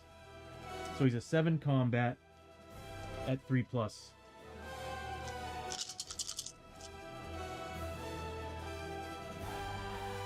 2 misses, 5 hits. Hoshoryo needs to make 5 3+ saves. Oh my god. We're gonna re-roll that. If we don't, he's dead.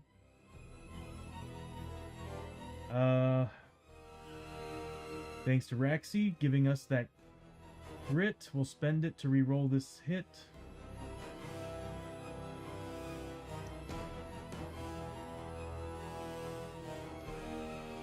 Alright, 3+. That attack is ignored. It's ignored. So, Serpent King did nothing. Now it's on to the vampire. Who is getting 1 attack, so he's at a 4 combat now. At 4+.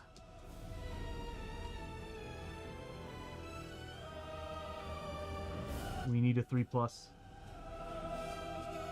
There it is. We have no way of ignoring that. That is 3 points of damage on somebody who's got...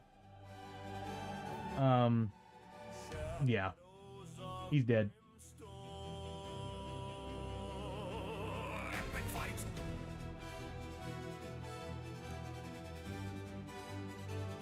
For real. Very valiant. Oh. If it wasn't for those vampires coming out, if it wasn't for those damn vampires and my terrible rolling. The start of this fight, I was rolling, very poorly. Hoshoryo failed 3 out of 4 attacks at a 3+. If we had grit, that would have helped us. I should have let one of the Growing Dread cards go. Oh, actually, I totally forgot. There was a Growing Dread card that was supposed to play the moment Chiyo died.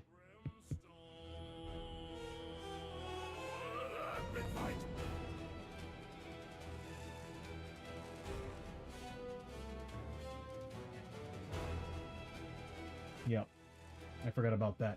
This would have come into play.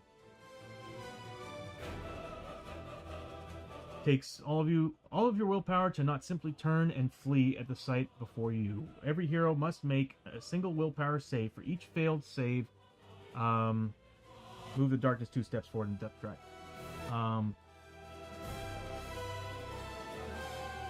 Who was alive at that time?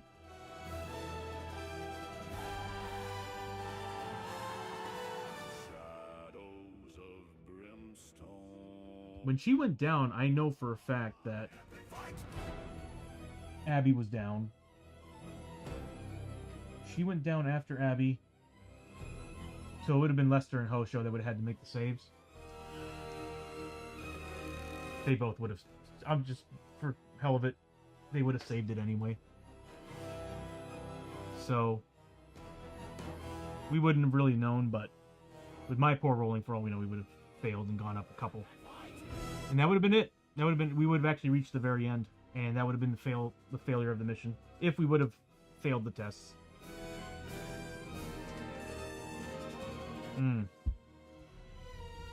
See, the problem was... where did I put it? There it is. Not only do we have to keep up with the cards and everything on the players... Here, let me put them away for a second. I had all these wonderful cards to also pay attention to. So... oh my god.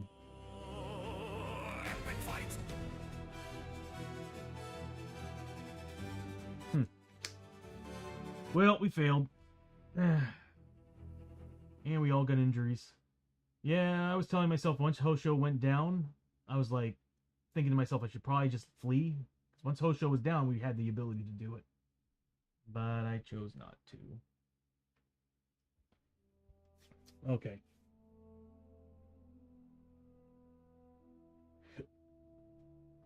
Alrighty. That sucked.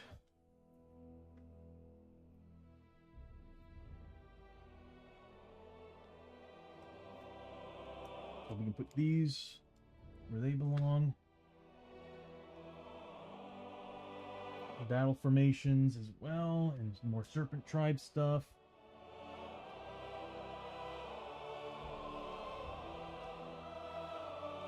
Well, that sucks, because this was the Blasted Waste, and we would have gotten some decent... we would have gotten... yeah, if it wasn't for those damn vampires. Okay. I'm not gonna lie. The vampire rule screwed us over. Yeah, it was still a fun session. A little bit frustrating with the dice rolling, to be honest with you. But, yeah, there's always next time. You know, you can't win them all. Okay, so have a good time making dinner. I'll see you next time, bud. And thank you for hanging out and watching. And helping out, too. Let's see. We got 4 characters with injuries.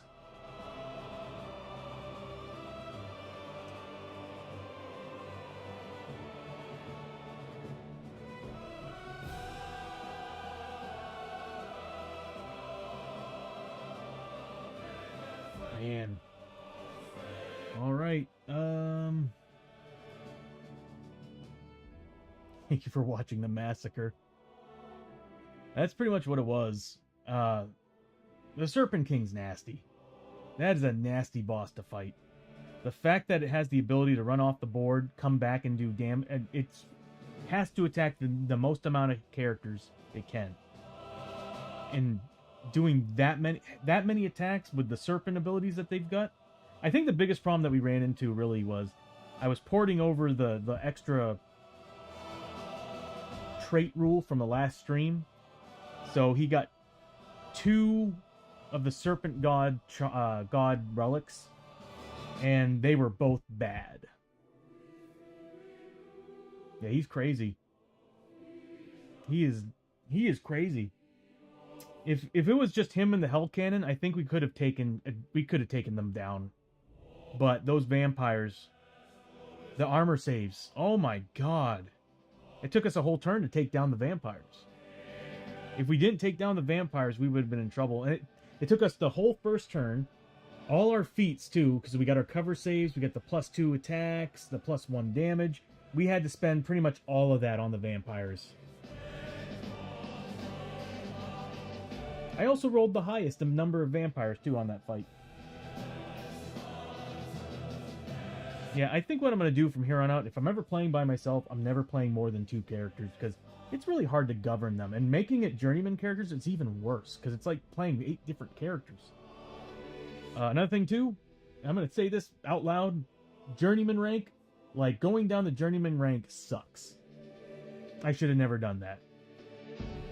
I should have just gone to tier 1 journeyman to get the free upgrade, and then that's it. Just start working on the classes, because a bonus personal item is not great, and then or actually getting your personal item is not great, and only being able to switch out 1 ability score, not great.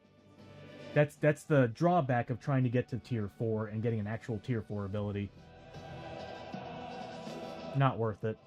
That's why I'm happier with my knights. I'm playing my knights the way I'm talking about it, where I'm going for that tier 1 ability and then moving on. Yeah. Going to the actual class trees, because I feel like you can get a lot more out of your characters going to the class tree. Because now we got everybody level 4, and they don't really have much going for them. She could be doing so much more if I was going down her outlaw class. He could be doing a lot more going down his martial class, possibly even soldier. Actually, I'll be honest with you, Chiyo's been doing really good. The problem is that she has low sanity and low health, and I'm feeling the same way about Hoshoryo. I feel like going down journeyman just has been hamstringing them. I feel like going down the actual either one, sumo or probably wandering samurai. Sumo, you need a lot of open hand attacks, and I'm focused on a lot of other things, but I have to admit the push ability is really good. But I'm beginning to think I should have gone Enforcer, Wanderer, or Wandering Samurai. Enforcer, Wandering Samurai would be disgusting. Okay, so we failed the mission. Oh, there's pretty bad failure conditions for this.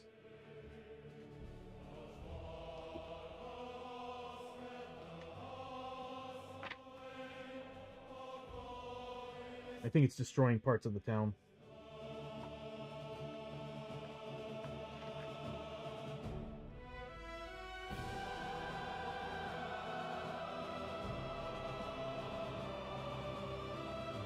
Yep.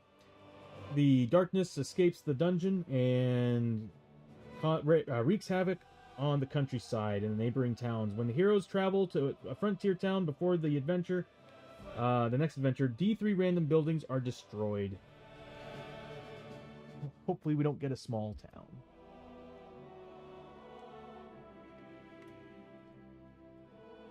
Okay, that was pretty rough, but still pretty interesting. An interesting fight to see the Serpent King.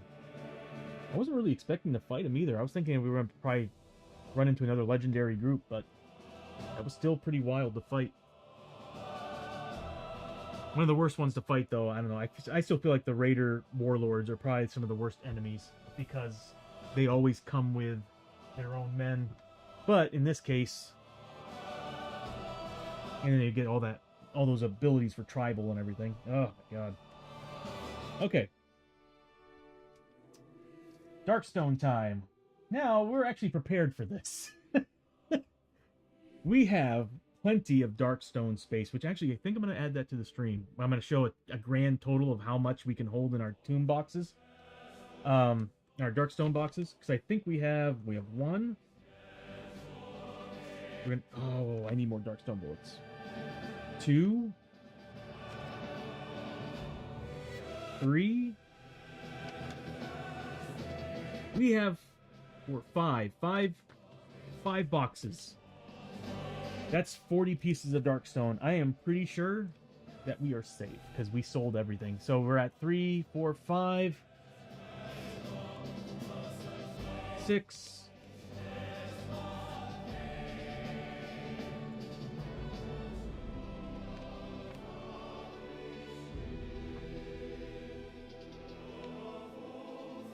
7, 8, 9, 10, 11, 12, 13 pieces of Darkstone total. Raxy, have you tried fighting the big-ass skeleton from Forbidden Fortress? That thing wiped the floor with my posse. No, I have not. What's his name? I have not fought him, but it's a really cool-looking model. I actually have him based. I've been dying to paint him, but that's gonna be a while from now. But no, I haven't fought him yet. I haven't looked at his rules yet either. What level were your guys your team when you fought him? Also, what classes? I'm actually very curious.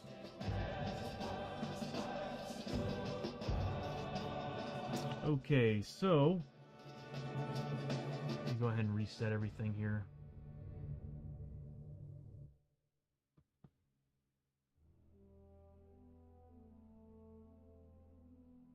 Oh, I did turn that off, didn't I? Give me a second. I think I turned off a couple of my overlays. They didn't really matter, but oh yeah, exploration. So that's what I turned off, was exploration. I can reset them. There we go. I really need to make a failsafe for that button though. Okay. Udokuro. Yeah, that's right, Bishop. Udokuro. Odokuro. Level 7. A samurai, bandito, and a ninja. Man, you had a lot of damage on that team. Was the bandito a shooter, or did you make him close combat? Because they're... When I was looking at the bandito, I noticed that his close combat abilities were out of this world. Especially when you can get that... Take a dynamite and turn that into additional damage on a combat hit. Could have sworn that's what I saw, but it's just... All three of those are really, really good. The ninja is pretty awesome, especially if you can single out the Kuro shooter. Yeah, the shooter version of him is really good too. But my only problem with the bandito was, I think, what was he, a 5+ base on his ranged attack? That's why I really like. I really wanted to. And I think I should have done it. I should have gone. Actually, I have to admit, Outlaw's pretty good. With Outlaw Gunslinger is a really good combination, but I was thinking about it, I was like, man, having the Bandito with Gunslinger, getting a 3+ range on a Bandito would have been so good, because then you can ignore the crit rules with Bandito. You did end up painting them? Roxy, post that on in the paint section of the Discord. Bishop and I, we tend to post our stuff when we get stuff painted. We want to see it. That's... Hold on a minute.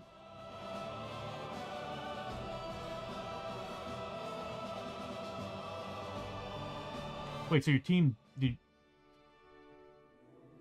end up painting him for his victory. So did he win against Odokuro? I got a lot to clean up. Alright, so let's go ahead and see what happens here.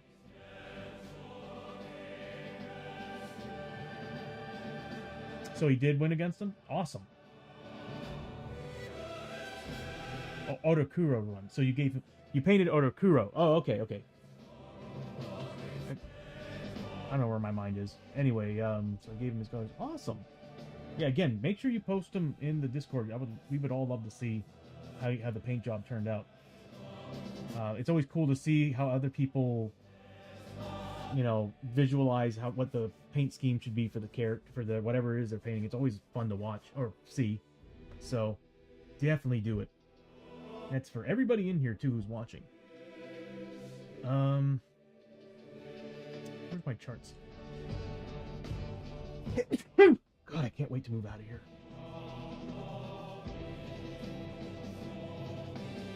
No matter how many air purifiers I have, I'm just constantly sneezing. So we're looking for. Well, first let's do some injuries. So let's start with Chiyo. We'll get the injury chart up here. Good God, pronounce your words, Tony. 2d6, add them together. Does anybody have any ailments that's covering them? Let me take a look just in case.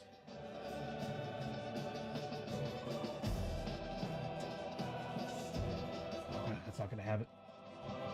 I need a button to actually switch directly to the ailments. So I have to do this.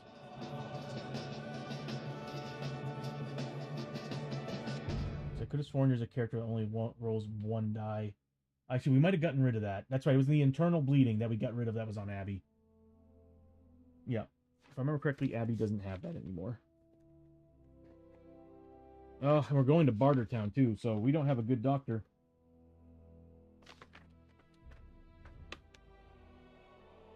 Yeah, the internal bleeding's gone. Okay, so we don't have to worry about rolling 1d6.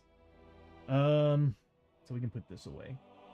The problem is we might get double mutations or double injury. Double injury. Okay. Alright. For Chiyo, we're looking at a 9. Broken collarbone, so -1 max grit. So I'll pull up her card. I probably should. Yeah, see, the thing is I like writing it down too in case anything happens to the stream. But I'll put it on the card for now. Let's see. Player sheets.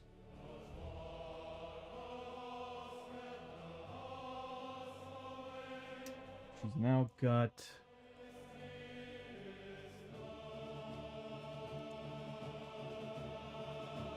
broken collarbone. -1 max grip.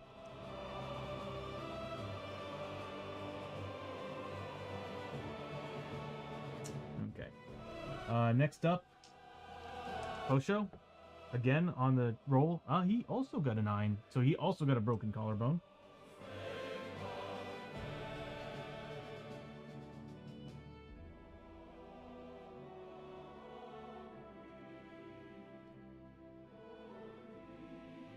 He's got so many things wrong with him. Broken collarbone. -1 max grit. Yeah, he's got the chills, fused fingers, tentacle fingers, mangled hand, broken collarbone, and then of course he got some impressive scars. Next up is Abbie.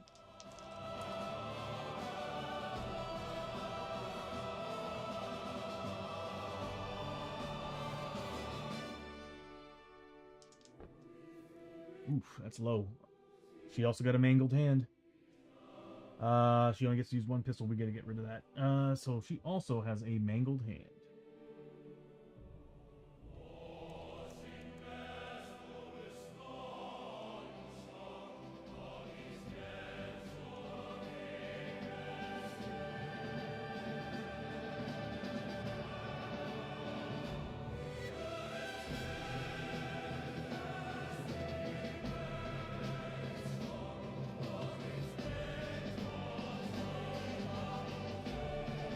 we finally got Lester.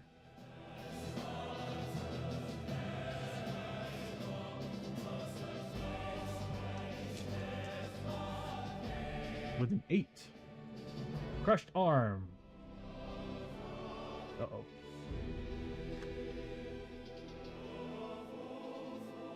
Okay, good. I know he had it before, but I think we end up getting rid of it.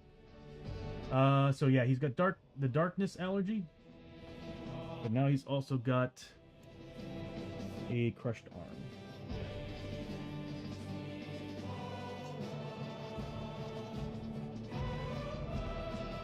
Not a big deal for him. They definitely left this battlefield looking pretty rough. Oh my god. Okay, so there's that. Everybody heals up and gets 1 grit, but we also have to remove a grit from Hoshoryo and Chiyo. Or maximum grit.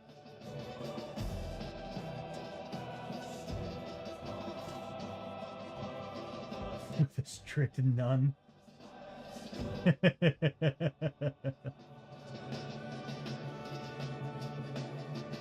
So that's -1 to the max grit of Hoshoryo. And Chiyo is also 1 to her grit as well. Whoops. Whoops. I pressed the wrong button.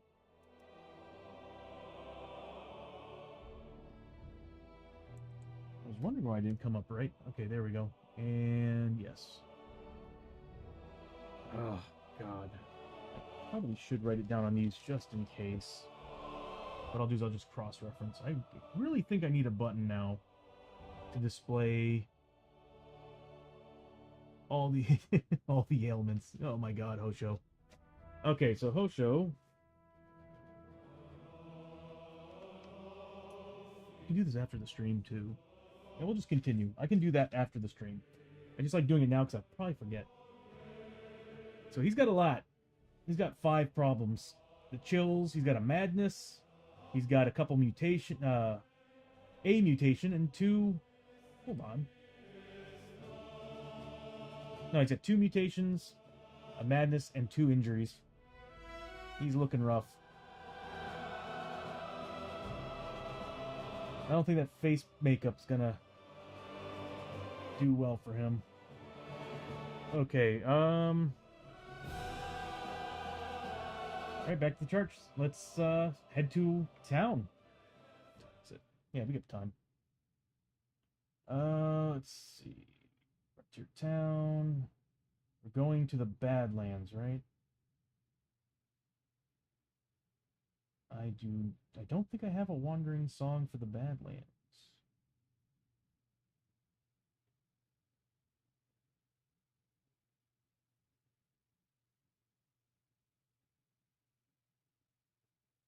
I don't. I need to make one. I guess we'll just use Bartertown. Oh, okay. Bring up some charts. Let's see where we're going.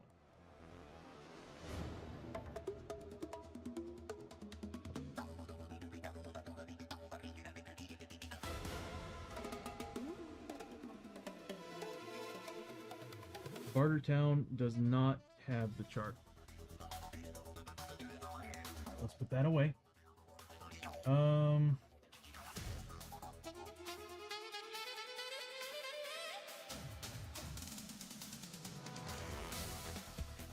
remember correctly, everybody generates a travel hazard going to Bartertown.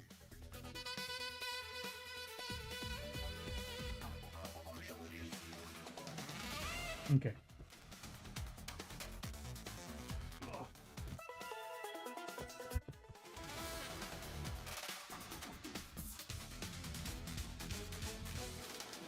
I might actually pick the Tradarans back up, but I kind of want to play as the Knights too, see how that works out. So I might actually take a break from these characters for a little bit. I mean, either way, I kind of in the middle of moving, so I'm gonna have to take some time off from the stream. I don't know when I'll be back. Wouldn't think it'd be too long. So everybody generates a hazard.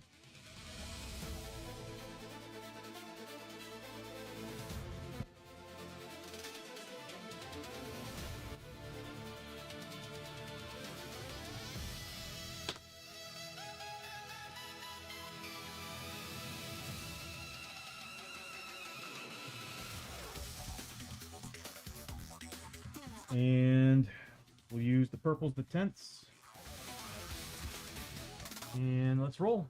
So, actually, first thing we need to do is reset and refresh everyone.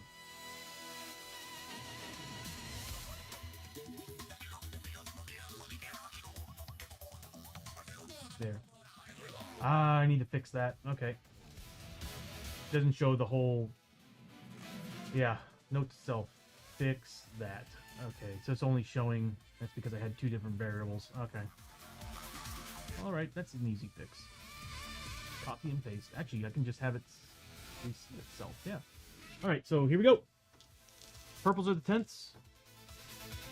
Ooh, 35.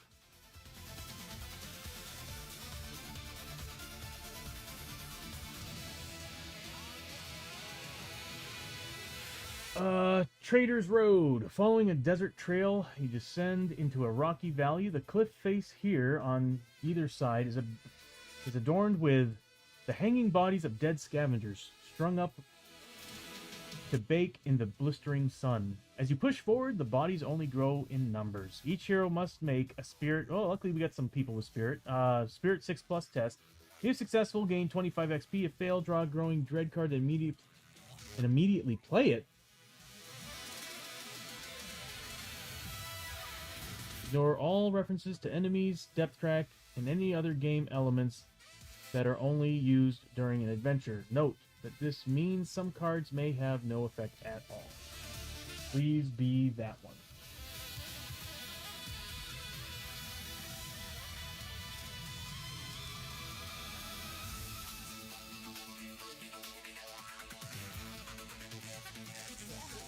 Oops.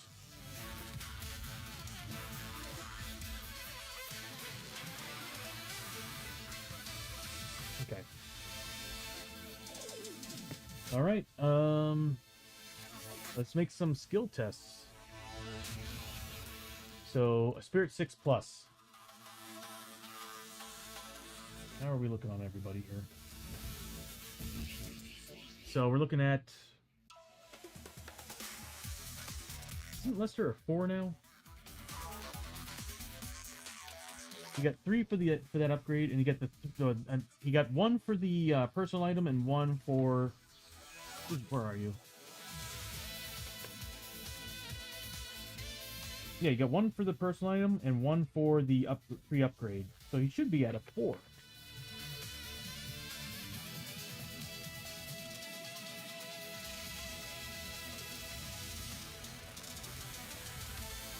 So he should be at a 4 on the sheet. I'll take that right now.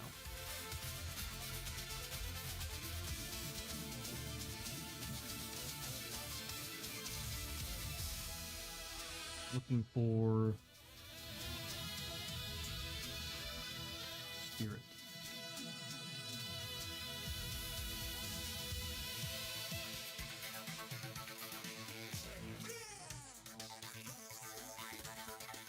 There.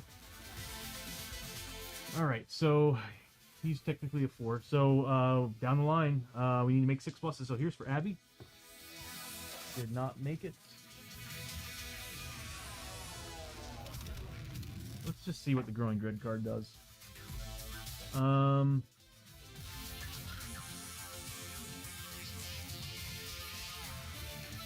For each corruption... Okay, so what does that say? Shockwaves from the void. A powerful blast of void energy ripples across reality, burning your mind and soul. Something terrible has happened, or it's about to. For each corruption point and mutation a hero currently has, they take 2 wounds and sanity damage, ignoring defense and willpower. We have to make 6 pluses on these. And not on this, on these flipping things that create Growing Dread. Wow.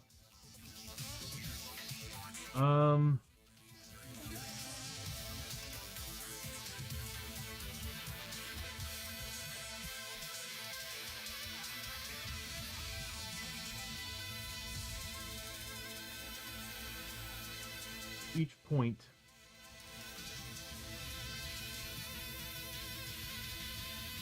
Really?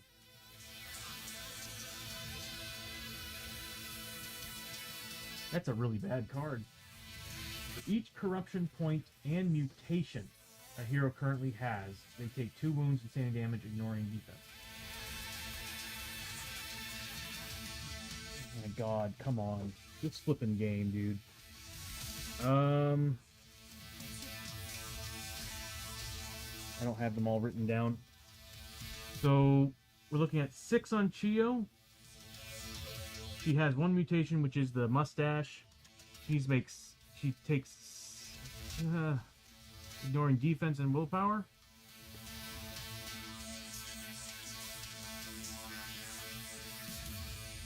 I'm gonna grit roll that.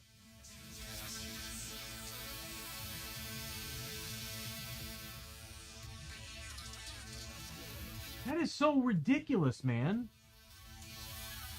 Wow, that does a lot. Okay, so, she'd be taking 7 times 2 for each, so 14 points on each side. Ignoring willpower and defense. She gets... Wow, dude. Screw it, we're doing it. So she's taking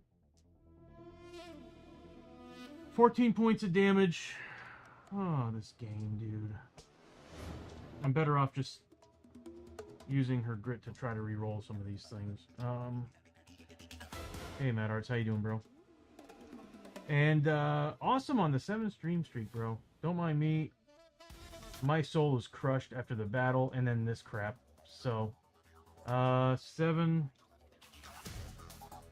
It's 2 wounds and sanity for each freaking one. That's so dumb, dude. That's broken. God, it's like everything we've been doing right now has just been awful. I'm retiring this team after this for a while. Because this is just... Playing as them has been stressful. Oh, I'm sorry, bro. You just got off work and you're exhausted. No, I hope you get some good rest, man. This is armor saves against the wounds. So, 4+.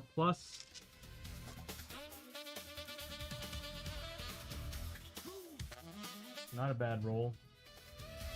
Actually, it's a really good roll. These are all saves. She needs to make a corruption test against this. So she took 5 points of damage.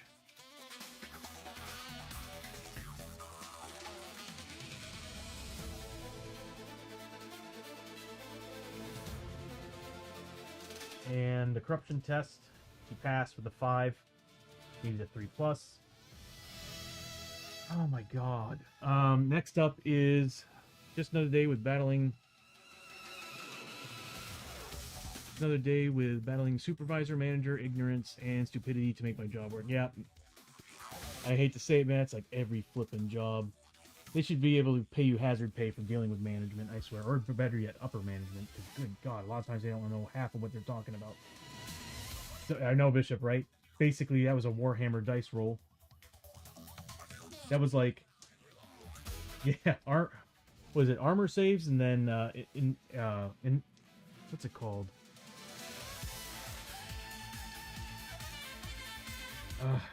Vulnerable saves, right? Vulnerable saves? God, Chiyo. Wow. Oh, she needs to do that again, but with Sandy. But 6 pluses this time. So we're looking at, let's see, 8, 9, 10, 11, 12, 13, 14. So she needs to make 6 pluses on these.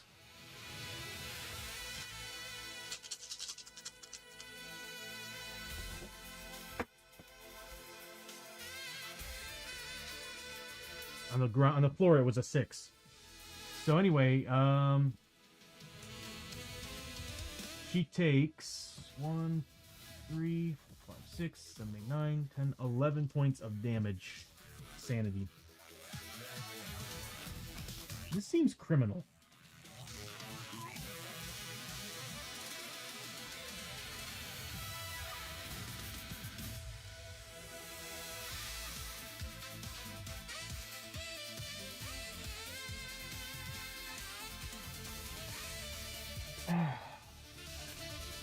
Next is Hosho.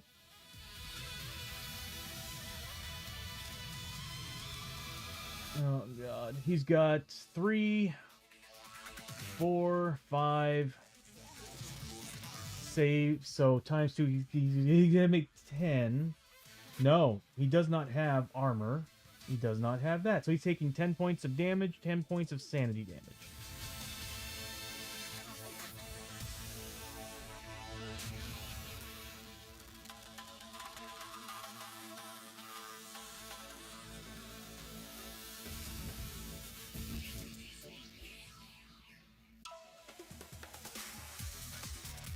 Yeah, man.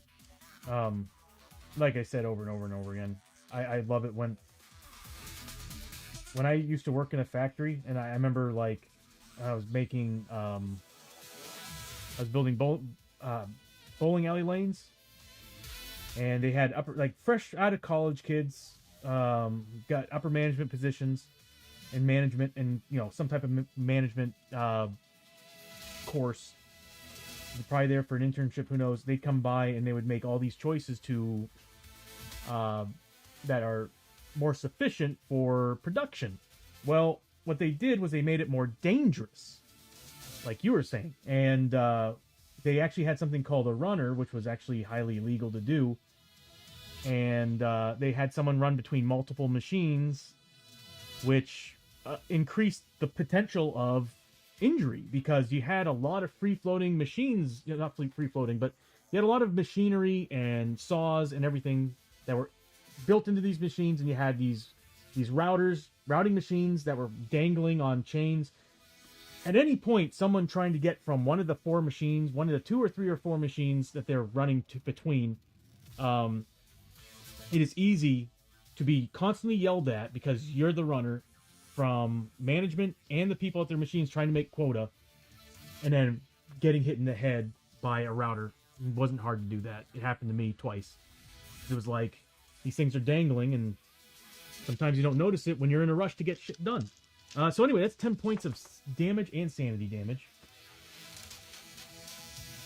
Yeah, I don't miss those days. But even then, when I was working in an office, it was the same thing. We had a lot of people from upper management pushing a lot of work down. And it's like, until they have spent a day in our shoes, understanding what it is we need to do to get everything done, they don't care. And what sucks is that unless you start your own gig, it's always going to be like that. I've rarely ever worked someplace where upper management didn't suck. That is Hosho. He's taking 10 points of damage. 10 points of sanity damage. Wow, next adventure is going to be fun. Yeah, it's the same thing over here.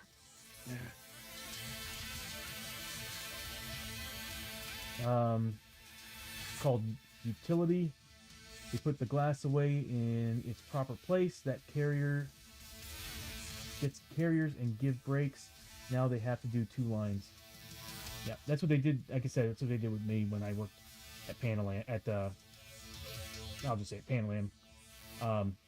They were pulling that crap. Abbie has 1.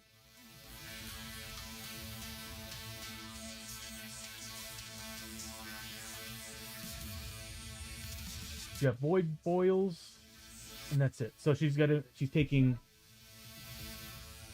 Med Arts with 1d3 health sanity for Chiyo. Thank you, buddy. I can't seem to roll any higher than a 1. Alright, so she's getting 1 point, and we'll put in the sanity for sure. So Abbie is getting hit twice by each, so that's going to be 2 points of damage. So 4 points of damage and 4 points of sanity. This is only the first Growing Dread card.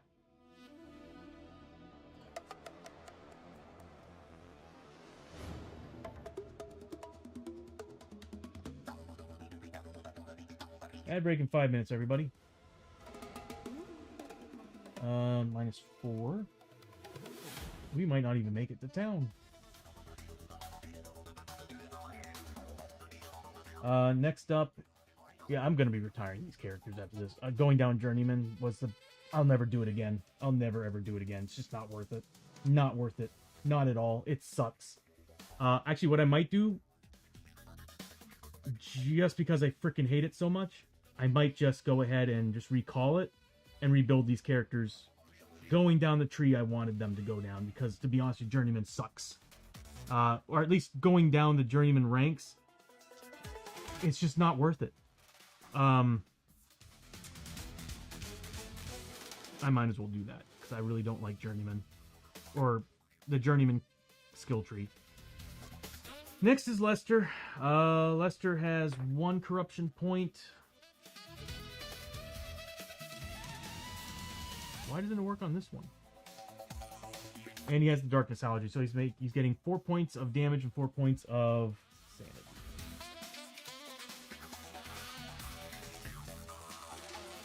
Hold on a minute. He actually has armor, so he's going to be taking armor saves against these of 6+. Doesn't matter. So he's getting 4 points of damage, 4 points of sanity.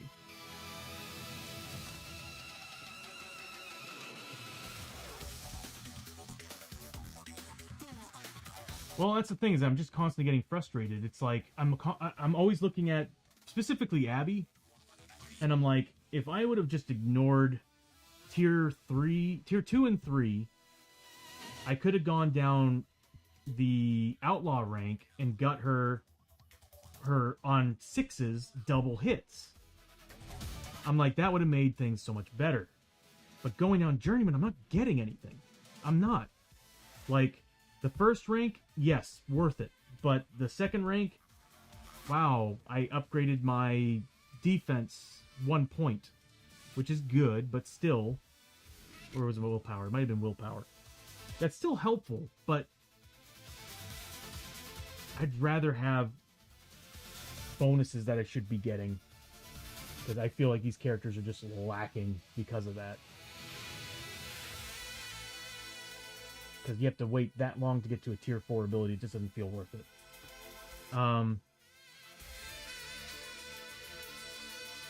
It was more experimental. Now I will say this: Journeyman's awesome if you just go down 1 tier in Journeyman to get the free upgrade, and then start working on character classes after that. It's fun. It's different. To be honest with you, I'm more excited about my knights than these guys, because it's just, I feel like I'm missing a lot of good stuff. But I think I might do that. I might roll them back. But anyway, dang. So that was the first one, everyone.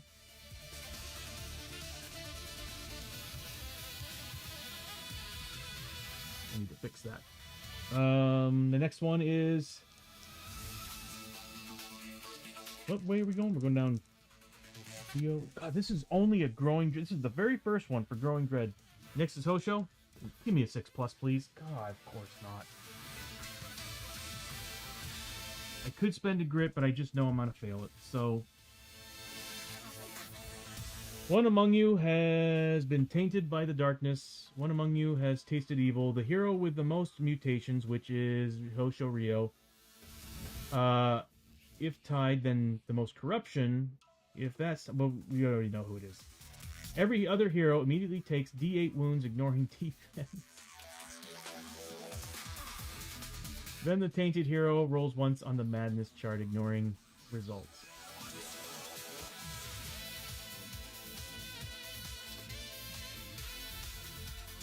Just straight up D8 wounds? Okay, so here's Chiyo. 3. She gets 3 armor saves. It ignores defense. 4 pluses. Takes 1 point of damage.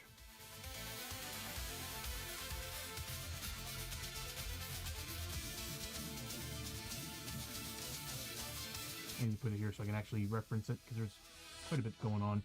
This is the first travel hazard. It's just, this is, oh, I hate this crap. Madness. Okay, next is gonna be Abbie. 2. She does not have armor.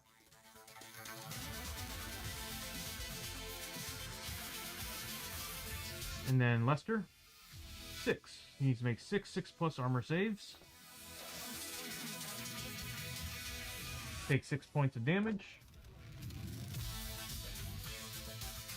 We're not even gonna make it to town. I swear we're not gonna make it to town. Team Chernobyl.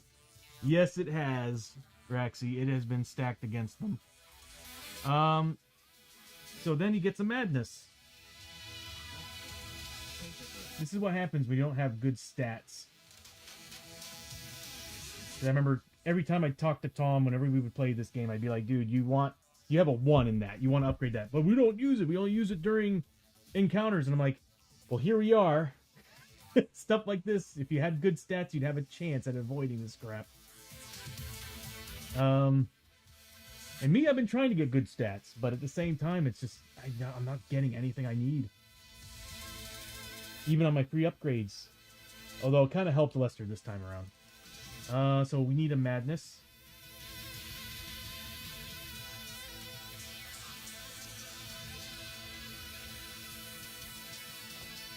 Five.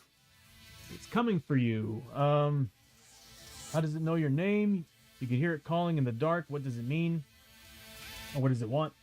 Whenever the hold back to darkness is failed, including doubles that would fail, you take D3 sanity damage, ignoring willpower. Let's keep stacking on Hoshoryo. Poor guy. That poor man.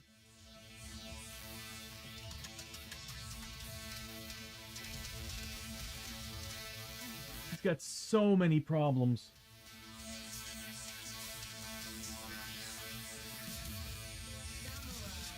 One D3 to... Okay, thank you, Matt. Give me a second. I need to type this in.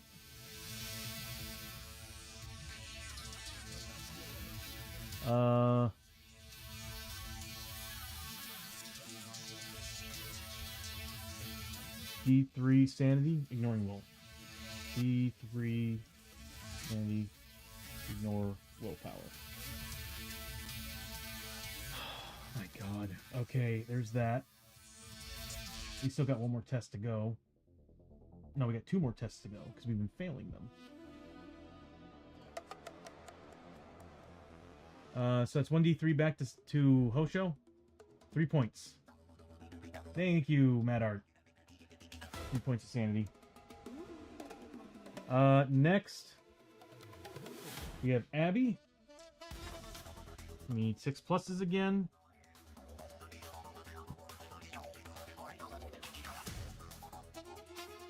Oh no, not this. Powerful Dread. It takes all of your willpower to not simply turn and flee at the sight before you. Every hero must make a single willpower save. For each failed save, move the darkness. That doesn't matter. So this one actually does nothing. Every hero must make a single willpower save for each failed save. Yeah, that's it. Nothing. It did say that some cards were not going to do anything. Welcome back to Maverick, everybody. It's chaos. Okay, cheers for the poor Hoshoryo. Yeah, dude, he needs all the help he can get. So next is Lester, who's got a Spirit 4. He should be able to pass this.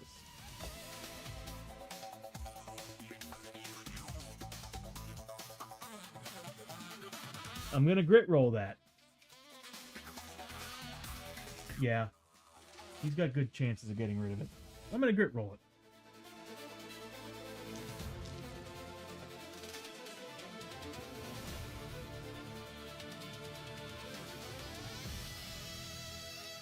Horrific Dread. The darkness sees with evil as the shadows all around you begin to take on nightmare shapes, twisting to form your worst fears. The darkness moves 1 step forward in the death track. That doesn't do anything. If this blah blah blah. Again, card that does nothing. Okay, so I mean, the Growing Dread cards have already done enough damage. Quite a lot of damage. So that was the first travel hazard, everyone.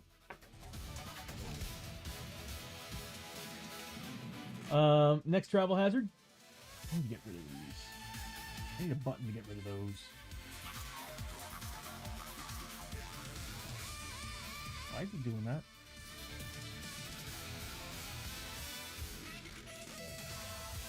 Ooh, I'm pressing the wrong button. You know what? There we go.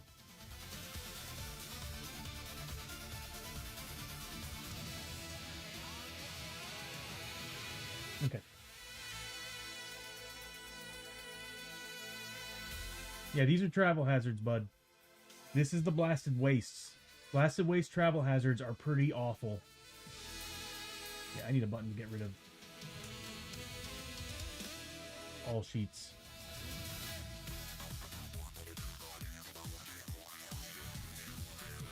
Okay. All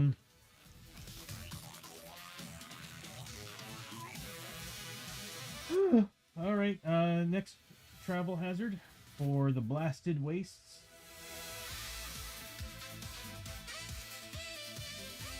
Again, that's gonna be the tents. Gold's gonna be. Let's see what we get. 51.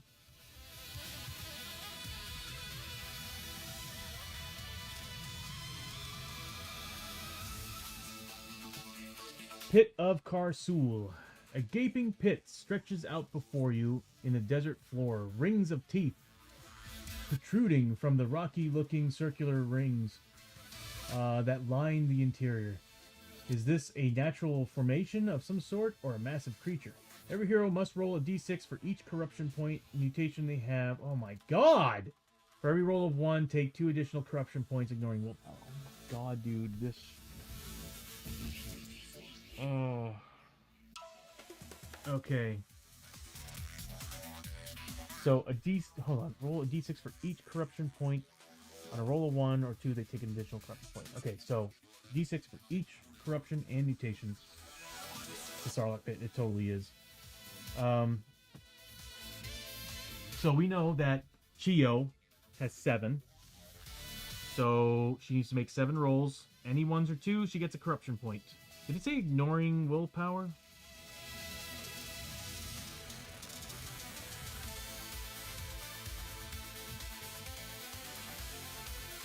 Damn, that sucks. Well, shit.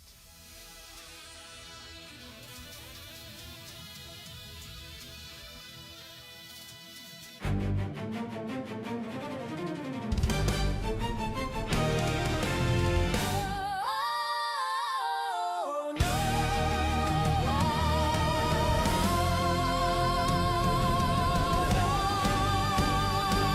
We don't.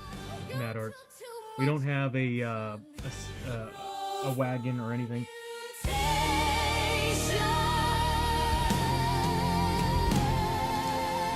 Alright, next is Hosho. We'll do all the mutations later. Hosho's got 5 because he's got 3 points of corruption and 2 mutations on him. And let's see what he gets. This team has some of the worst freaking luck. Okay, 1s or 2s. He passes all of them. We're good. Next up is Abbie. Abbie's a 2. I think, if I remember correctly, Abbie and Lester are both 2s. So we'll take a look again. I'm fried. Mangled hand. Void boils, that's what it is. So she's got void boils. So she's taking 2. She does get a point. And then we got Lester, who has 1 point, and I'm pretty sure he has 1 mutation.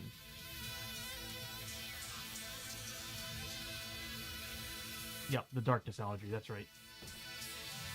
He takes a point. Alright, we're done with that. Okay, so we're going to go ahead and also roll again. We got 2 more travel hazards. That first travel hazard totally just destroyed us. Again, purple is the 10th. That's a 56. Shimmering Mirage. Can we have a decent one? The heat coming off the sand shimmers in the distance, and shapes of far-off places and things begin to take form in the light. Is there really something here? Or there? Choose a number between 1 and 6, then roll 3 dice. For each die that rolled your chosen number... Is that per character?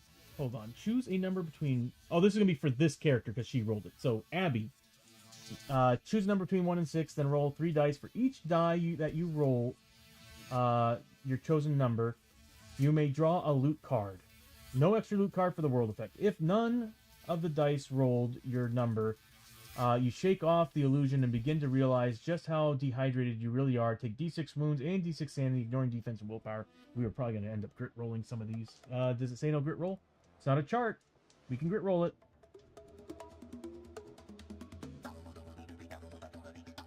Yeah, doesn't say anything about grit rolling. What have I been good at rolling tonight? I almost want to say ones. But I don't know, threes. It's either 3 or 1. Or 2. It's always one of those 3. I'm going to say it's 2. What do you all think? Should I go for 2? We do have grit on Abbie to re-roll these if we need to. Oh, that magic tonic would have been helpful right here. I could have grit rolled it multiple times. Yeah, dice tower idea. Might not be a bad idea. I used to have one. I had a zombicide one. So I'm thinking 2s.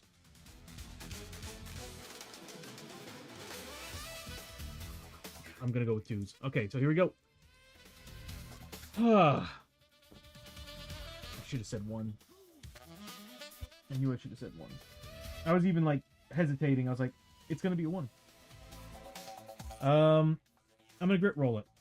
So Abbie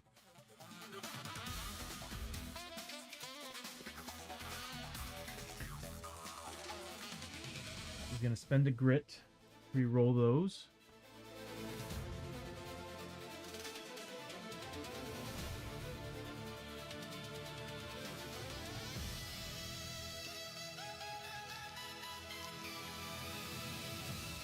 Each die you roll, that is that number. It's still gonna be 2.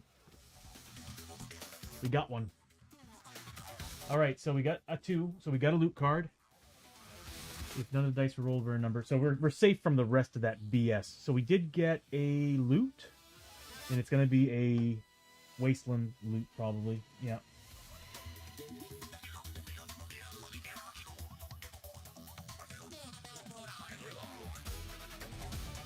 Scavenge loot, wasteland loot.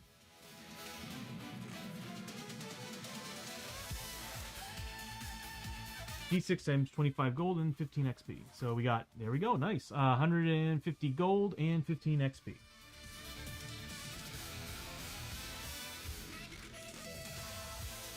Worth the grit.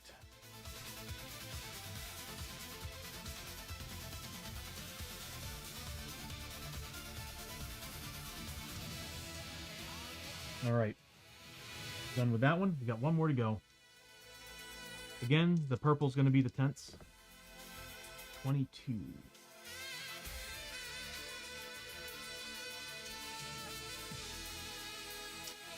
Darkstone dust storm. Without warning, a massive darkstone dust storm sweeps up over the dunes, engulfing you in a biting fury. Purple lightning arcs all around, and it takes all of your strength to push through the abrasive onslaught and find shelter among the nearby wreckage. Every hero must make a strength 5+ test to push their way through the storm. If successful, gain 20 XP and take D3 corruption hits. If failed, take D6 hits and D6 corruption. Oh my god. Wait, did we do the mutation for Chiyo? I don't think we did the mutation for Chiyo, did we? We did not. So let's go ahead and do that first, then we'll do this thing.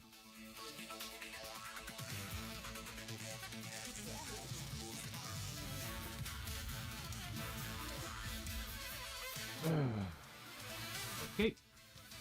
Again, the purple's going to be the 10th. 61. That's actually not. I think that's a pretty decent number. Darkstone. Oh god, it's the Darkstone allergy again. Darkstone allergy. At the start of each of your activation. Oh, each of your activations. It's not the adventure. Take 1 hit for every Darkstone shard item. Oh, we've been doing that wrong this whole time. Okay, I thought it was adventure. It's activations. Okay, so yeah, I'm probably gonna retire these characters or rebuild them. I'm not enjoying them at all. Chiyo. And Chiyo's been doing actually pretty decently. Everybody else, they do okay, but for level 4, I'm a little disappointed. She gets...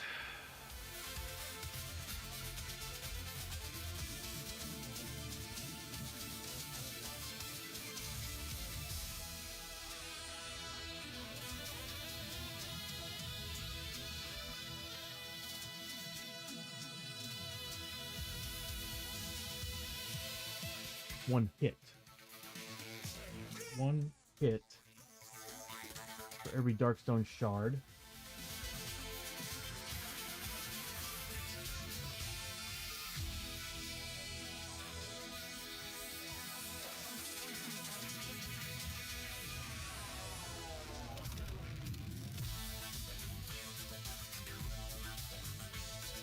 That's rough.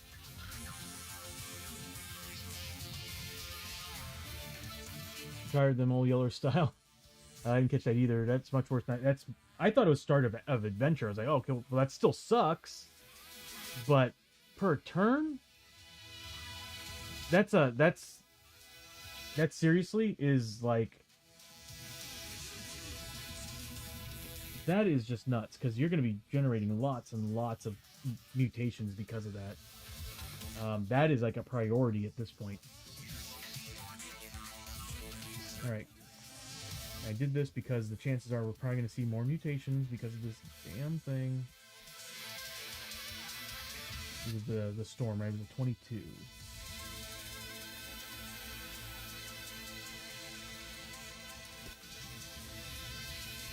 And we can get rid of the mutations now. Back to 0.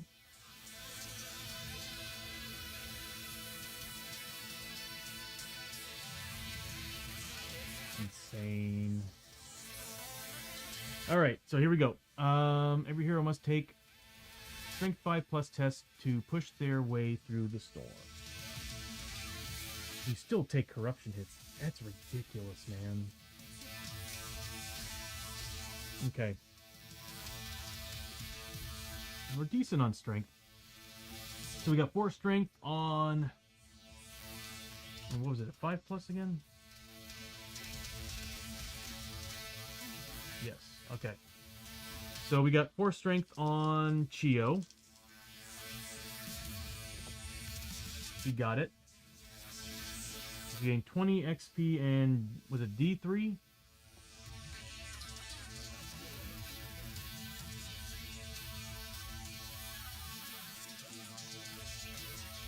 Yep, D3 and then D6 on a failure. Okay. And D6 hits too. Good God, man. Alright, so Chiyo got 20 XP. I can't wait for this to be over. I hate the Blasted Wastes. No, I love the Blasted Wastes. I just don't like travel hazards. I've never liked them. I really need to get that travel hazard book that you told me about, Bishop. Because I really hate the travel hazards in this game. They're the worst. I would like to get rid of them all together. So 20 XP and D3 corruption hits. So all 3 pluses, fails 2 of them.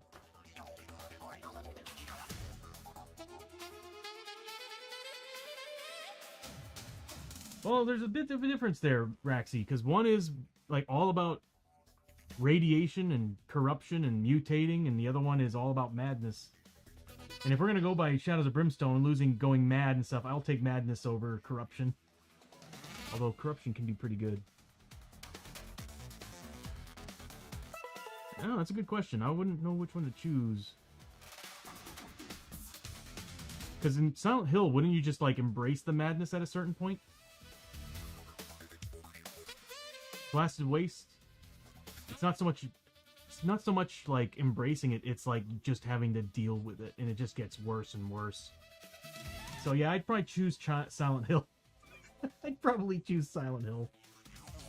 So she takes 2 points of corruption. I can't believe they failed those saves on a 3 plus. Next is Hoshoryo. He's got a 3 strength. Big time pass. He gets 20 XP.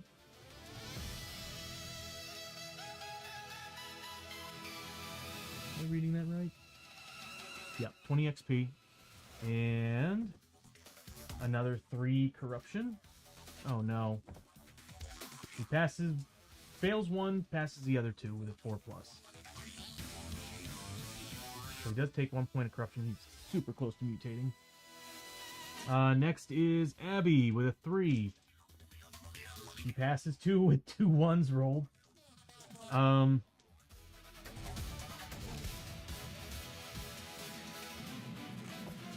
So she gets 20 XP. And 2 corruption hits. At 4+. Yeah, she gets it. Okay, so next is Lester with a 3 on his strength. I was looking at these. Alright, so he gets it. So also 20 XP. And 1 corruption hit. He desperately needs to pass this. Yep. Needs a 4+. Doesn't have any grit. Okay, so that means that our boy Lester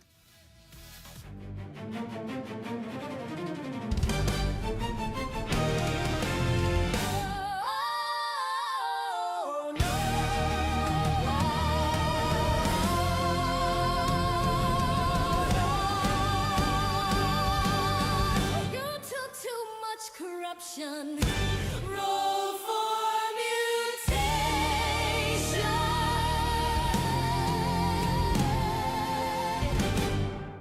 again. 10th is going to be purple. We rolled a 22 again. Rock skin. So he went from fused with darkstone to rock skin. Your skin becomes hard and crusty like it's made of rock. You're now health 3+, but you're now -1 movement. They'll bring up to a 20 health. I just don't like him. Oh, he'll be down to a 4 movement. That's not bad. That's not bad. Sacrificing a move for 3 health. I do like him keeping up with the team, though. Last time he had the fused with darkstone, don't get me wrong, that 4+ armor save was out of this world. But rock skin. Team Chernobyl, right? Right, Raxi? Let me go ahead and punch that in.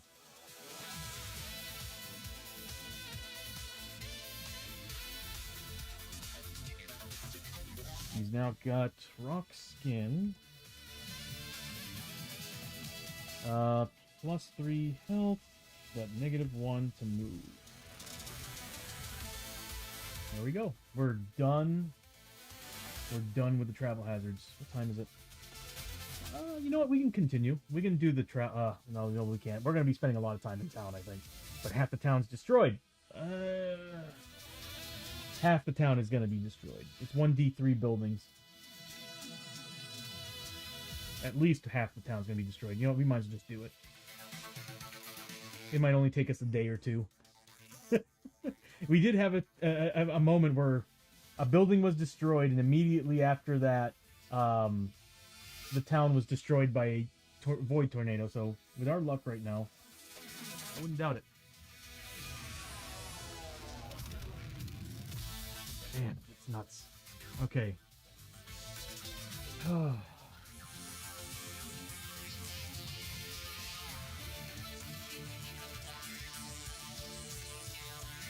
Okay.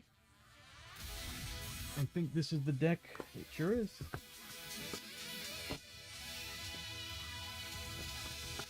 And we'll roll and see which parts of the town are destroyed. We'll get through the town state, and then I'll probably retire these characters for a little bit until I figure out what I want to do with them. And we'll go on to the knights. Knights, and I actually have somebody who is interested in joining. So that will be a Thursday stream. I probably won't be streaming on Friday. Sunday, I want to say I should still be streaming. It all depends. Here's the thing. Okay, I might stream on Friday, but I might not stream on Sunday because I need to start packing. So that's probably what's going to happen. I hate to do it because I love having Sunday streams. I haven't missed a single Sunday yet. So since we started this. Let's see. Well, no, we did miss one. Holiday season. Okay, we need the town stuff. Fuel.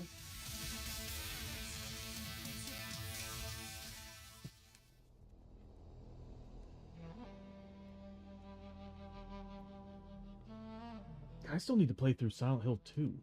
The new one. I've played through it back on PlayStation 2, but I remember getting it on PC last year, and I was like, oh, this would be great. And the problem was every single streamer was playing it, and I don't know, I got kind of turned off from it because I saw it too much. Then again, I already kind of knew the game already, but when I play it, I want to play it kind of fresh. That's why like everybody's playing Resident Evil Requiem right now, and it's making me nervous because I really want to play that.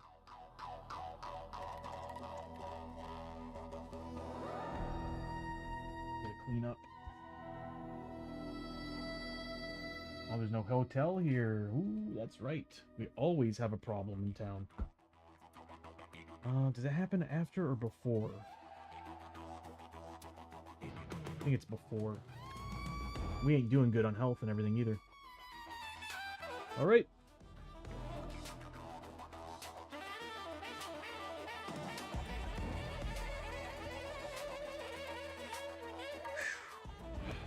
What do we get for buildings? Gladiator Arena? That's fun. Get the temple again. The desert marketplace? Come on, come on, come on. You know, I might go ahead and do that too. What I might do on stream is I might actually, like, always have one that you all choose. And not flipped over, like, straight up, like, you all choose what it is. Or, if we fail a mission and we're supposed to destroy buildings, I'll have you all choose the buildings that like, the amount of buildings of which that would be destroyed. So this way, we always have buildings that we want, but there's still a chance they might get destroyed when we roll to see which one's destroyed at the start. It's not a bad idea. I might do that. So, for example, right now... Let's do that right now. Why not? Let's give that a try. See how that works out. Alright. Well, okay. We'll keep those out there for now, for reasons. Temple was there. We'll roll a die, and that will tell us how many buildings are being destroyed. That's 2. So, this wouldn't have been brought out.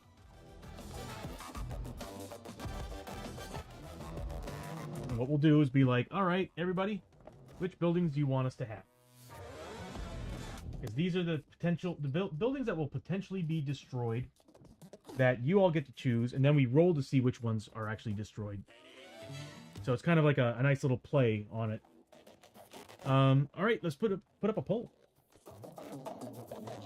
I just want to see how this would work out. If you think it's broken, we'll not do it. Alright, oh.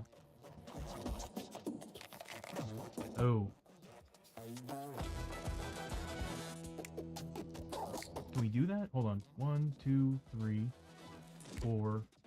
Yeah.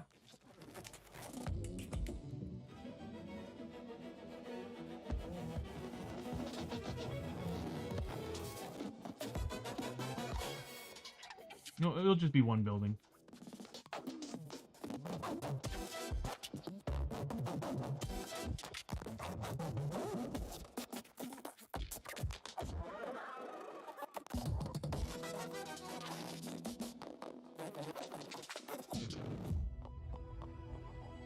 That's what we'll do. We'll put them in sets. So we'll be like that. So the first set is the mining operation and the scavenger dock.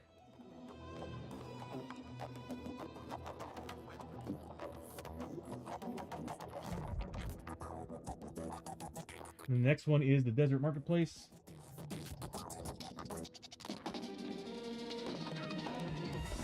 And the workshop. Go figure. Alright, polls up.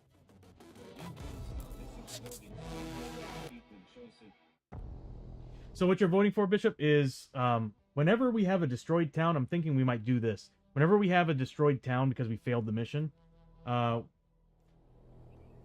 the amount that's being destroyed, I'll randomly pull onto the screen a set for each for you all to vote on. Because either way, they may be destroyed, but you all are voting for what the last two are. Is what's happening. And so we still have to roll to see which buildings are destroyed. They still could be destroyed, or they could be one of the buildings that we actually need. So we're giving you all the opportunity to decide which buildings is better for us. And to be honest with you, either set's really good. The nice thing about the Wasteland Workshop is that we can upgrade our tech weapons. The Desert Marketplace would be helpful too to buy us some gear, bandages and everything. The Frontier Dock, of course, would be great for healing our characters. And I think we get special stuff from the mining operation too.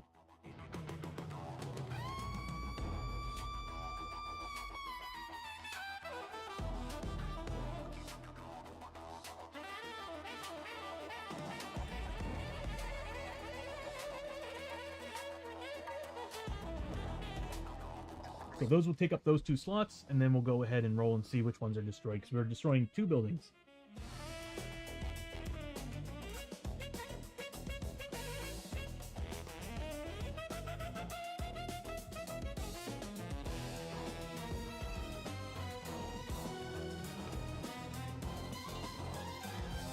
don't think there's anything else I need to set up. We got the daily event charts, which we need to do next.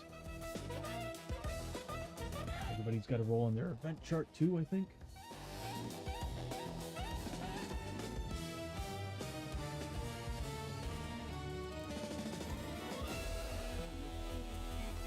Mining op and scavenger dock. Cool. So how it will work is the mining operations here, scavenger dock there. Again, this way you all can actually kind of decide, instead of it all just always being random, you all get to decide, but we still have to randomize what is destroyed. I'm actually kind of half tempted to do that for every town stay.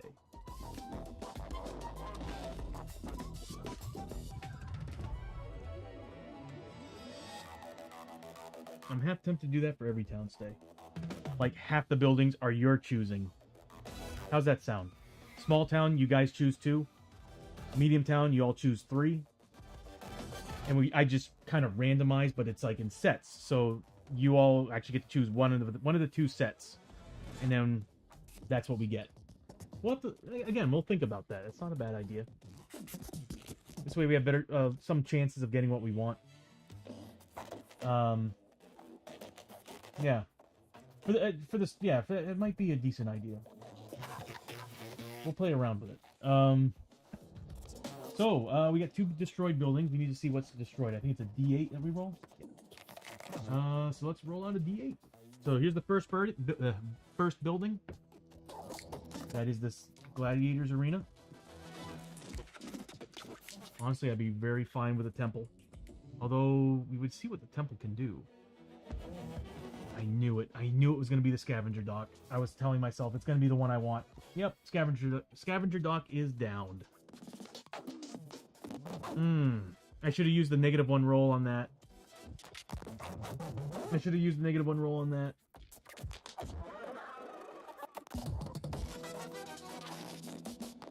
Dang. Okay. I need to use the dice. I get 2 into the game and I forget we have the redeem system. The only time I tend to really use it is when Tom's here, and he's like always like, I want to use some dice. So we get the temple and the mining operation. Okay, let's pull up the sheet and see what we have to do first, because we do have to do stuff at the actual campsite now. Since we don't have, we don't have a hotel to go to. I keep forgetting how the campsite works because I'm always going to the hotel during the day in town. Instead of visiting a normal town location, a hero may elect to visit a campsite. That's not what I'm looking for. Is it hazard event rules?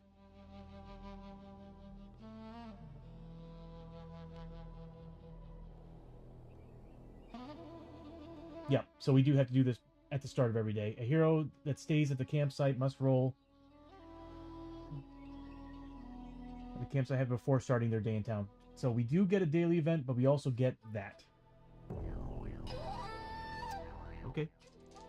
2d6.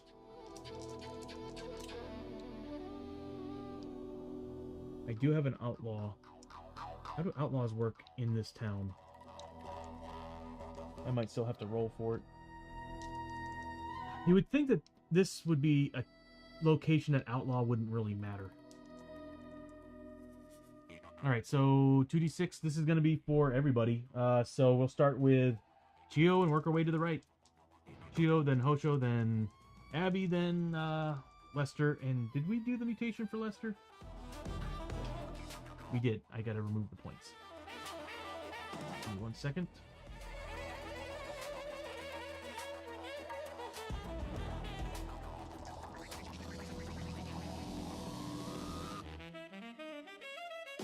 Alright, 6. Uneventful night. Yep, so it's a uneventful evening of drunken debauchery, and I can barely read that. Well, no event. I can barely read that. I really wish they would. I love all their products and they're beautiful, but I always felt like too much texturing on it made it a little difficult to read, especially the choice of the font, the color. Here's for Hosho. That's a 7, so same thing. 8, so same thing.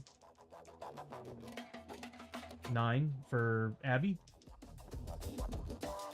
And an 8 for Lester, so luckily nothing happened. Man, it would be nice to roll double 6s. Plus 1 health permanent? That'd be sick. It's almost worth it going to the campsite, if that's the case. Alright, so with the campsite done, daily event. You better just watch yourself. Tripping on a rusty plate of metal buried in the street. You stumble into a group of shady... we've done this before. Shady gamblers upending their slot puck table. They do not seem happy. One random hero must make a cunning 6+ test to talk your way out of the trouble. That's going to be Lester. These are 3 cunning.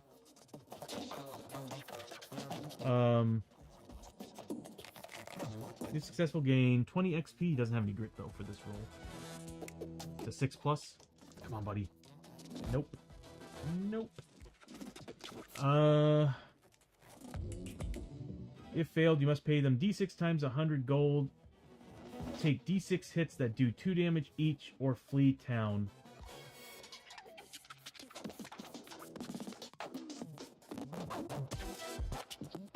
That's a lot of money. But 2d6 hits is a lot of damage. But he does have defense 3+ and an armor save of 6+. I'm half tempted for him to take the hits. I have faith I'm gonna roll low on these. He's not gonna lose his money. Are you kidding me? He worked hard for that. He worked hard for that money. So hard for it, honey. He worked hard for the money, so you better treat him right. 4 points. Alright, so he takes 4 hits.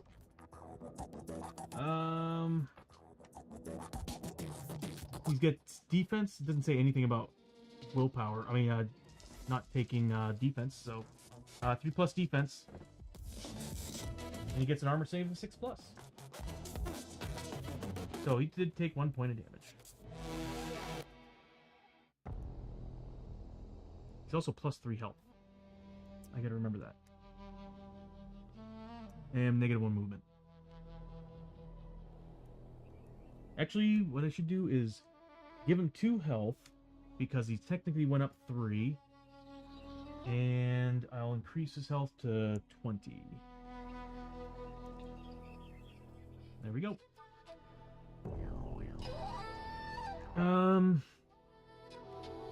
That's actually not a bad mutation. So we're done with that. All we can do is go to the temple or the mining operation. There's really not much for us to do here. So let's see what the temple... Oh, we had to roll to see what the temple did for us first. God, we need to roll for the temple. The idol. Alright, so we roll a d6. That'll determine the idol. That's a 2. So the Great Kraken. So we'll put a 2 next to the temple. I've got an idea for a cool little effect for the stream for specific places like this, the temple. Yeah, I'm gonna do it. So we'll put a 2 here to display that it's a 2. And let's see. Actually, we can put it on the overlay because that actually represents the town and what it worships. So it's the Release the Kraken. So the Great Kraken. So we can banish madness for 250 bucks.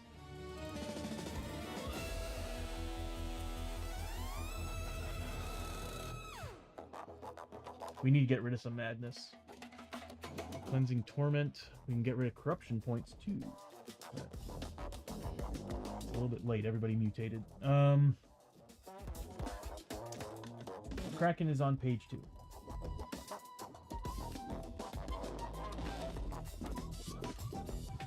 The hall is adorned with a chitin plate of chitin plate. I keep forgetting how it's pronounced. And hardened shells of countless beasts that roam the desert. Oh, cool. That would be, yeah, the Great Kraken. The void.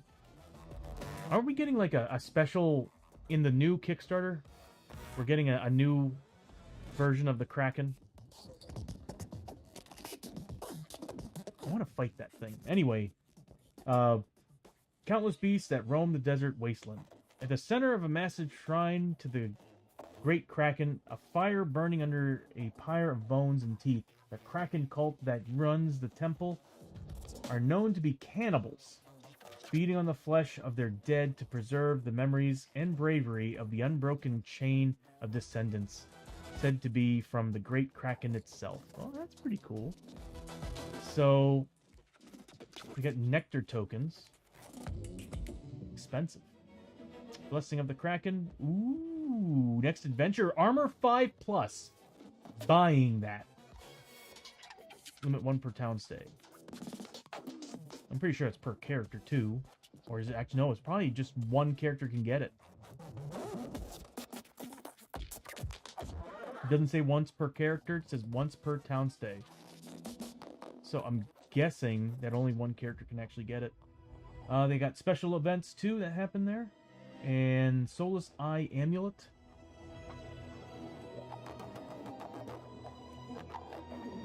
I'm sorry, discard to cancel. Oh, it's 800 bucks. Holy crap.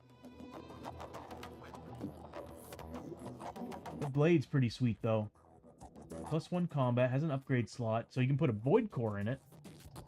So you'd get +1 damage and +2 damage against beast enemies. Get 2 of those bad boys. That's 4 combat at +2 damage, +4 against beasts. Oh man, that is good. If you get the void core.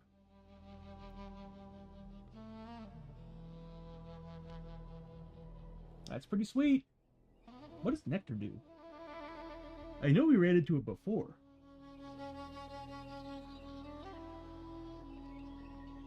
I'm so glad I don't have to go running around for stuff anymore. Nectar. Oh. Oh, it's super tonic. It's flippin' super tonic. D3 grit. Holy crap. How much is it? And it's $250? 250 bucks. They're normally, I think, aren't tonics normally like 150? So another 100 bucks, you can get up to 3 grit.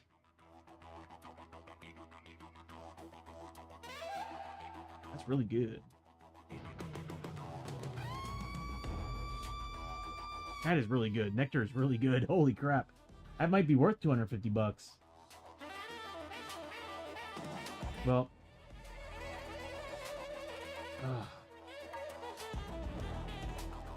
That's a tough call.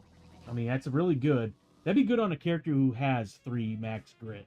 Because the chances of getting all 3 makes it worth the 250 bucks. On characters that have 2 grit, I mean, I don't know. I guess it depends on where you buy the tonic from. Right. The only thing I see worth getting here, in my opinion, right now, is the blessing.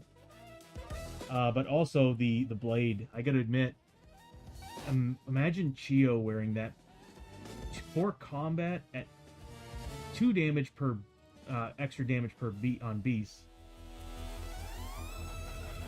And then if I can upgrade those with even inlays, that'd be nice. Should be getting rerolls. I gotta admit, those blades are pretty good. I don't think we got the money. Well, we might have the money for it. We got stuff we need to sell. In the mining operation, I don't think we really there's anything there for us. Could be wrong, but oh no, they got dynamite. Yeah, and of course the pickaxe. Anytime you find darkstone, get 1 extra. That's actually pretty good. That's really good. The dynamite, of course, is always worth having. Ah, flash grenades. Yeah, I know where I'm going. Flash grenades. Oh, that's right. I got the power drill. D8s on hit and damage, +1 whenever you draw 1 or more scavenge cards. Oh, that's really good. Oh, and it's +1 damage. So, +1 combat, +1 damage, and do D8s to hit and damage rolls. So, 3 combat at D8 hit and damage rolls? Is there a downside to this thing? Whenever you draw 1 or more scavenge cards, you may also draw an extra... Oh my god. The laser drill's really, really good. Scrap thrower. Well, we got scrap. Good God! Scrap thrower. Is it a shotgun? No, it's a rifle. But look what it does. It's got 2 upgrade slots, so we can increase its shots to 3. Damage +2. You must discard 1 scrap token, which we got plenty. We got 6 right now. Hold on. Yeah, we do have 6. We got 9 tech. Dang. Okay.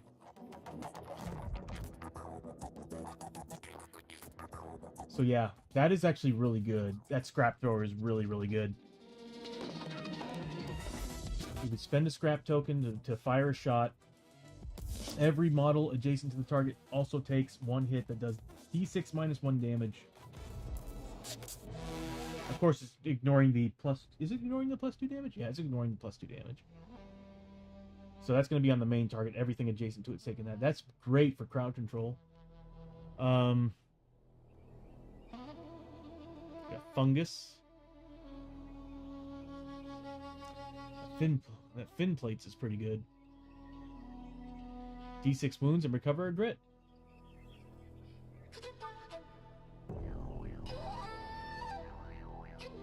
Yep. What sucks about this is that there's really nothing. These 2 places, nothing for us here to really do.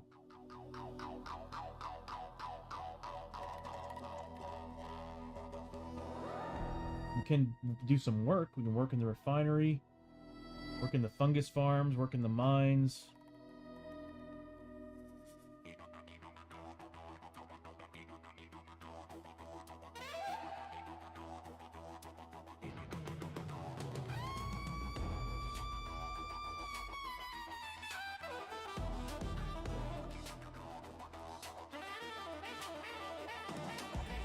Well, I'm not really seeing anything we can really do here. I mean, I would love to get some weaponry. I mean, we can sell stuff.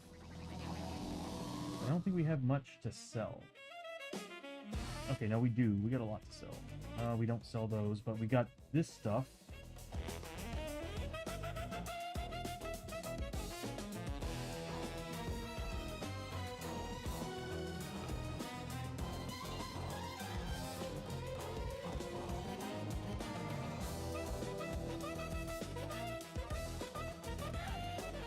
Yeah, we got stuff to sell. I just don't think we'll make enough to buy some things I would like to get for these characters. Like, I kind of want to get... I really want to get Chiyo those two 2 of those weapons, making her combat 4. But I'm also looking at that laser drill, and I'm like, man, imagine giving Chiyo the laser drill. Or actually, no, Hosho. Hold on a minute. I'm just thinking about that. The laser drills +1 combat, so we get +1 combat. Hold on, it's swords that he treats, or is it? Oh, hold on, let me pull up the card for a second. Yeah, for everybody just chiming in, I'm really sorry. Town stays and Shadows of Brimstone are usually the slowest part of the game. If I look at Hosho, character sheets, Feudal Japan, he is a wandering swordsman.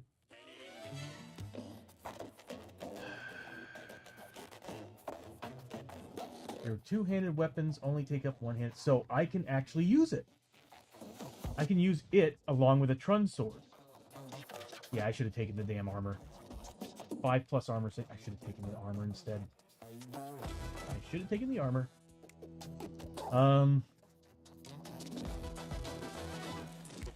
So the scrap thrower, not scrap thrower, the laser drill would turn into a one-handed weapon on him.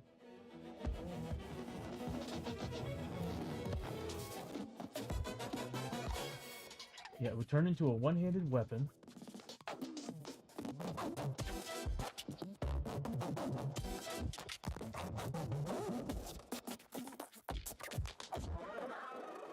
Trying to think. It would give him +1 combat, and it would actually turn that into a D8 to hit and damage for one of those hits. Oh no, your melee attacks are. Holy crap! Okay, so not only would I still get the Trun Blade of 2 damage base and 3 damage on crits, I would get +1 combat. All my attacks are now D8 instead of D6 and are +1 damage. It would be stupid of me not to get that blade right now. That's a major upgrade.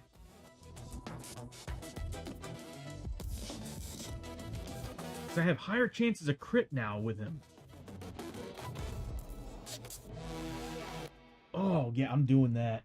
We're going to send somebody there to sell stuff, and we're buying him the laser drill. I really want the scrap thrower, too. That'd be awesome. But the laser drill is where it's at. That's sick. That is a sick weapon. Just think about it. I get 3d8 +1 damage base. I mean, don't get me wrong, I'll miss the +2 damage bonus. But I'll always be at +3 damage. So technically, I'm only losing 1. But I'm getting an extra combat. Yeah, that's a no-brainer. I'm taking it. And I think we get the money for it right now. So somebody's going there. It's going to be Hosho. Why not? And we're going to sell stuff while we're there. There's nothing at the campsite for this place, unfortunately. We could try to heal some madness. I might just do that. If that's the case, then Hosho needs to go there. Who got madness?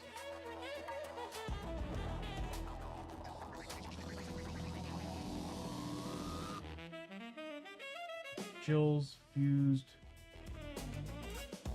Yeah, and it's coming for you. So he needs to go get some madness getting taken care of by that place. Everybody else I think is actually okay on madness. So he's gonna go there and try to get rid of some madness. And we'll just have... Who's doing good and everything right now? I feel better that Abbie would go there. Yeah, that's what we'll do. Everybody else, we'll just say they live town. There's nothing else for us to do here. Yeah, we'll just say they left town.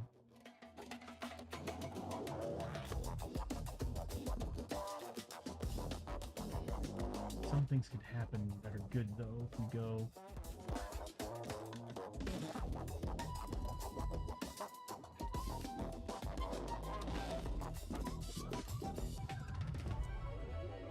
What happens if we go to the temple? a chance we can get something coming through.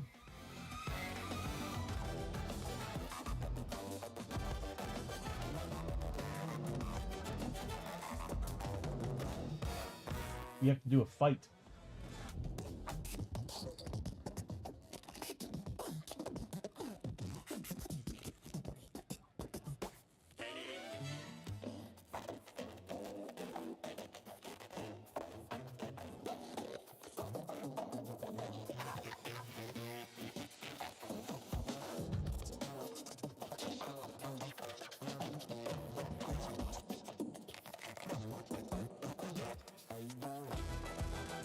For safety reasons, I'll have Chiyo and Lester go to the temple with them, just in case. It's a low threat, but man, the blasted waste is nuts. All right, so we'll have them three go there, although they could still cause it too. Double over. Let's just do it. All right.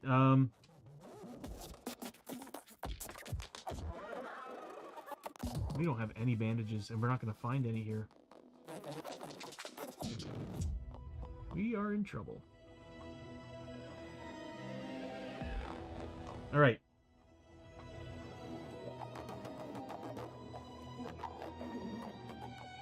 It's on a 10 and a 4. I'm half tempted to just say that these guys are sticking to the campsite.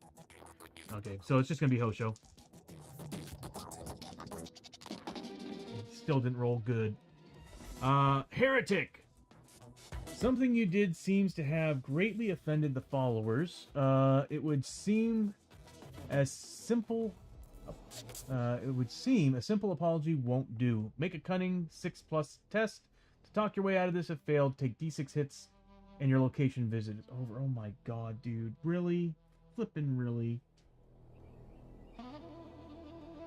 It's a cunning 6 cunning 6+.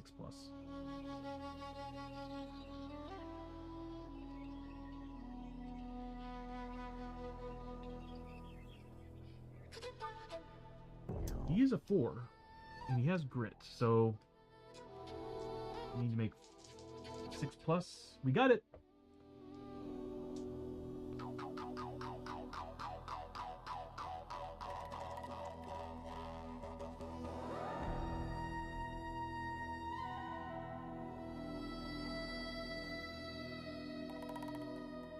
Okay, so we're good. He passed it. He was able to convince his way out of the trouble. He's going to try to get rid of a mutation. Madness. So, let's see. It's going to cost him $250.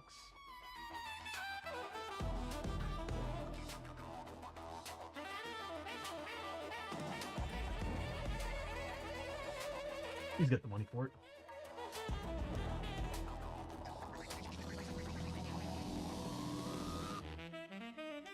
Okay, so $250. Choose a madness. It's going to be...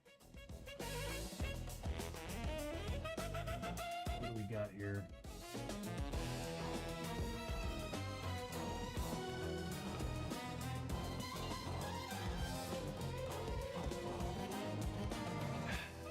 Yeah, it's gonna have to be the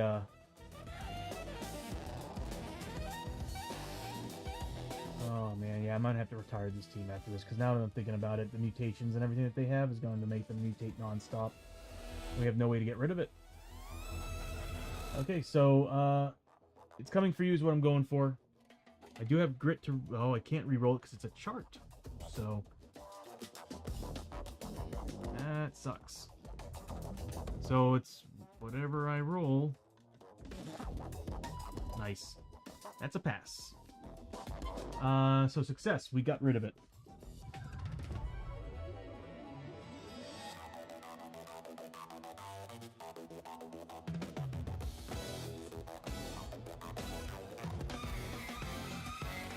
That was... It's coming for you. Okay. Get rid of that. It's no longer a threat. And do we need anything else here? We could try to get rid of the corruption points. $100. Remove D6 minus 2 corruption points from your hero. If no corruption points are removed, instead take D6 sanity damage, ignoring willpower. How is he doing on sanity? Not great, to be honest with you. I'm probably gonna pass on that because ignoring willpower, yeah, no. He might get that madness back after what we just did, so I'm going to pass on that. Hoshoryo's gonna go back. Next up is Abbie. She's currently at the mining op. We're here to buy and sell and buy. Alright, so what we're looking at is 2d6.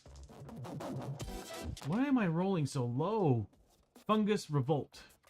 The fungus farm workers have started an uprising. All heroes in the mining operation immediately take d6 hits from the malnourished workers rioting. The heroes may not work the fungus farm today. It's actually probably what I should have had them do, is come here to do some work. So d6 hits, was it? D6 hits. 6 hits. She still gets her defense rolls of 4+. She takes 3 damage. This has been rough. Good God. Okay, so she takes 3 points of damage, and she can now start buying stuff. Oh, selling first. So what we're going to do is we're going to sell these. The Kataginu. Flag of the Lion. No, I'll just go ahead and... yeah, we'll put them over here. So Kataginu, Flag of the Lion, Traveling Boots, Painted Shield, and the leather bracers. That's going to be... I will need to calculate this.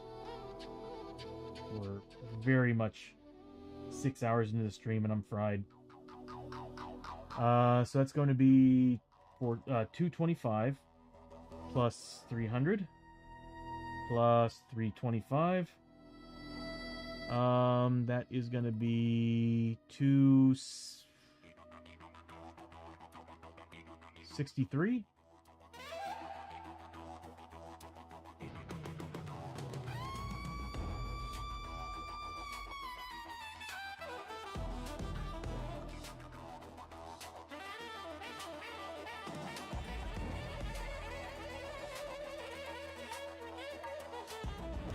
Yes, 263.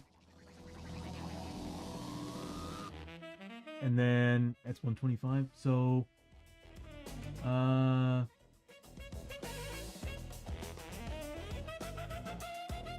63. So we got a total of 1176.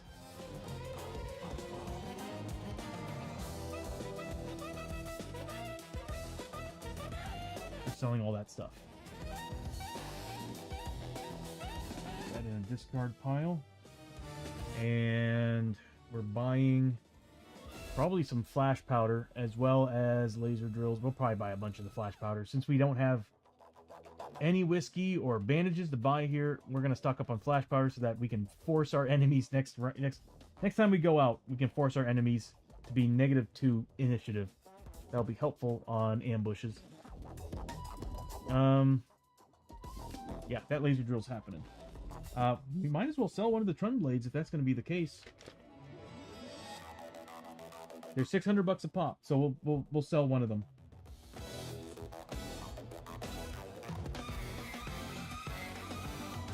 So we got 1476. We got one Trun blade.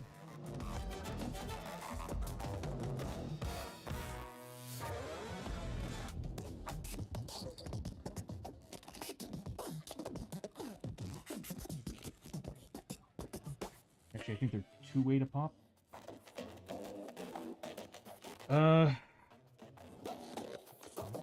Dang. All right.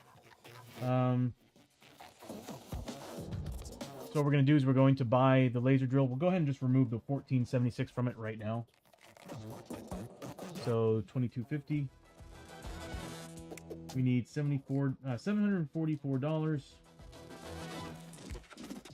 which means we need to get... Everybody needs to pay... We'll just go ahead and remove it from everybody. How are we doing on money on everyone here? Yeah, we'll just do that. 387 from everyone.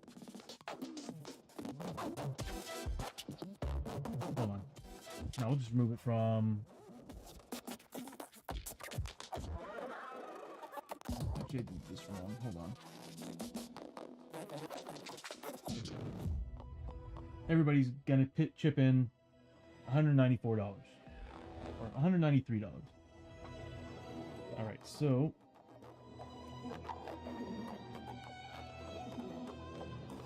193 from everyone.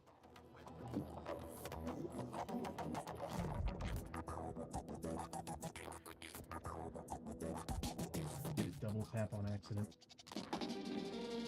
Yes, it did. All right. I need to get rid of that number.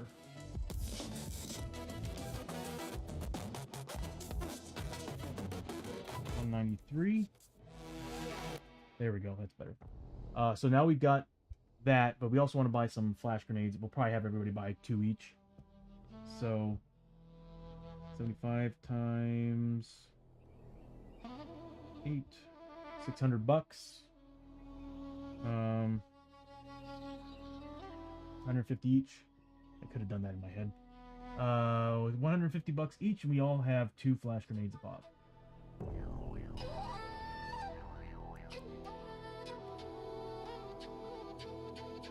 That's pretty much all we can really do. Could spend a grit. Who is this? Could have her spend a grit and go into the mines.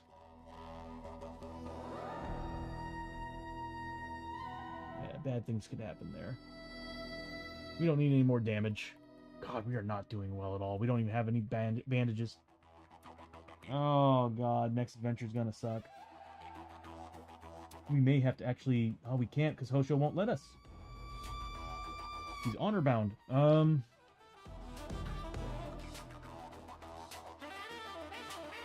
everybody's got flash grenades. I'll just write it down for now.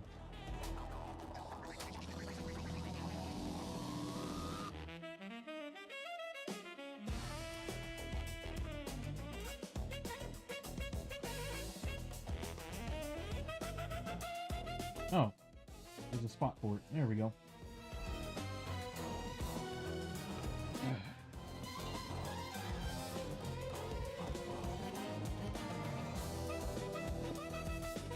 Okay, and then Hoshoryo got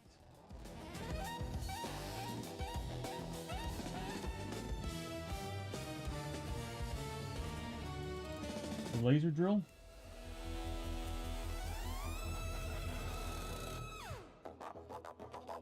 For 22,500. 22,500.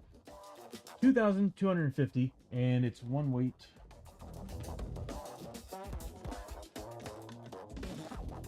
Two-handed, 1 weight. No slots. So it's +1 combat. Melee attacks use D8 to hit and damage. Oh, and damage is +1. Well, that's still good.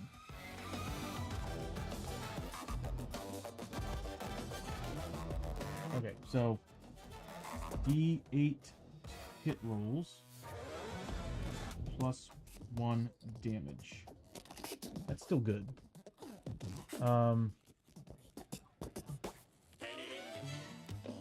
Whenever draw 1 or more scavenge, you may draw an extra.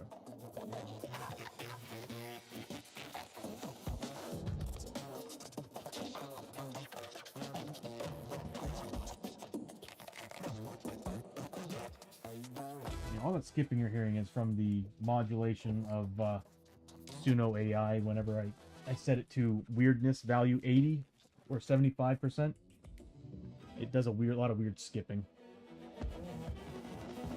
So I'm gonna have to tune that down.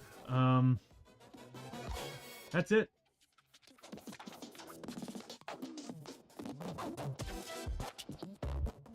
Yeah, that's it. Oh, I forgot to turn it to the next phase. There we go. We're on technically Day 1. Okay, so it's the end of the day. I think this is all we're gonna do here. There's really nothing else.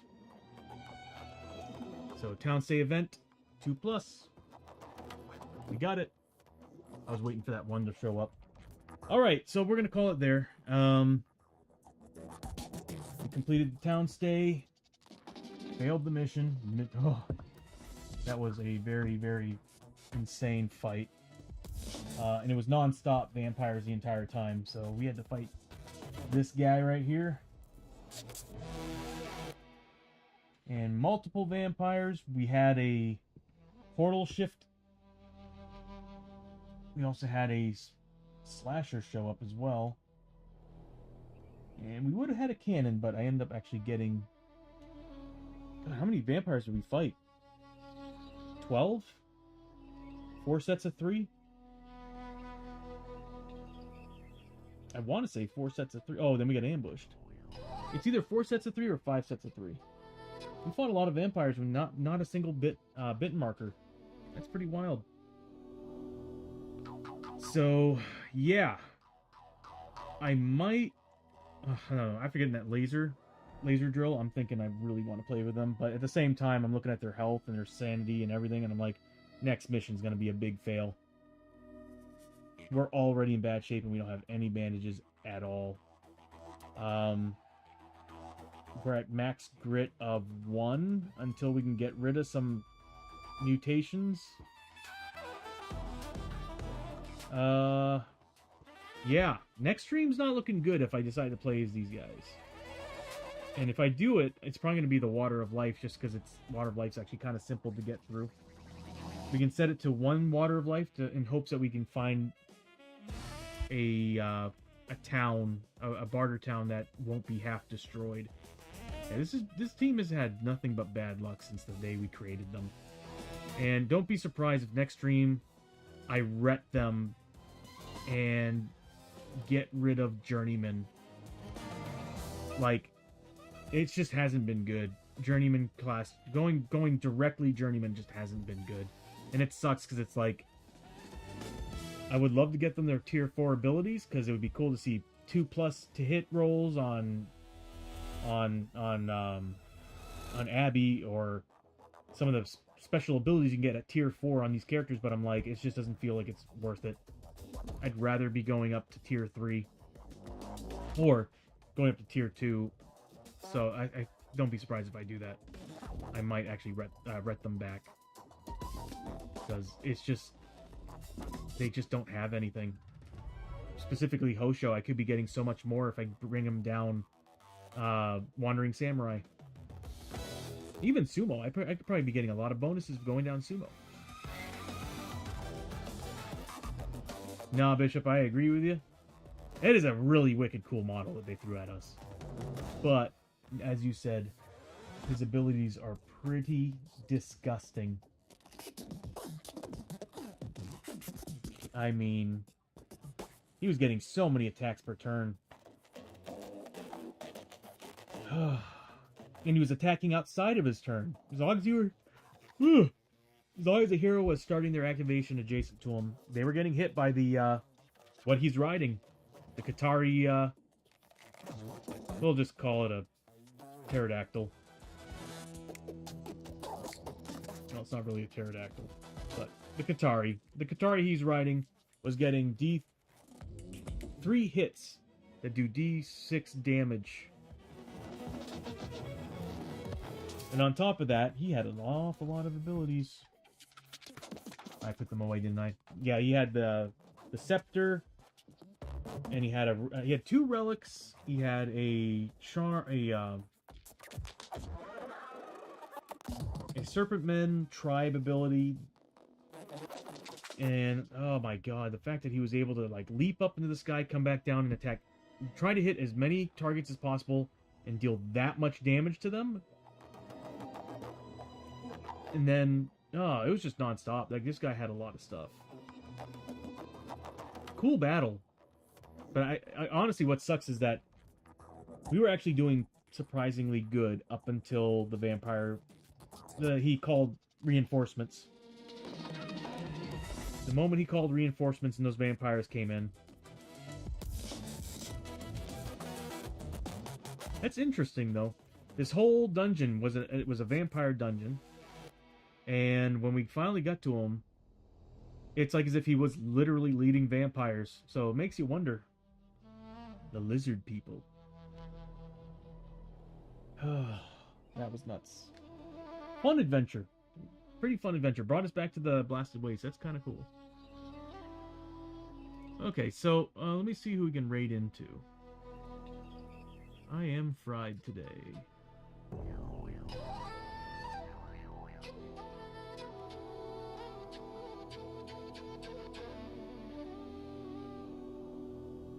We'll change out of this. See who's playing some board games tonight.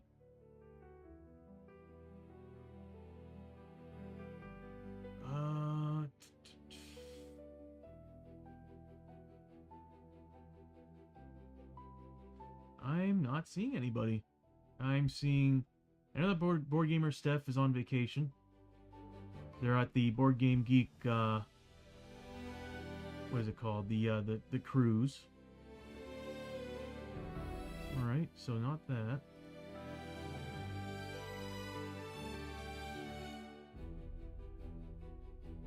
But hey, we can say that we fought another XXL model. So far, between both teams, we fought the Oni Warlord. We fought Belial. No, we didn't fight Belial. I painted Belial. So we fought the Oni Warlord. I think that was it. We actually were able to defeat the Oni Warlord, but that's also because, well, we weren't playing with journeyman characters. But I think they were level 5 when they fought the Oni Warlord. Either that or... No, they were level 5 when they fought the Oni Warlord. Because that happened just before we did the final mission and retired the characters. So far we fought the Oni Warlord. We fought him. I think that was it. Okay, so since I don't really see, who do we have?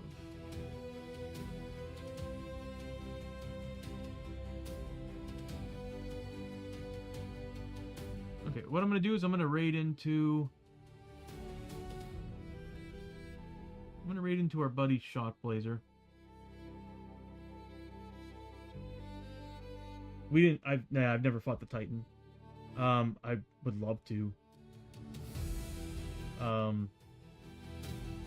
would like to fight the Lion too. Is the Lion a XXL model? No, I think he's just an XL model. Am I sure? I mean, that's about the size of the base that he's on. At least I could have sworn. I might be thinking of Kingdom Death too. I do have that. I've thought about actually building stuff for that as well once I'm done with Shadows, and I'm pretty close to done with Shadows.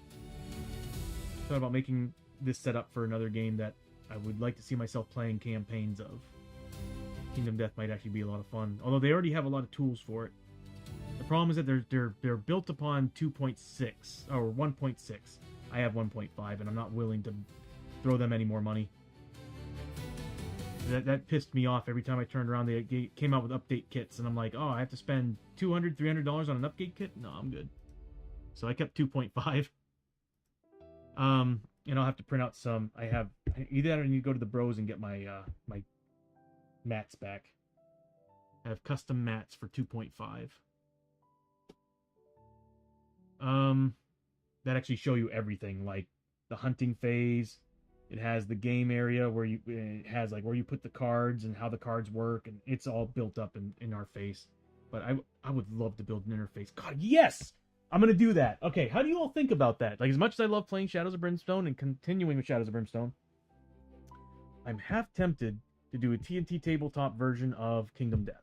Just like the interface you're seeing right now, but specifically designed for Kingdom Death, and I'll make it look like Kingdom Death. So there's lots of skulls and bone and blood and gore. And I'll set up like a whole... That would be pretty awesome. Then I can actually scan all the cards so that we can actually put them on the actual character sheets, and they'll be built in on the system. I'll do that. If you all are up for it, I'll put a poll in the Discord. If you all want, I have no problems, like, every once in a while switching over to Kingdom Death. The only problem is that I am playing with 2.5 rules. You ever seen Kingdom Death, Bishop? I have everything for it. Or at least for what came out in 2.5. I have the Dragon King and all that stuff. And it's, I like I said, I gotta go find, I know who has it, I gotta go get it from them, but I have my own game board that I printed for it that has so many of the features. But I could actually just build some stream elements. I could green screen the game board and just have a background, and I won't have to zoom the camera. I might look into that. Although I do kind of like zooming in on stuff. We'll see. I could just print out my own 3x3 or 4x4 sheet.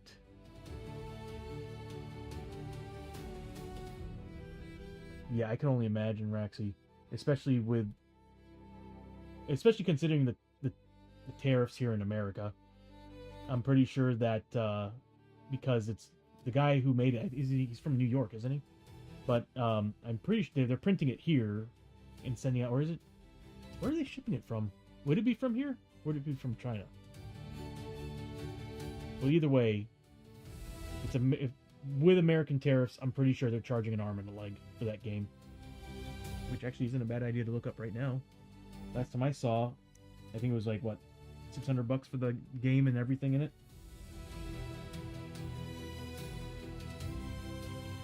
I'm thinking American dollars, by the way. So I apologize for my ignorance. God, they have such great looking models. You know, I made the mistake of just buying tons and tons and tons of their resin models. I'm pretty sure they're all broken now. They're opening an Australian warehouse at some point, but yeah, the tariffs will hurt like a bit. They really will. Let's see what they got at the shop. Let me guess, they got a 1.7 or a 1.8 by now. Oh, they have animations too on their website. Pretty. Let's see. I just want to see the store.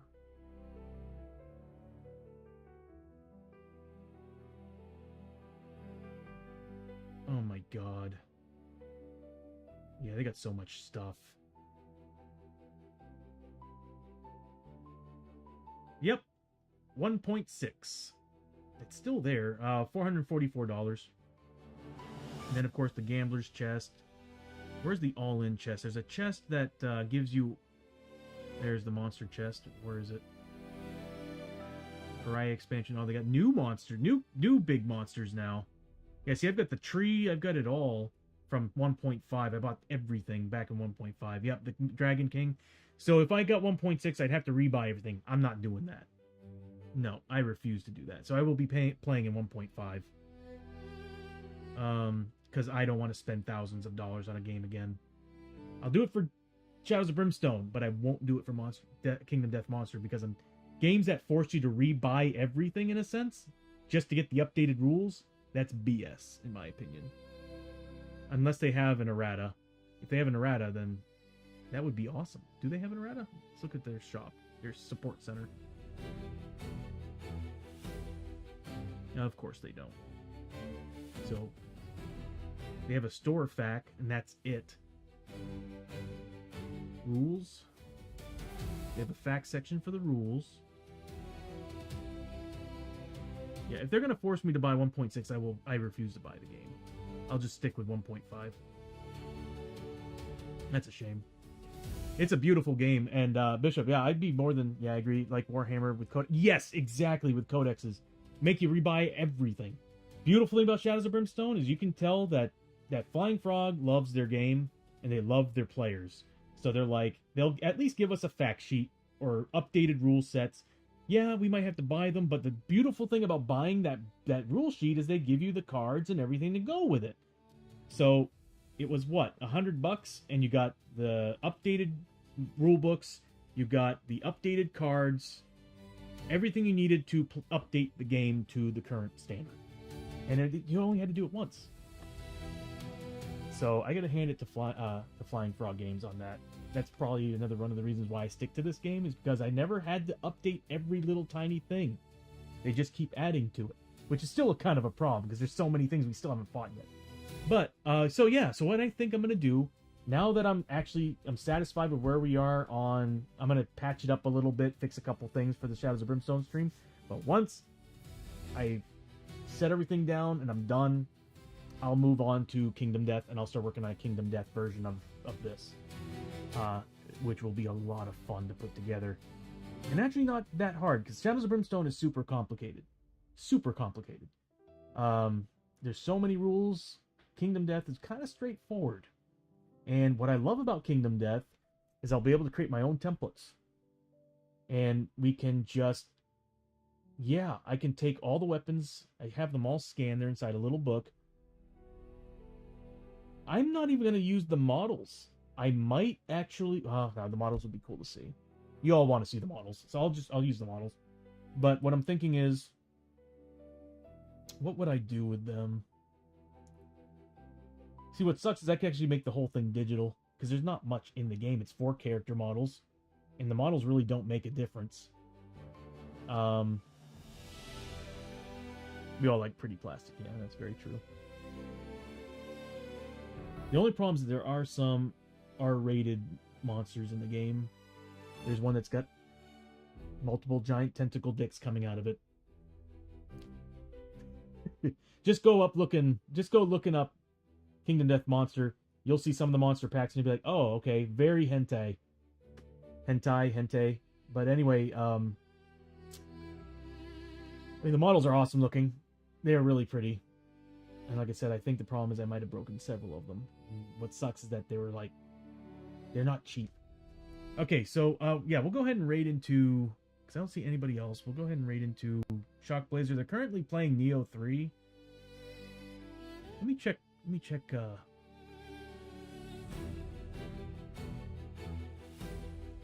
do we have? Yeah, I still don't see any board games. I see digital board games, and that's pretty much it. Somebody who's got themselves set as board games, but they're playing a Nintendo Switch game. So yeah, we'll go ahead and raid into Shock Blazer.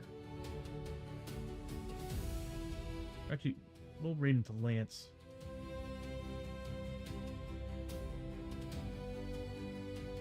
I saw him here 2 seconds ago. Where'd you go? There he is. We'll raid into Lance.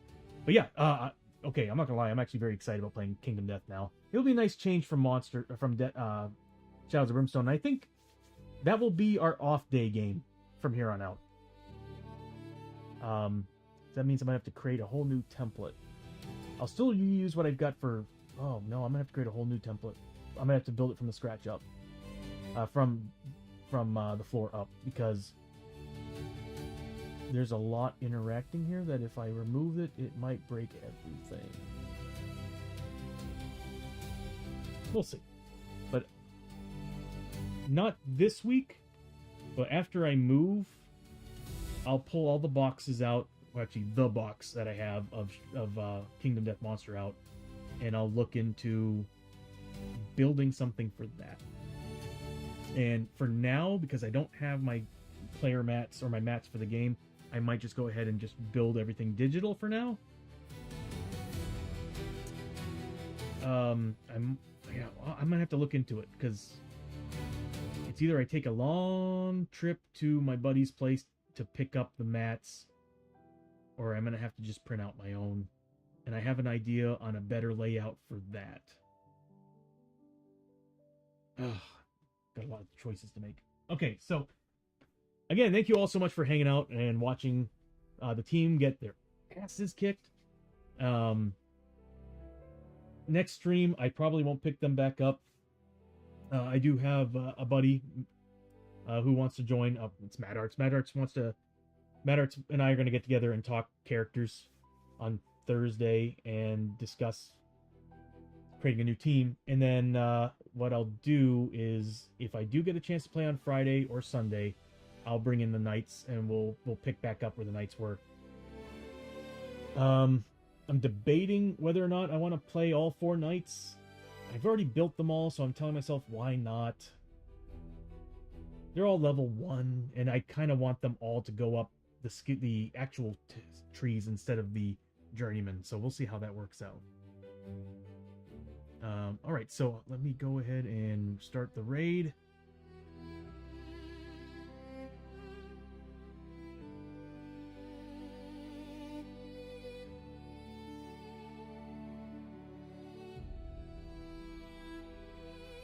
Okay, and I'll see you all hopefully on Thursday. It should happen.